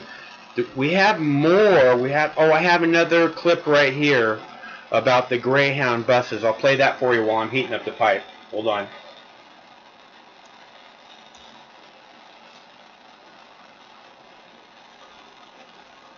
Greyhound says it is going to stop letting border agents conduct immigration checks on its buses without a warrant. The announcement comes 1 week after a Border Patrol memo leaked confirming agents must have the company's consent. Also last week, a Portland comedian filed a suit against the Border Patrol after he was pulled from a bus in Spokane. The ACLU has also accused agents of targeting people on buses that were not making international trips.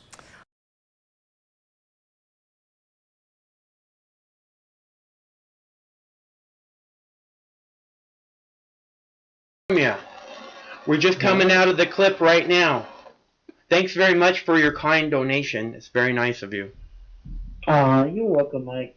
I enjoy talking to you and everything you say and what you stand for, you know? Well, that's very nice of you. Again, it's very, very generous of you, Michelle. Michelle, you know, you make a big difference, so thank you very much.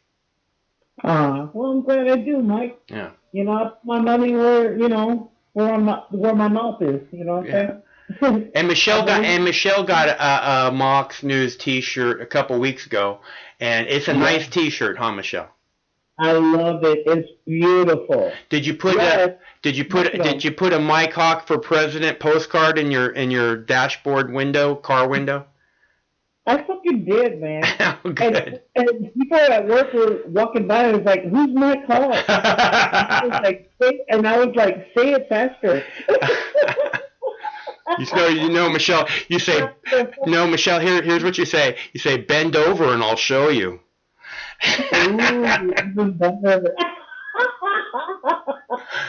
And you know what? I know some takers. I bet you do. Hell yeah. But I did, and they were laughing their fucking asses off. They're like, yeah, it's better than the other years before when they were like, vote for these nuts and shit. I was like, oh my god. I was like, this was better. And they were cracking up. Like, yeah, it sure fucking did. Yeah, that shirt is freaking awesome, man. It's like so fucking, I love it. I really love it. It's like everything is just like so professionally done and shit. Like, oh, hell yeah. The embroidery and everything is perfect. It's like, man, all you need is what? 5 more bucks? And you be in there to give away a T-shirt? Yep. So, oh, shit. Yeah, I know. Somebody will come through. Don't worry. That one's for 3G. I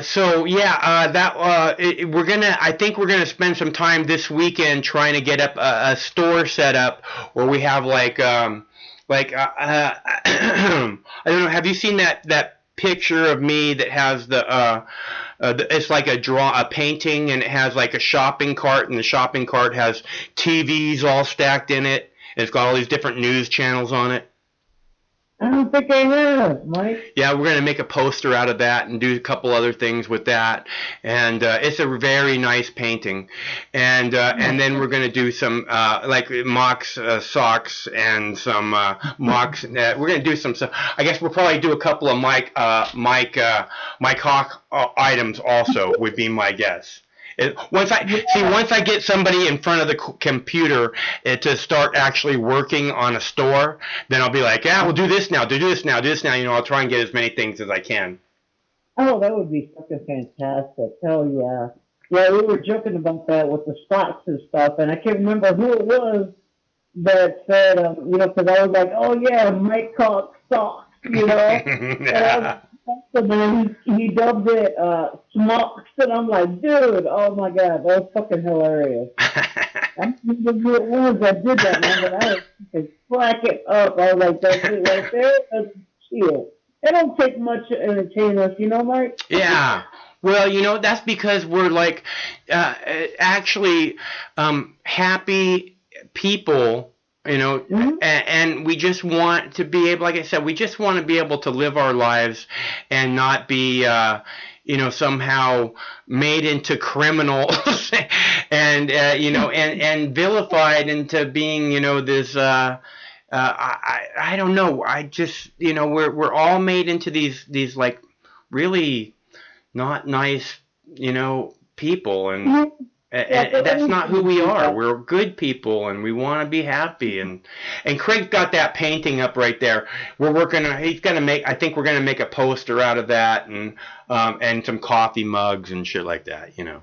I'll go back and check that out. We'll make a Mike Hawk for President coffee mug. I know you want one of those. Yeah. Oh yeah.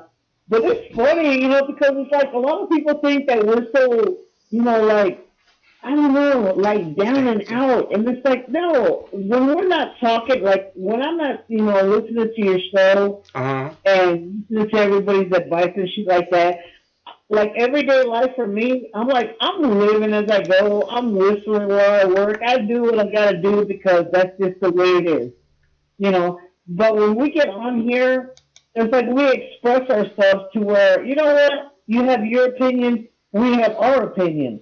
But a lot of people get so pissed off at the fact of thinking that poor people are going to get like freebies. It's like people don't really comprehend that poor people are not poor people because they want to be poor. They're poor because of NAFTA. They're poor because of this TPP. They're poor because all of their fucking good-paying jobs are sent overseas, and that's why I'm glad the American manufacturing system is now being hurt because of China can't send over their shit or whatever that we need. Well, you know what? Keep on pushing that shit. You know, to me, I don't feel bad about it because I'm like, maybe this is like awakening. It's to see that everything that, when you go to a store, it's hard for me to find anything that says, I look at the labels and it's like, can I find something that says made in the USA? I can't. It's become very difficult. You know, by the way, we just hit $43 or $41, so we can give away a T-shirt in a minute here. But it's been hard for a long time to find American made. And you know what's really weird, Michelle, is like when Walmart started off, it was everything is American made, and that's what they built their name on, was that everything in the store is American made, and now nothing in the store is American made. You know? And you know what? That's what got them. Yeah. You know, into every fucking state. It was because they said we're gonna fucking sell American made, and look what they did. Yeah. You know. And that's why it's like now it's kind of like a rude awakening for the American people to see how much we are relying on Chinese products. Because before it was Walmart, it was Kmart, okay? And Kmart was all the fucking cheap shit. So you could go to Kmart, and then Walmart came along, and Walmart was like, well, all of our stuff is made in America. America's good. Fuck yeah. So everybody was like, yeah. And then now nothing is made in America at Walmart at all. Nothing. And that's what we're at China's fucking mercy. And it's like, but Trump's bullshit about the tariffs and everything else, that's what's biting us in the ass. And I really think that this hoax of what's going on, it has to do with teaching us a lesson. Because China, they're a fucking, they're dictators. Same as North Korea. But China, well, because we have, we're so reliant on what China, gives us, that they're willing to say, well, let's not think about China being a dictatorship, We buy cheap shit from them, from child labor, from all this bullshit. Right. And now look what happened. You know what? I really think that China's trying to prove a message. In between all this bullshit of this fucking virus, when Trump has been on TV, on video, they recorded his ass saying, you know what, everybody just calm down. The coronavirus ain't nothing. By April, when it gets hot, it's going to kill the disease. Everybody calm down. Why would he say that shit? I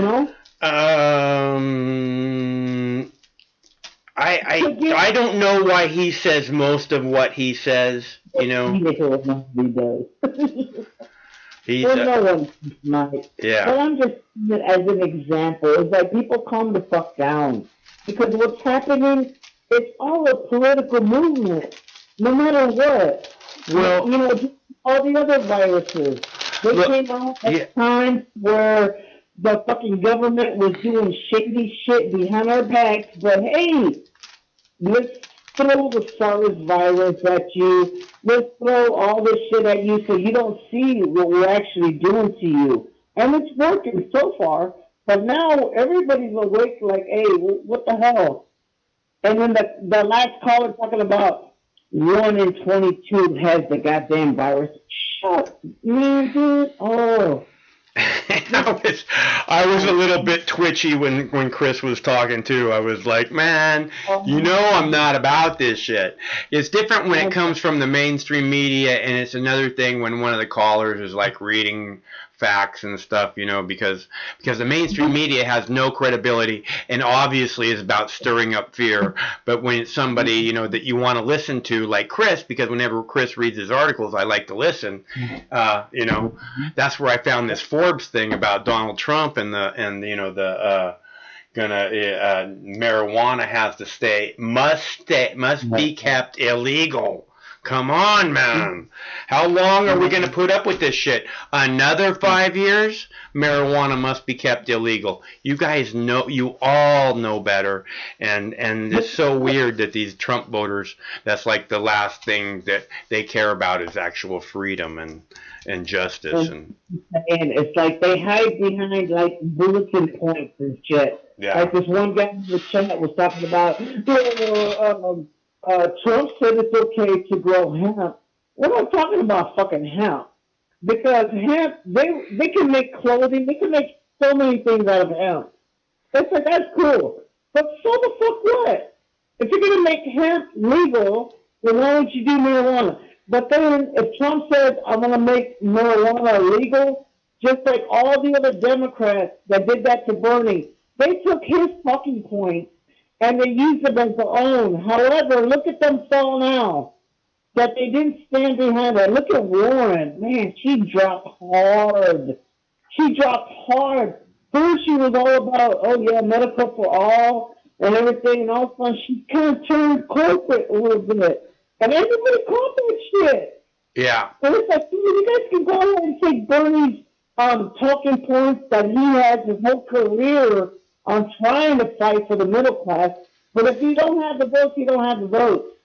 And now all of a sudden, all the other fucking candidates are like, hey, Bernie's getting attention if I say this, and that. And they're doing it. But none of them mean it. And that's why Bernie's like, okay, he's good with everybody saying what he's been talking about for years, for decades. And everybody's like, oh, he's not going to do nothing. But goddamn, he's better than what we have.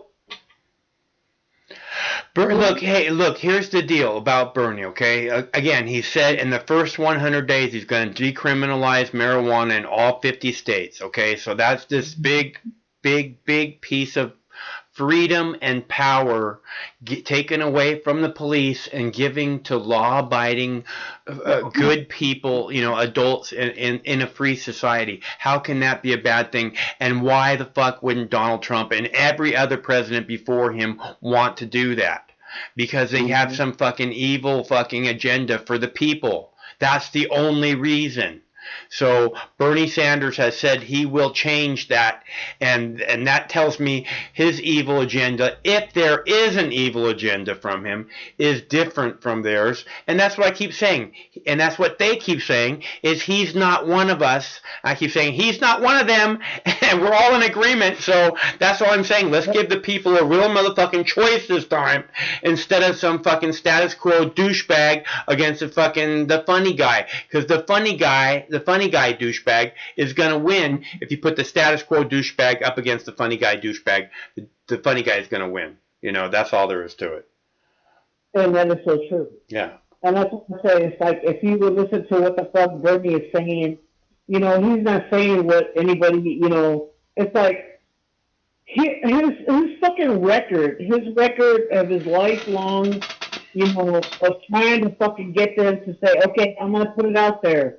If they voted down whatever, he puts an amendment in there, at least like, okay, if you guys are going to pass this, which I know you're going to pass this, let me throw this in there. And he'll still vote no for the bill, you know, the bill of law, because that's what they are. They're the ones that make the laws. And everybody that's been making the laws has been against the people who have voted them into, you know, defending us. They're supposed to represent us. They lost that along the way. And it's like, Bernie's the one that's like, man, I've been fucking saying this shit for 40 plus years. No one has listened to me. Finally, now, people are like, you know what? Why do we have to live like this? You know? Yeah. It's like, rich have to fucking tell us these are the laws when I vote the politician in. They're supposed to represent the people. What the fuck am I missing? Hey, what do you think about doing a live show tomorrow night, Michelle? Yeah, I'll be here. I'll be here. So you think Saturday night's a good night? What, 5 p.m. Pacific? Does that work for you? Okay. Oh shit! Whatever you got, man. I'll check it out. Okay. You know, just put that thing on there, like when it says, you know, what time the shows start. Yeah. I'll listen because over here in Texas we already got the early voting. Yeah. So cool. I'm gonna put your business too and get that out of the way and. Awesome. I'm voting for common sense. That's what I'm doing. Because the status quo is not working for me. It's not working for other people. These people are like, why should we give a free handout to people? It's like, where's your fucking compassion, motherfucker? It's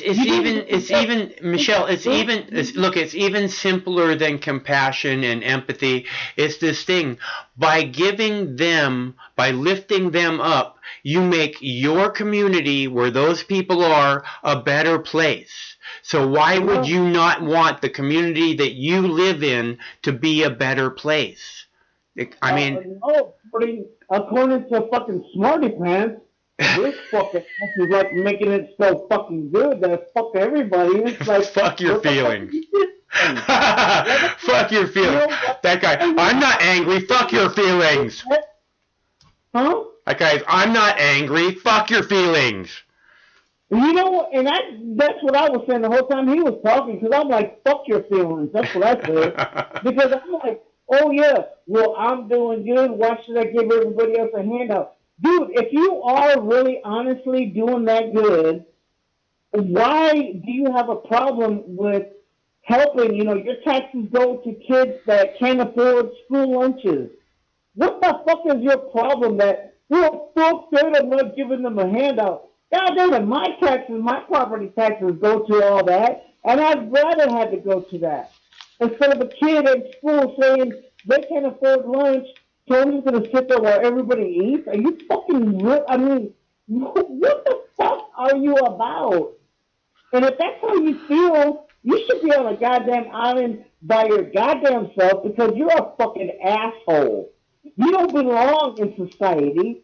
You belong out there, you know, trying to fucking be the 1%er, but a wannabe motherfucker for the rest of your life that don't have any compassion at all of how you started and where you at. You don't appreciate shit. You're like, fuck everybody. I'm making good money. I'm fucking living a life. Fuck all you poor people. Motherfucker, where you at up there when you climb that ladder, motherfucker? Don't worry, bitch, because one day karma's going to catch your ass. And when you fall off that ladder, bitch, I'll be right here saying, I told you so, and fuck you. That's what they don't get. It's compassion for everyone. You can't just pick and choose who you want to help and what you want to do. I'd rather not give my money to the military complex that wants to go over there and kill everybody else because we got to kill them over there before they get over here. Fuck you in that practice. And these fucking cocksuckers who act like, well, I'm on the top of the hill. I can fucking say whatever I want. Bitch, you're part of the problem. You're part of the goddamn problem because you have no compassion. You don't give a fuck about the average man. Get the fuck out of here. If you believe in America that everybody has the right to prosper, everybody should be able to have a job. The unemployment rate is good only because one man has to work 3 or 4 fucking jobs just to pay the bills. They're not even living a life. And they're like, oh yeah, everything's good. No, it's not good. And fuck Wall Street. Wall Street's nothing but a casino for the fucking rich billionaires. Fuck you, Wall Street. These motherfuckers act like, oh, they're all good. If that motherfucker that called you acting like, oh, he's got life by the balls, bitch, if you're the 1%, you sure as fuck wouldn't be here calling, and you sure as fuck wouldn't be spewing your bullshit on this fucking chat. So quit pretending, go back down to mommy's basement and shut the fuck up while the grown-ups fucking take care of your ass. Bullshit. That's the bullshit, Mike. Because no matter what I'm doing, I will never throw it out there to anybody and say, this is how it is. I care about the human race. I care about the American. I care about the fucking world, man. It's compassion. What the fuck is wrong with people that don't understand compassion and think free? If this is free, socialist is like, let's give everybody free shit. No, bitch. I'd rather have my taxes go to people that have disabilities, that can't have a fucking real job, that need help from welfare to make ends meet because corporate is, you know, expecting everybody else to say, you know what, I'm going to pay you $7 on the hour because that's the minimum wage, but let me show you how you can get unemployment or, as you know, benefits as food stamps and everything to make ends meet. Why is Walmart doing that? You know? And everybody fucking thinks it's free. It's not free. People want to work. But in this goddamn, when it started with NASA and TPP, when all their jobs went fucking outsource. So a handful of CEOs can get their $11 million bonuses every year. Fuck the working man. And then they're getting shit free. No, bitch, because all the good jobs are in other countries. And we're not just talking Mexico, you know? And these fucking assholes that, well, I'm living a good life. Fuck them, I ain't giving them shit. Hey, motherfucker, this is what our country is doing to the middle class. They're destroying them. And they're making the poor into a third world country. And these assholes just act all like, nope, like they're just there for handouts. No, bitch, there's no job. I don't care what that fucking employment shit says. And they're like, oh, they're going to destroy our economy. No, you fucking dickhead. If they kept those fucking manufacturing jobs here, we would be prospering, man. What can they get? What can they get, Mike? I don't get what these people fucking understand. You know, look, it's Michelle, it's the same thing like I've talked about again and again. This is a don't give in to the hate, you know, because it's this programmed thing, and it's a planned response to this programming, and the hate, once it enters your heart, it's really hard to get rid of, you know, and you just buy into it more and more, and everybody's the enemy, you know, so. I mean, that guy, the second he got on the phone, he had like well, not the second he got on the phone, but because it was pretty funny. He thought that he was talking to a phone screen or something, and we were talking for like 2 minutes or something. But, you know, I mean, right away, as soon as he knew that he was talking to me, he's just all, oh, well, you're this and you're that, and, you know, and I'm this, and I'm, you know, it's like I'm better than you, and I, you know, and I had my hardships, and I don't want to hear about, fuck your feelings. Oh my God. Yeah. And then I'm like, dude, you're an angry person, and I wasn't saying it to be mean. And he's like, I'm not an angry person, you're the angry person. What the fuck? Fuck your feelings. Fuck your feelings. Fuck your face. Yeah, and that's exactly how I took it. And I was like, God damn, if you're really doing that well, why would you be bad about somebody else trying to live a life? Somebody else, you know, having a chance to fucking have their kids, you know, grow up like healthy and whatnot. I mean, I don't get it, man. The one thing that's really clear, Michelle, is that the Trump voters are very, very threatened by Bernie Sanders. So they're angry. Of course they're angry. I think that's a big part of what Trump taps into, is that anger that's there. And it's understandable why they're angry. The government lies to them, the media lies to them, the police lie to them, you know. All they want to do is live their lives and not feel like they're totally overworked fucking zombies. Yeah. No, Mike, look. They're angry because they feel like they have every right to be on top, and everybody else should look to them and be all like, oh, you're like the best person ever. Really? Like, that's what I'm looking for. Huh. Because that seems like only people like Trump are like that. People? Seems like only people like Trump, you know, massive egotists are like, have to be told, you know, I'm a genius, you're a genius. I got to make sure everybody knows I'm a genius. You know what I mean? You have to have this giant ego in order to be all that matters is me, right? And that's the shit that pisses me off, because it's like, here we are, like the American dream, when the Americans can't even have that, And this other motherfucker talking about, I will not stand for open borders. Like, what the fuck are you talking about? It's like people are fucking leaving the United States. People, like, from other countries, they're giving them an alert. If you have a dark color, skin, I would highly advise you not visit the United States. That's where we're at. Yeah, I think that a lot of countries are warning their people. I said the other night, I grow weed in the backyard during the summer, and there's like a house that their balcony overlooks our backyard, and we got new neighbors, and he's like, man, I'm worried that the neighbors might be upset about your garden. I'm like, they're not.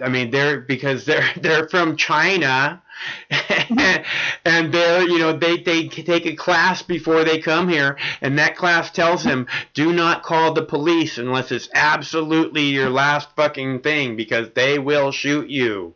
So they don't want trouble. But see, that's what I don't understand, Mike.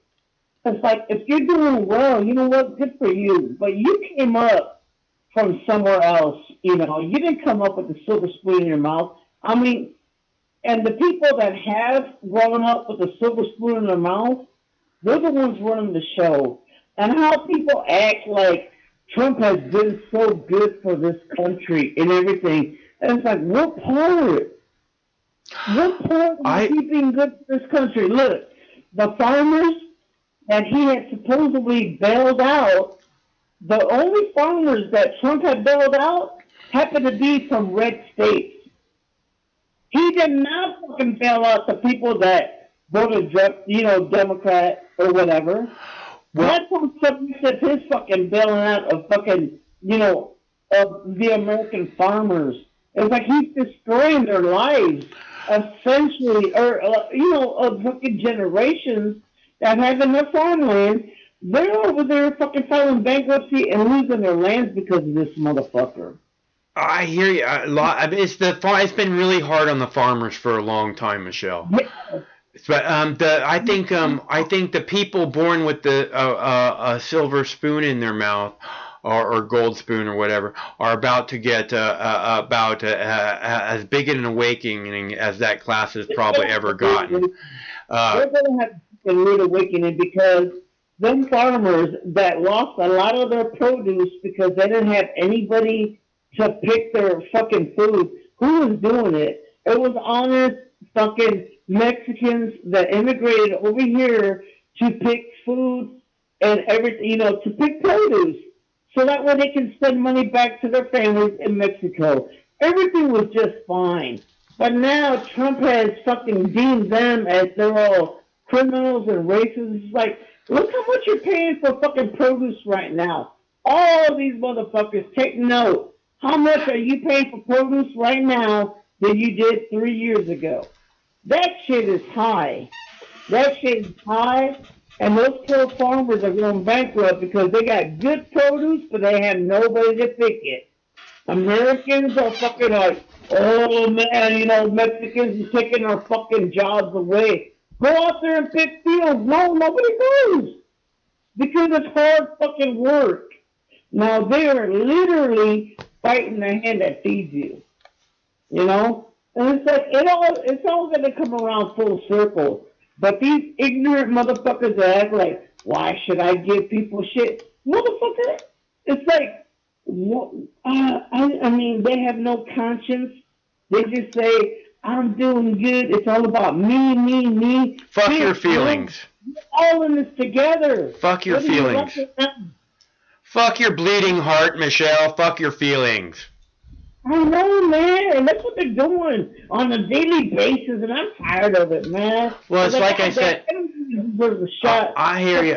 It would just it just would be such a better world if we were all helping each other make it a better world. That's all. Instead of fuck your feelings, because that's all we want is to make a better world, you know. So and for some reason, a big part of the programming has been, you know, to divide us and to make us, you know, afraid and despise each other. So yeah. And you know what? It comes down to insecurity, because these people that are like, I did what I had to do to make where I'm at. You know, I'm living large. So why are you so insecure to letting other people or helping other people to live that life too? Why are you so insecure that you don't want competition? You fucking bitch.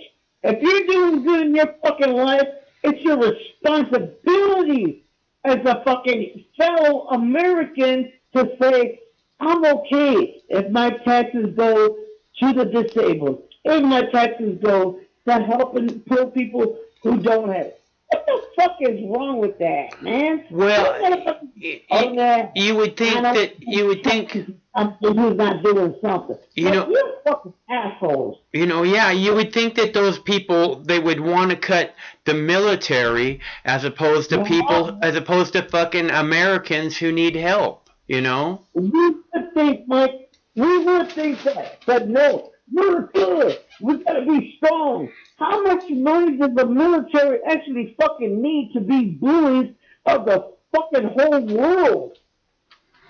We don't need to be out there and shit. If anything, we should have military around the border of our nation and say, if you come at us, we're going to stop you before you get here. I don't want you to go to any other nation and say, we got to stop them over there before they get here. No, bitch, that's not what we're supposed to do. You know, we all know that they have ulterior motives, and it's not for the safety of the United States citizens. You know? No, it's not. I mean, clearly, the way that they conduct themselves does not make us safer. You know? They don't. Yeah. I mean, they're just, you know what they're doing, Michelle? They're not making us safer. What the Pentagon is doing is they're creating an enemy that they can count on attacking us for generations to come. By murdering a million Iraqis, by destroying Syria, they're creating so many new so-called air quotes terrorists that you know, because that's all it does. Whenever you drop a bomb, that's all you do is create terrorists, because you killed somebody's dad, somebody's mom, somebody's kid, and what do they have left after you kill their kid, right? I mean, all you have left is revenge. And that's all that fucking matters, even if it takes the rest of your life. And the thing that pisses me off is they rent the United States fucking military to fucking Saudi Arabia to protect their shit. Yeah. Why are they there? They should be here with the families. Why are we renting out our goddamn troops? Yeah.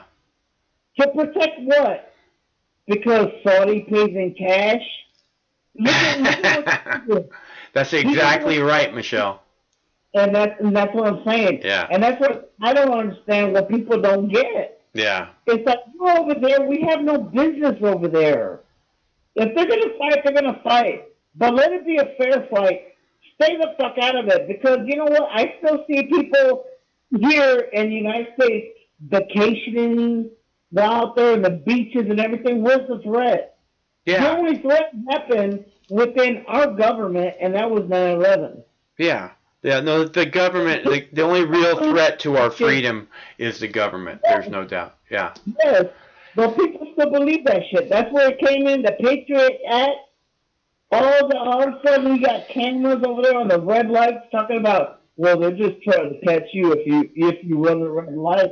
Well, what happened to where, no, you got to face me. You gotta face me. If I run a red light, cop, you better be right there on my ass. That's Michelle. The The point of the red light cameras is so that they have a license plate reader all across every city in the United States. And if they're looking for someone, they just have to type in a license plate number, and all these license plate readers across the country are tied to each other, and they're able to find that car where it might be. We have lost our freedom of being here and, living here in this nation. Yeah. And a lot of people don't see that because they can't get beyond their own fucking hatred of poor people.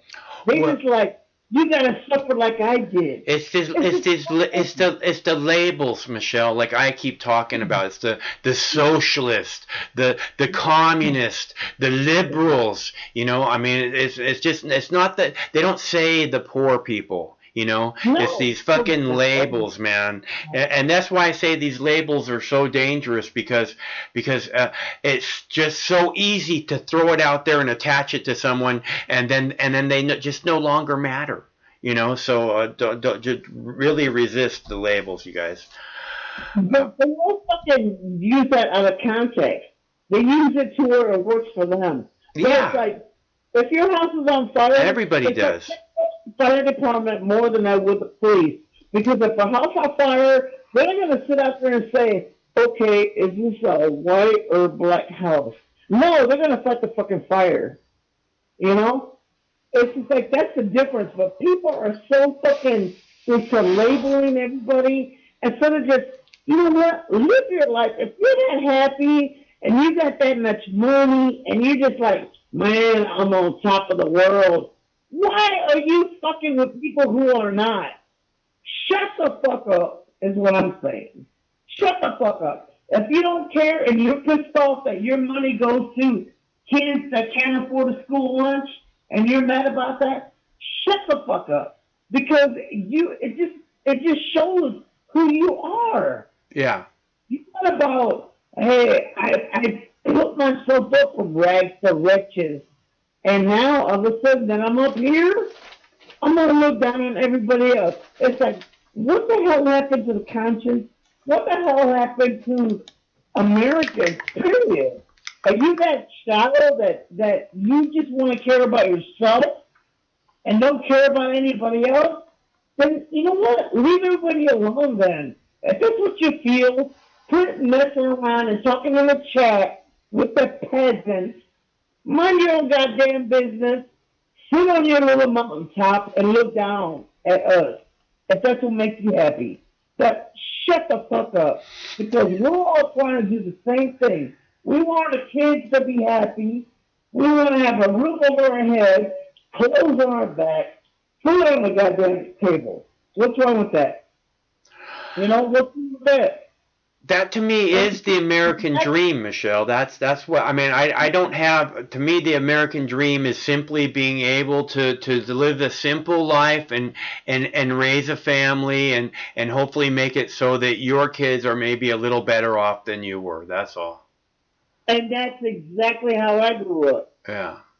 Because I grew up poor as well.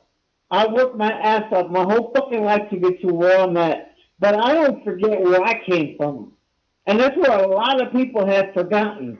They've forgotten the fucking golden rule. They've forgotten how to be a fucking human being.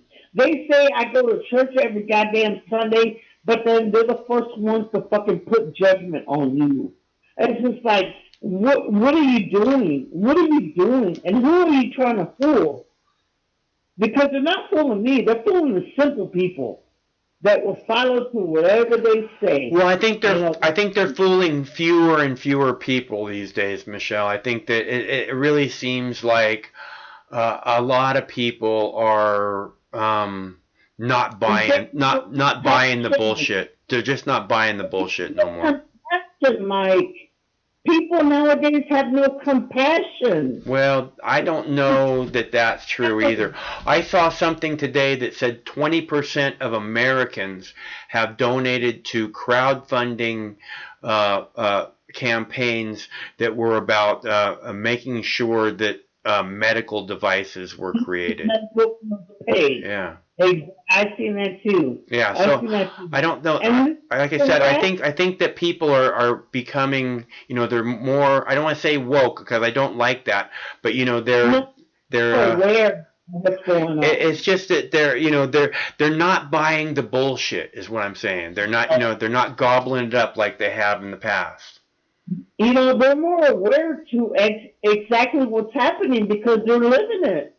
They're living it. And they see. I mean, when you have a president that had cut the disability and anybody that's retired, they cut their money. It's just like, that's their money, It's like they have a fixed income. So the president did that already at Christmas time, and he's going to do it again. And it's like, why don't you make the rich people pay their fair share of taxes? Why is the burden on the middle class? Why?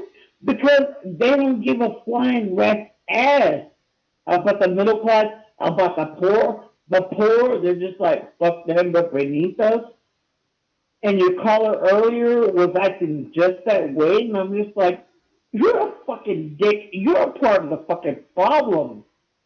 Because in this world, as rich as this nation is, that they're willing to give the CEOs so much $1 million of fucking bonuses while they fucking say the workers that are actually fucking doing the work, fuck you. Yeah, we got it all twisted. And a lot of people that are just, I don't know, I don't want to say ignorant. I just want to say heartless. Because there's a lot of heartless people like, hey, I dug myself out of this shit. But I had more opportunities to look for work because it was in the middle of them shipping our jobs overseas, right? Mm-hmm. Everything was being outsourced to where I got lucky. And I got to where, okay, I got a job here to where I know they're going to stay here. A lot of people don't have that anymore. They don't have a chance to go out there and find a fucking job that actually, you can have a living and fucking raise yourself and your family. Like, oh my God. So this economy that they're saying that it's so good for everybody, no, it shows that there's no jobs, that everybody's taking all these jobs, but there's one person that has to work 3 jobs just to pay the bills, man. People don't understand that, and I hate that shit because it's not right. I hate it too, Michelle. I just want a bit. I want the people represented. I want their voices heard. I want and that to me means a 21st century infrastructure project. That to me means the end of the drug war. That to me means bringing the troops home as much as we can, as much as possible. Because I don't think for a second that the American people want all these people, all these soldiers, these good people that are the best of the best that volunteer to do whatever. I mean, they don't want them put away from their families, like you said, and put into harm's way, especially for bullshit reasons that you want to save that so that when you actually do have to put them in harm's way and they come back broken or dead, there was a good reason for it, not some bullshit lie that we all know is a lie and has been a lie from day one, and still nothing's being done to stop it. But to the politicians, if you vote for war, your oldest kid or whatever is going to be sent to war too, and that too, fucking in the center. You know what I'm saying? They're going to be out there actively in the war. And you watch how quick that war will stop. Yeah, well, they have to start the draft again, Michelle. They have to make it so that everybody goes to war if we go to war. And then everyone will be in the street. You know what I'm saying? Instead of just the people who volunteer. They're so quick to go to war in another country because of lies. Yeah. And yet, even though the lies were showed to them that they were lies, weapons of mass destruction. Everybody sees that it was a fucking lie, and still, the American, some people are like, well, we had to do that. Why? Why? That's over there. That's over there. Why are you really there? Because of goddamn oil. Because of what's going to help the military complex. Because, hey, as long as you're shooting bullets, as long as you're throwing those fucking ground to air missiles that are like, what, 1.3 million every fucking one of them, who you think is making money? They don't care about your kids. They don't care about nothing. All they care about is giving that military complex the benefits of all these subcontractors that are coming into play. But yet the Americans are like, oh, Al-Qaeda, fucking ISIS, and whatever. Look, goddamn. The Americans are so fucking... They cannot be this stupid. They're not. They can't. They cannot. And I don't get it. Because everything... It's because the media, it's because the military, it's because the media is part of the military-industrial complex, and it's not just the news media. It's all this fucking police shows and the all the shit, man. I mean, all the video games, everything, man. So it's a deep fucking hole that we're gonna have to dig ourselves out of. And the best thing that we can do is recognize who the real enemy is. So. But you ever see how they're, if you ever see like the sitcoms that they're doing now, like SWAT and those NCIS and all this bullshit. Oh yeah. Green. Yeah, I don't like those soap opera things. Speaking of which, okay, I just watched the new Shaft movie, 2019, Samuel Jackson. It was very funny, very, very funny. If you want to laugh, watch the new Shaft movie. If you have cable, on my cable, it's available free on demand. So if you get a chance, Shaft 2019, fucking hilarious. Yeah. Hell yeah. It was great, Michelle. I think you'll like it. Yeah, and that's what I'm saying. It's just like, oh my God, when did we become so uncivilized, It's just like, God damn. This world's supposed to be made of promises and everything. And just how quickly, well, not really quickly, because, everything's by design, of course, blah, blah, blah. Yeah. Like, God damn. It pisses me off, man. I hear you, Michelle. I mean, it pisses me off too. So it pisses off everybody, and it's good that people are becoming, just not buying the bullshit anymore. So we're getting it. We're getting there, Michelle. And I helped. All these fools that are being so ugly and acting all like, well, I'm here, fuck everybody else. It's like, it's okay, man. Because there's more of us with common sense and compassion that will fucking overlap this motherfucker. I'll tell you that. All right. Yeah, but, I want to give away a T-shirt, Michelle. I want to give away a T-shirt. All right, sweetheart. All right. Give me a minute. All right, buddy. Talk to you later. Okay, yeah. Well, thanks a lot for calling, and thanks for your help. And I'll be here tomorrow night. Don't forget, okay? No worries, buddy. Shit, hell no, I won't forget. Okay. All right, I'll talk to you tomorrow. Okay, bye. That's our buddy Michelle from Texas. Okay, and now we are going to give away a Mox News T-shirt. This Mox News T-shirt right here to the 11th caller. Okay, we need a big old yo, baby. So this is a long sleeve, heavyweight Mox News T-shirt. It's embroidered. We will send it to you. You will get Mox News business cards, unfair and biased Mox News business cards, and you will get Mox My Cock for President postcards. And if you want to have a good laugh, you put a My Cock for President postcard on your dashboard. And like Michelle said, people ask you, who's my cock? And you can respond to that however you like. Your choice. But it's fun either way. So, 11th caller gets a Mox News t-shirt. And this dab right here is for JD because he kicked us over the $40 mark with his $5 donation. And that's your dab, JD. Let me see if I got a better window here. I think I got a better window for this. That one? Yeah, that one's better. Here we go. All right. There's your dab, JD. Look at that. That's a beauty. I'm telling you, if they had $5 dabs like that on the corner, people be lined up around the block. One of these days. One of these days. Okay, the do not disturb is off the phone. We're taking callers now. 11th caller wins Mike Mox News t-shirt.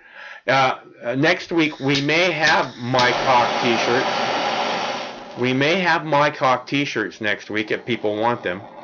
But this week we have Mox News t-shirts, and apparently nobody wants one. Okay. Callers, the number is right there, 805-669-6397. 11th caller wins a Mox News t-shirt. Call now. I'm gonna heat my dab rig and take this dab for JD. Thanks, JD. Thanks for hitting that mark for us. It's very nice of you. Man, you guys remember last time we gave away a Mox News t-shirt? That caller, he's like, the caller was caller 1 through 9. And then, what was the guy's name? What was his name? I got it right here somewhere. Oh, I don't see it. Hold on. Hello, caller. Do I win a t-shirt? You're caller number 1. Congratulations. Try again. Okay. Thanks for calling. Thanks. Caller number 1.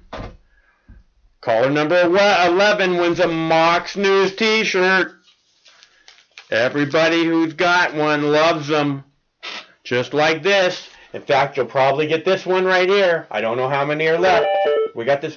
Caller number 2. Hello, caller. You're caller number 2. How are you tonight? Am I the 11th caller? You're caller number 2. Thanks for calling. Good luck. Try again. Ooh, we have a caller number 3. Caller number 3. How are you tonight? Am I caller number 11? Caller number 3. You're caller number 3. Good luck. Try again.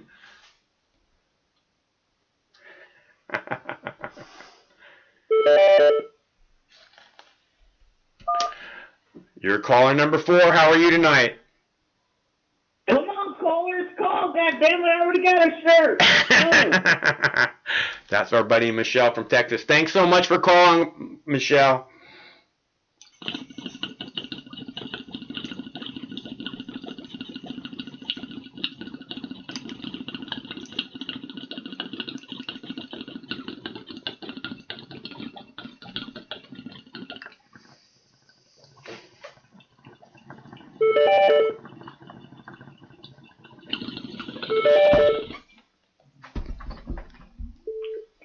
Caller number 5, thanks for calling.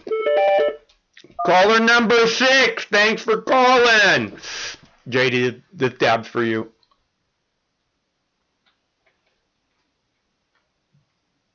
Oh, thanks for the dab. Thanks for everybody for tuning in. We're at caller number 6. Caller number 11 wins a Mox News t-shirt. We need 5 more callers.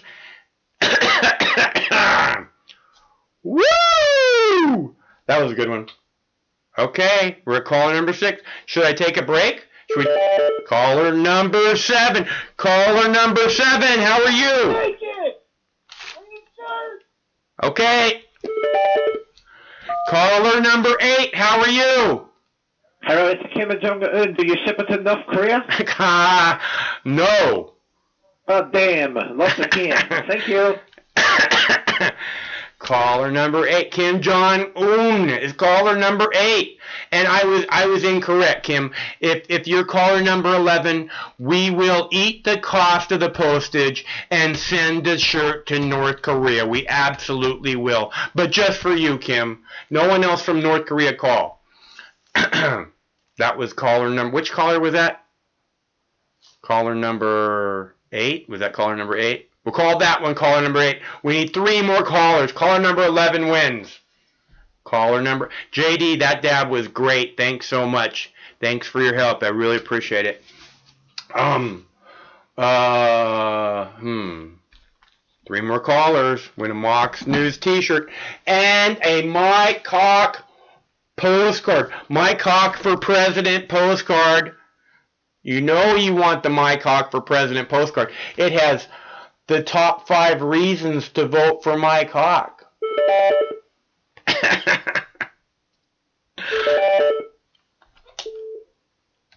Caller number 9, thanks for calling.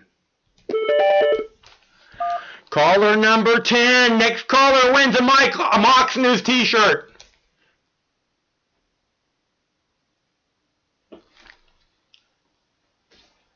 Next caller wins a Mox News t-shirt.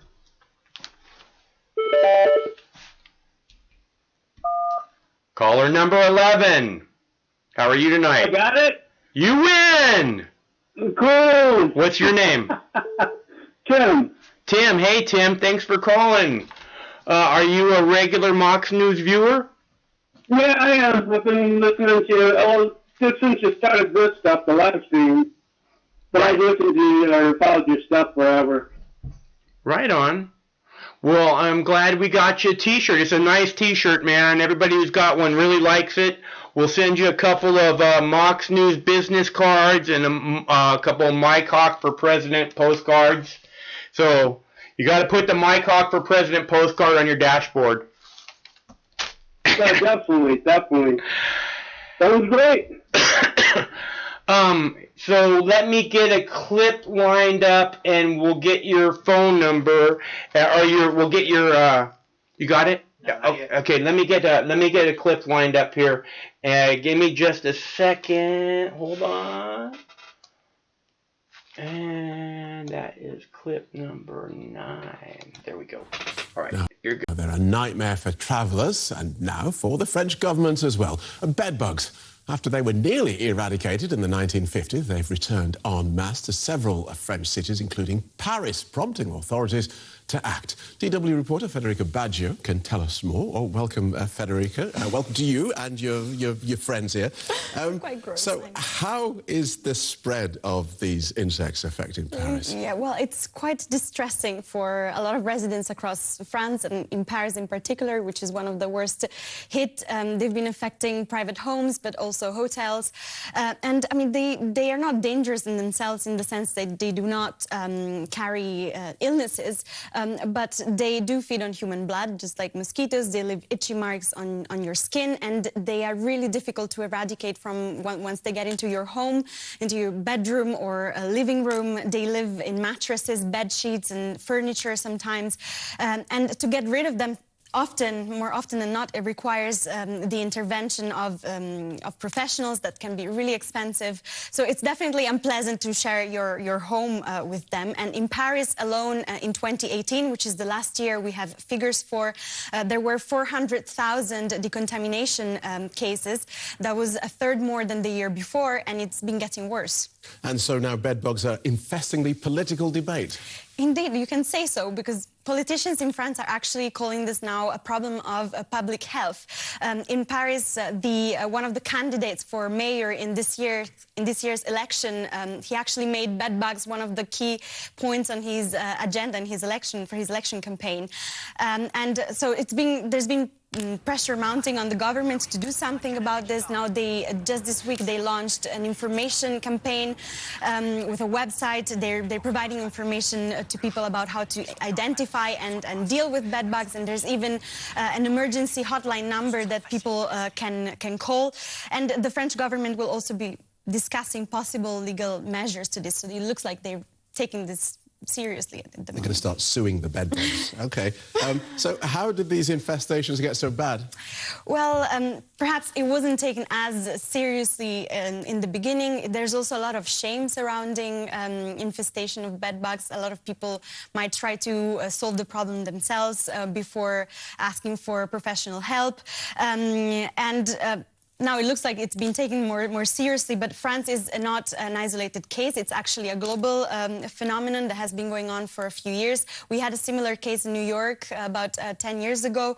And experts say it's due to the increase in international traveling, with a lot more people traveling by plane. And these bedbugs, they can't fly, but they attach themselves on bags and suitcases. And also studies show that they have become increasingly resistant to insecticides. Right. So, okay. yeah. Federica Baggio, I was going to say thank you, but I wish you hadn't Watch come your in now. mattress.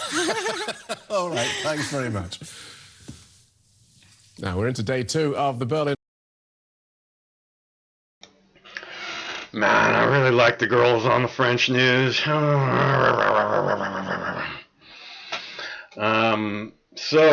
Anyways, Tim was the winner of the Mox News t-shirt. Thanks to everybody who helped make it happen. JD, Wolco, 3G, and Michelle. Because I love doing this stuff. It's fun to be able to do that. So you guys are fantastic and the bedrock of Mox News. I really appreciate you that much. We will do another show tomorrow night. We'll go ahead and we'll do the Nevada caucuses tomorrow night at 5 p.m. Pacific time. So it's a special night, a special time, and we'll come out here a little bit earlier and we'll try and have some fun. You know, that's what we're here to do, right? We're just here to,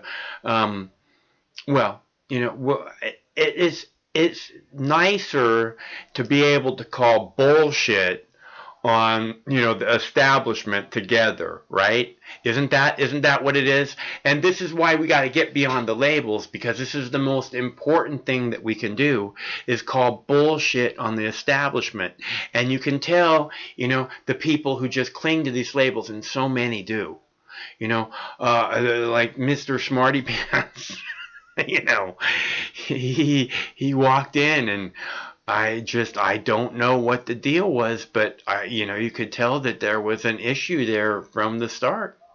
So anyways, when he didn't think he was talking to me, he started talking about me at the beginning of at the beginning of the phone conversation with Mr. Smarty Pants.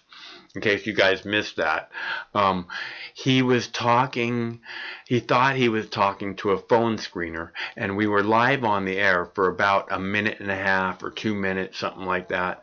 And he actually started talking about me and how I do this and that and this and that. And I'm just like, and then he's like, I don't have a chip on my shoulder. I'm not angry.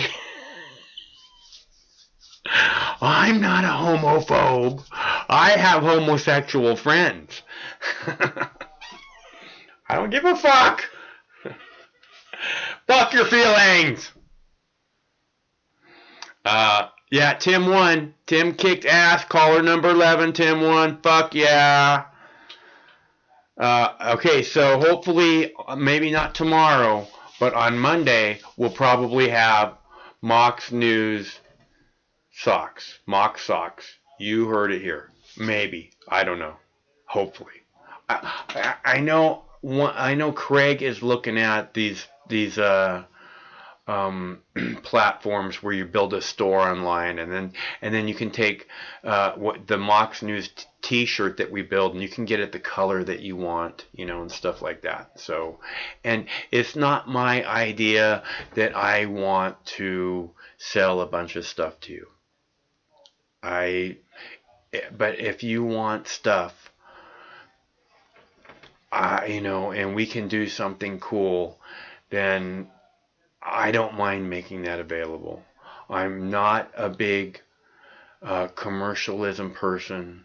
You know, I'm not a big capitalism person. And that's not what I'm looking for out of any of this. You know, I just want to do the right thing. I just want to bring as many people as we can together and try and make something good happen with that coming together. And one of these days, we just might. Anyways, we make something cool and fun happen every Monday through Friday at 7 p.m. Pacific time. And this week, tomorrow, on Saturday, February 22nd, right? Oh, it's today. February 22nd. Wait, yeah, February 22nd is today. So today at 5 p.m. Pacific, Saturday, February 22nd, 5 p.m. Saturday, we will do a live call-in show, and it should be a lot of fun. So I hope we see you there. Until that time, I have one more clip. I'm going to play one more clip because it's a good one, and you guys should see it instead of not seeing it. So let's do that. Next tonight here to your money and news of a massive settlement with Wells Fargo, accused of opening up accounts and charging fees without customers knowing. Here's ABC's chief business correspondent Rebecca Jarvis tonight.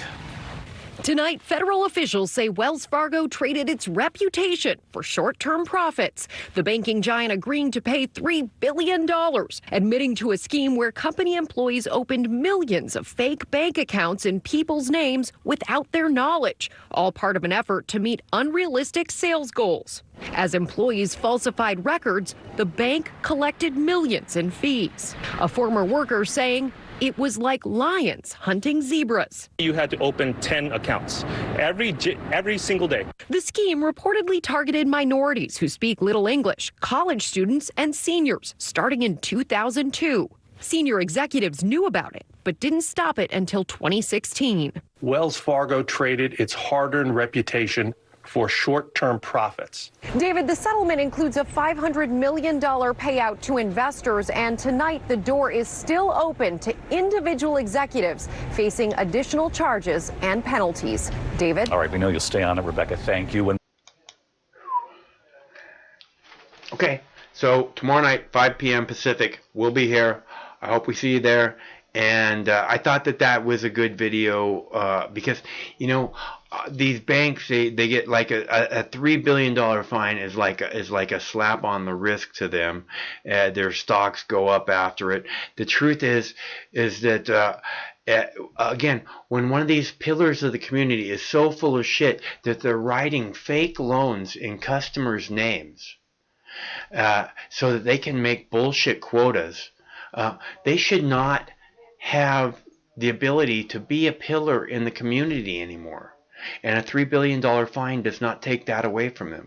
It should just be, okay, you no longer have banking licenses and all of your customers, or you're just taken over by, I don't know, man. It's messed up. The whole fucked up system is messed up. We all know it. We all deserve better. And that's why we're all here together.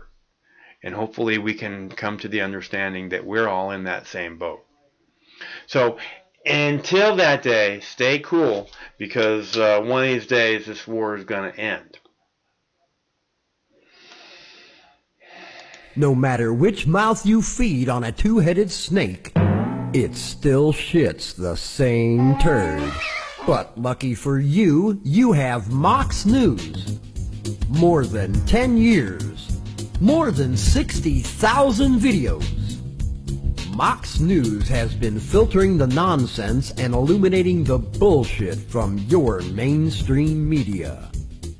Turn off your TV and turn on to Mox News. For over a decade, documenting the socio-political events that have etched and carved the pathways that define today's modern mess, Mox News has been providing clarity while faithfully bringing you today's relevant stories 100% commercial-free and subscription-free. And just like Lady Liberty vows to remain free. But at this time, we're asking you for your help, your patronage, and your support to keep the lights on and the videos rolling. For less than 17 cents per day, you can become a basic subscriber, knowing that your donation is truly making a difference that will help continue bringing the news stories that make a difference in your life. Turn on, tune in, and drop a couple dimes today by clicking the link below or visiting moxnews.com and show your support at any level. From a single one-time donation or dedicated monthly subscriber, do it now in less than 2 minutes. All donations are safe, securely processed, and verified using PayPal, Visa, MasterCard, American Express, or Discover Card. As always, we're sure you'll find something of interest each and every day. This holiday season, give the gift of Mox. moxnews.com.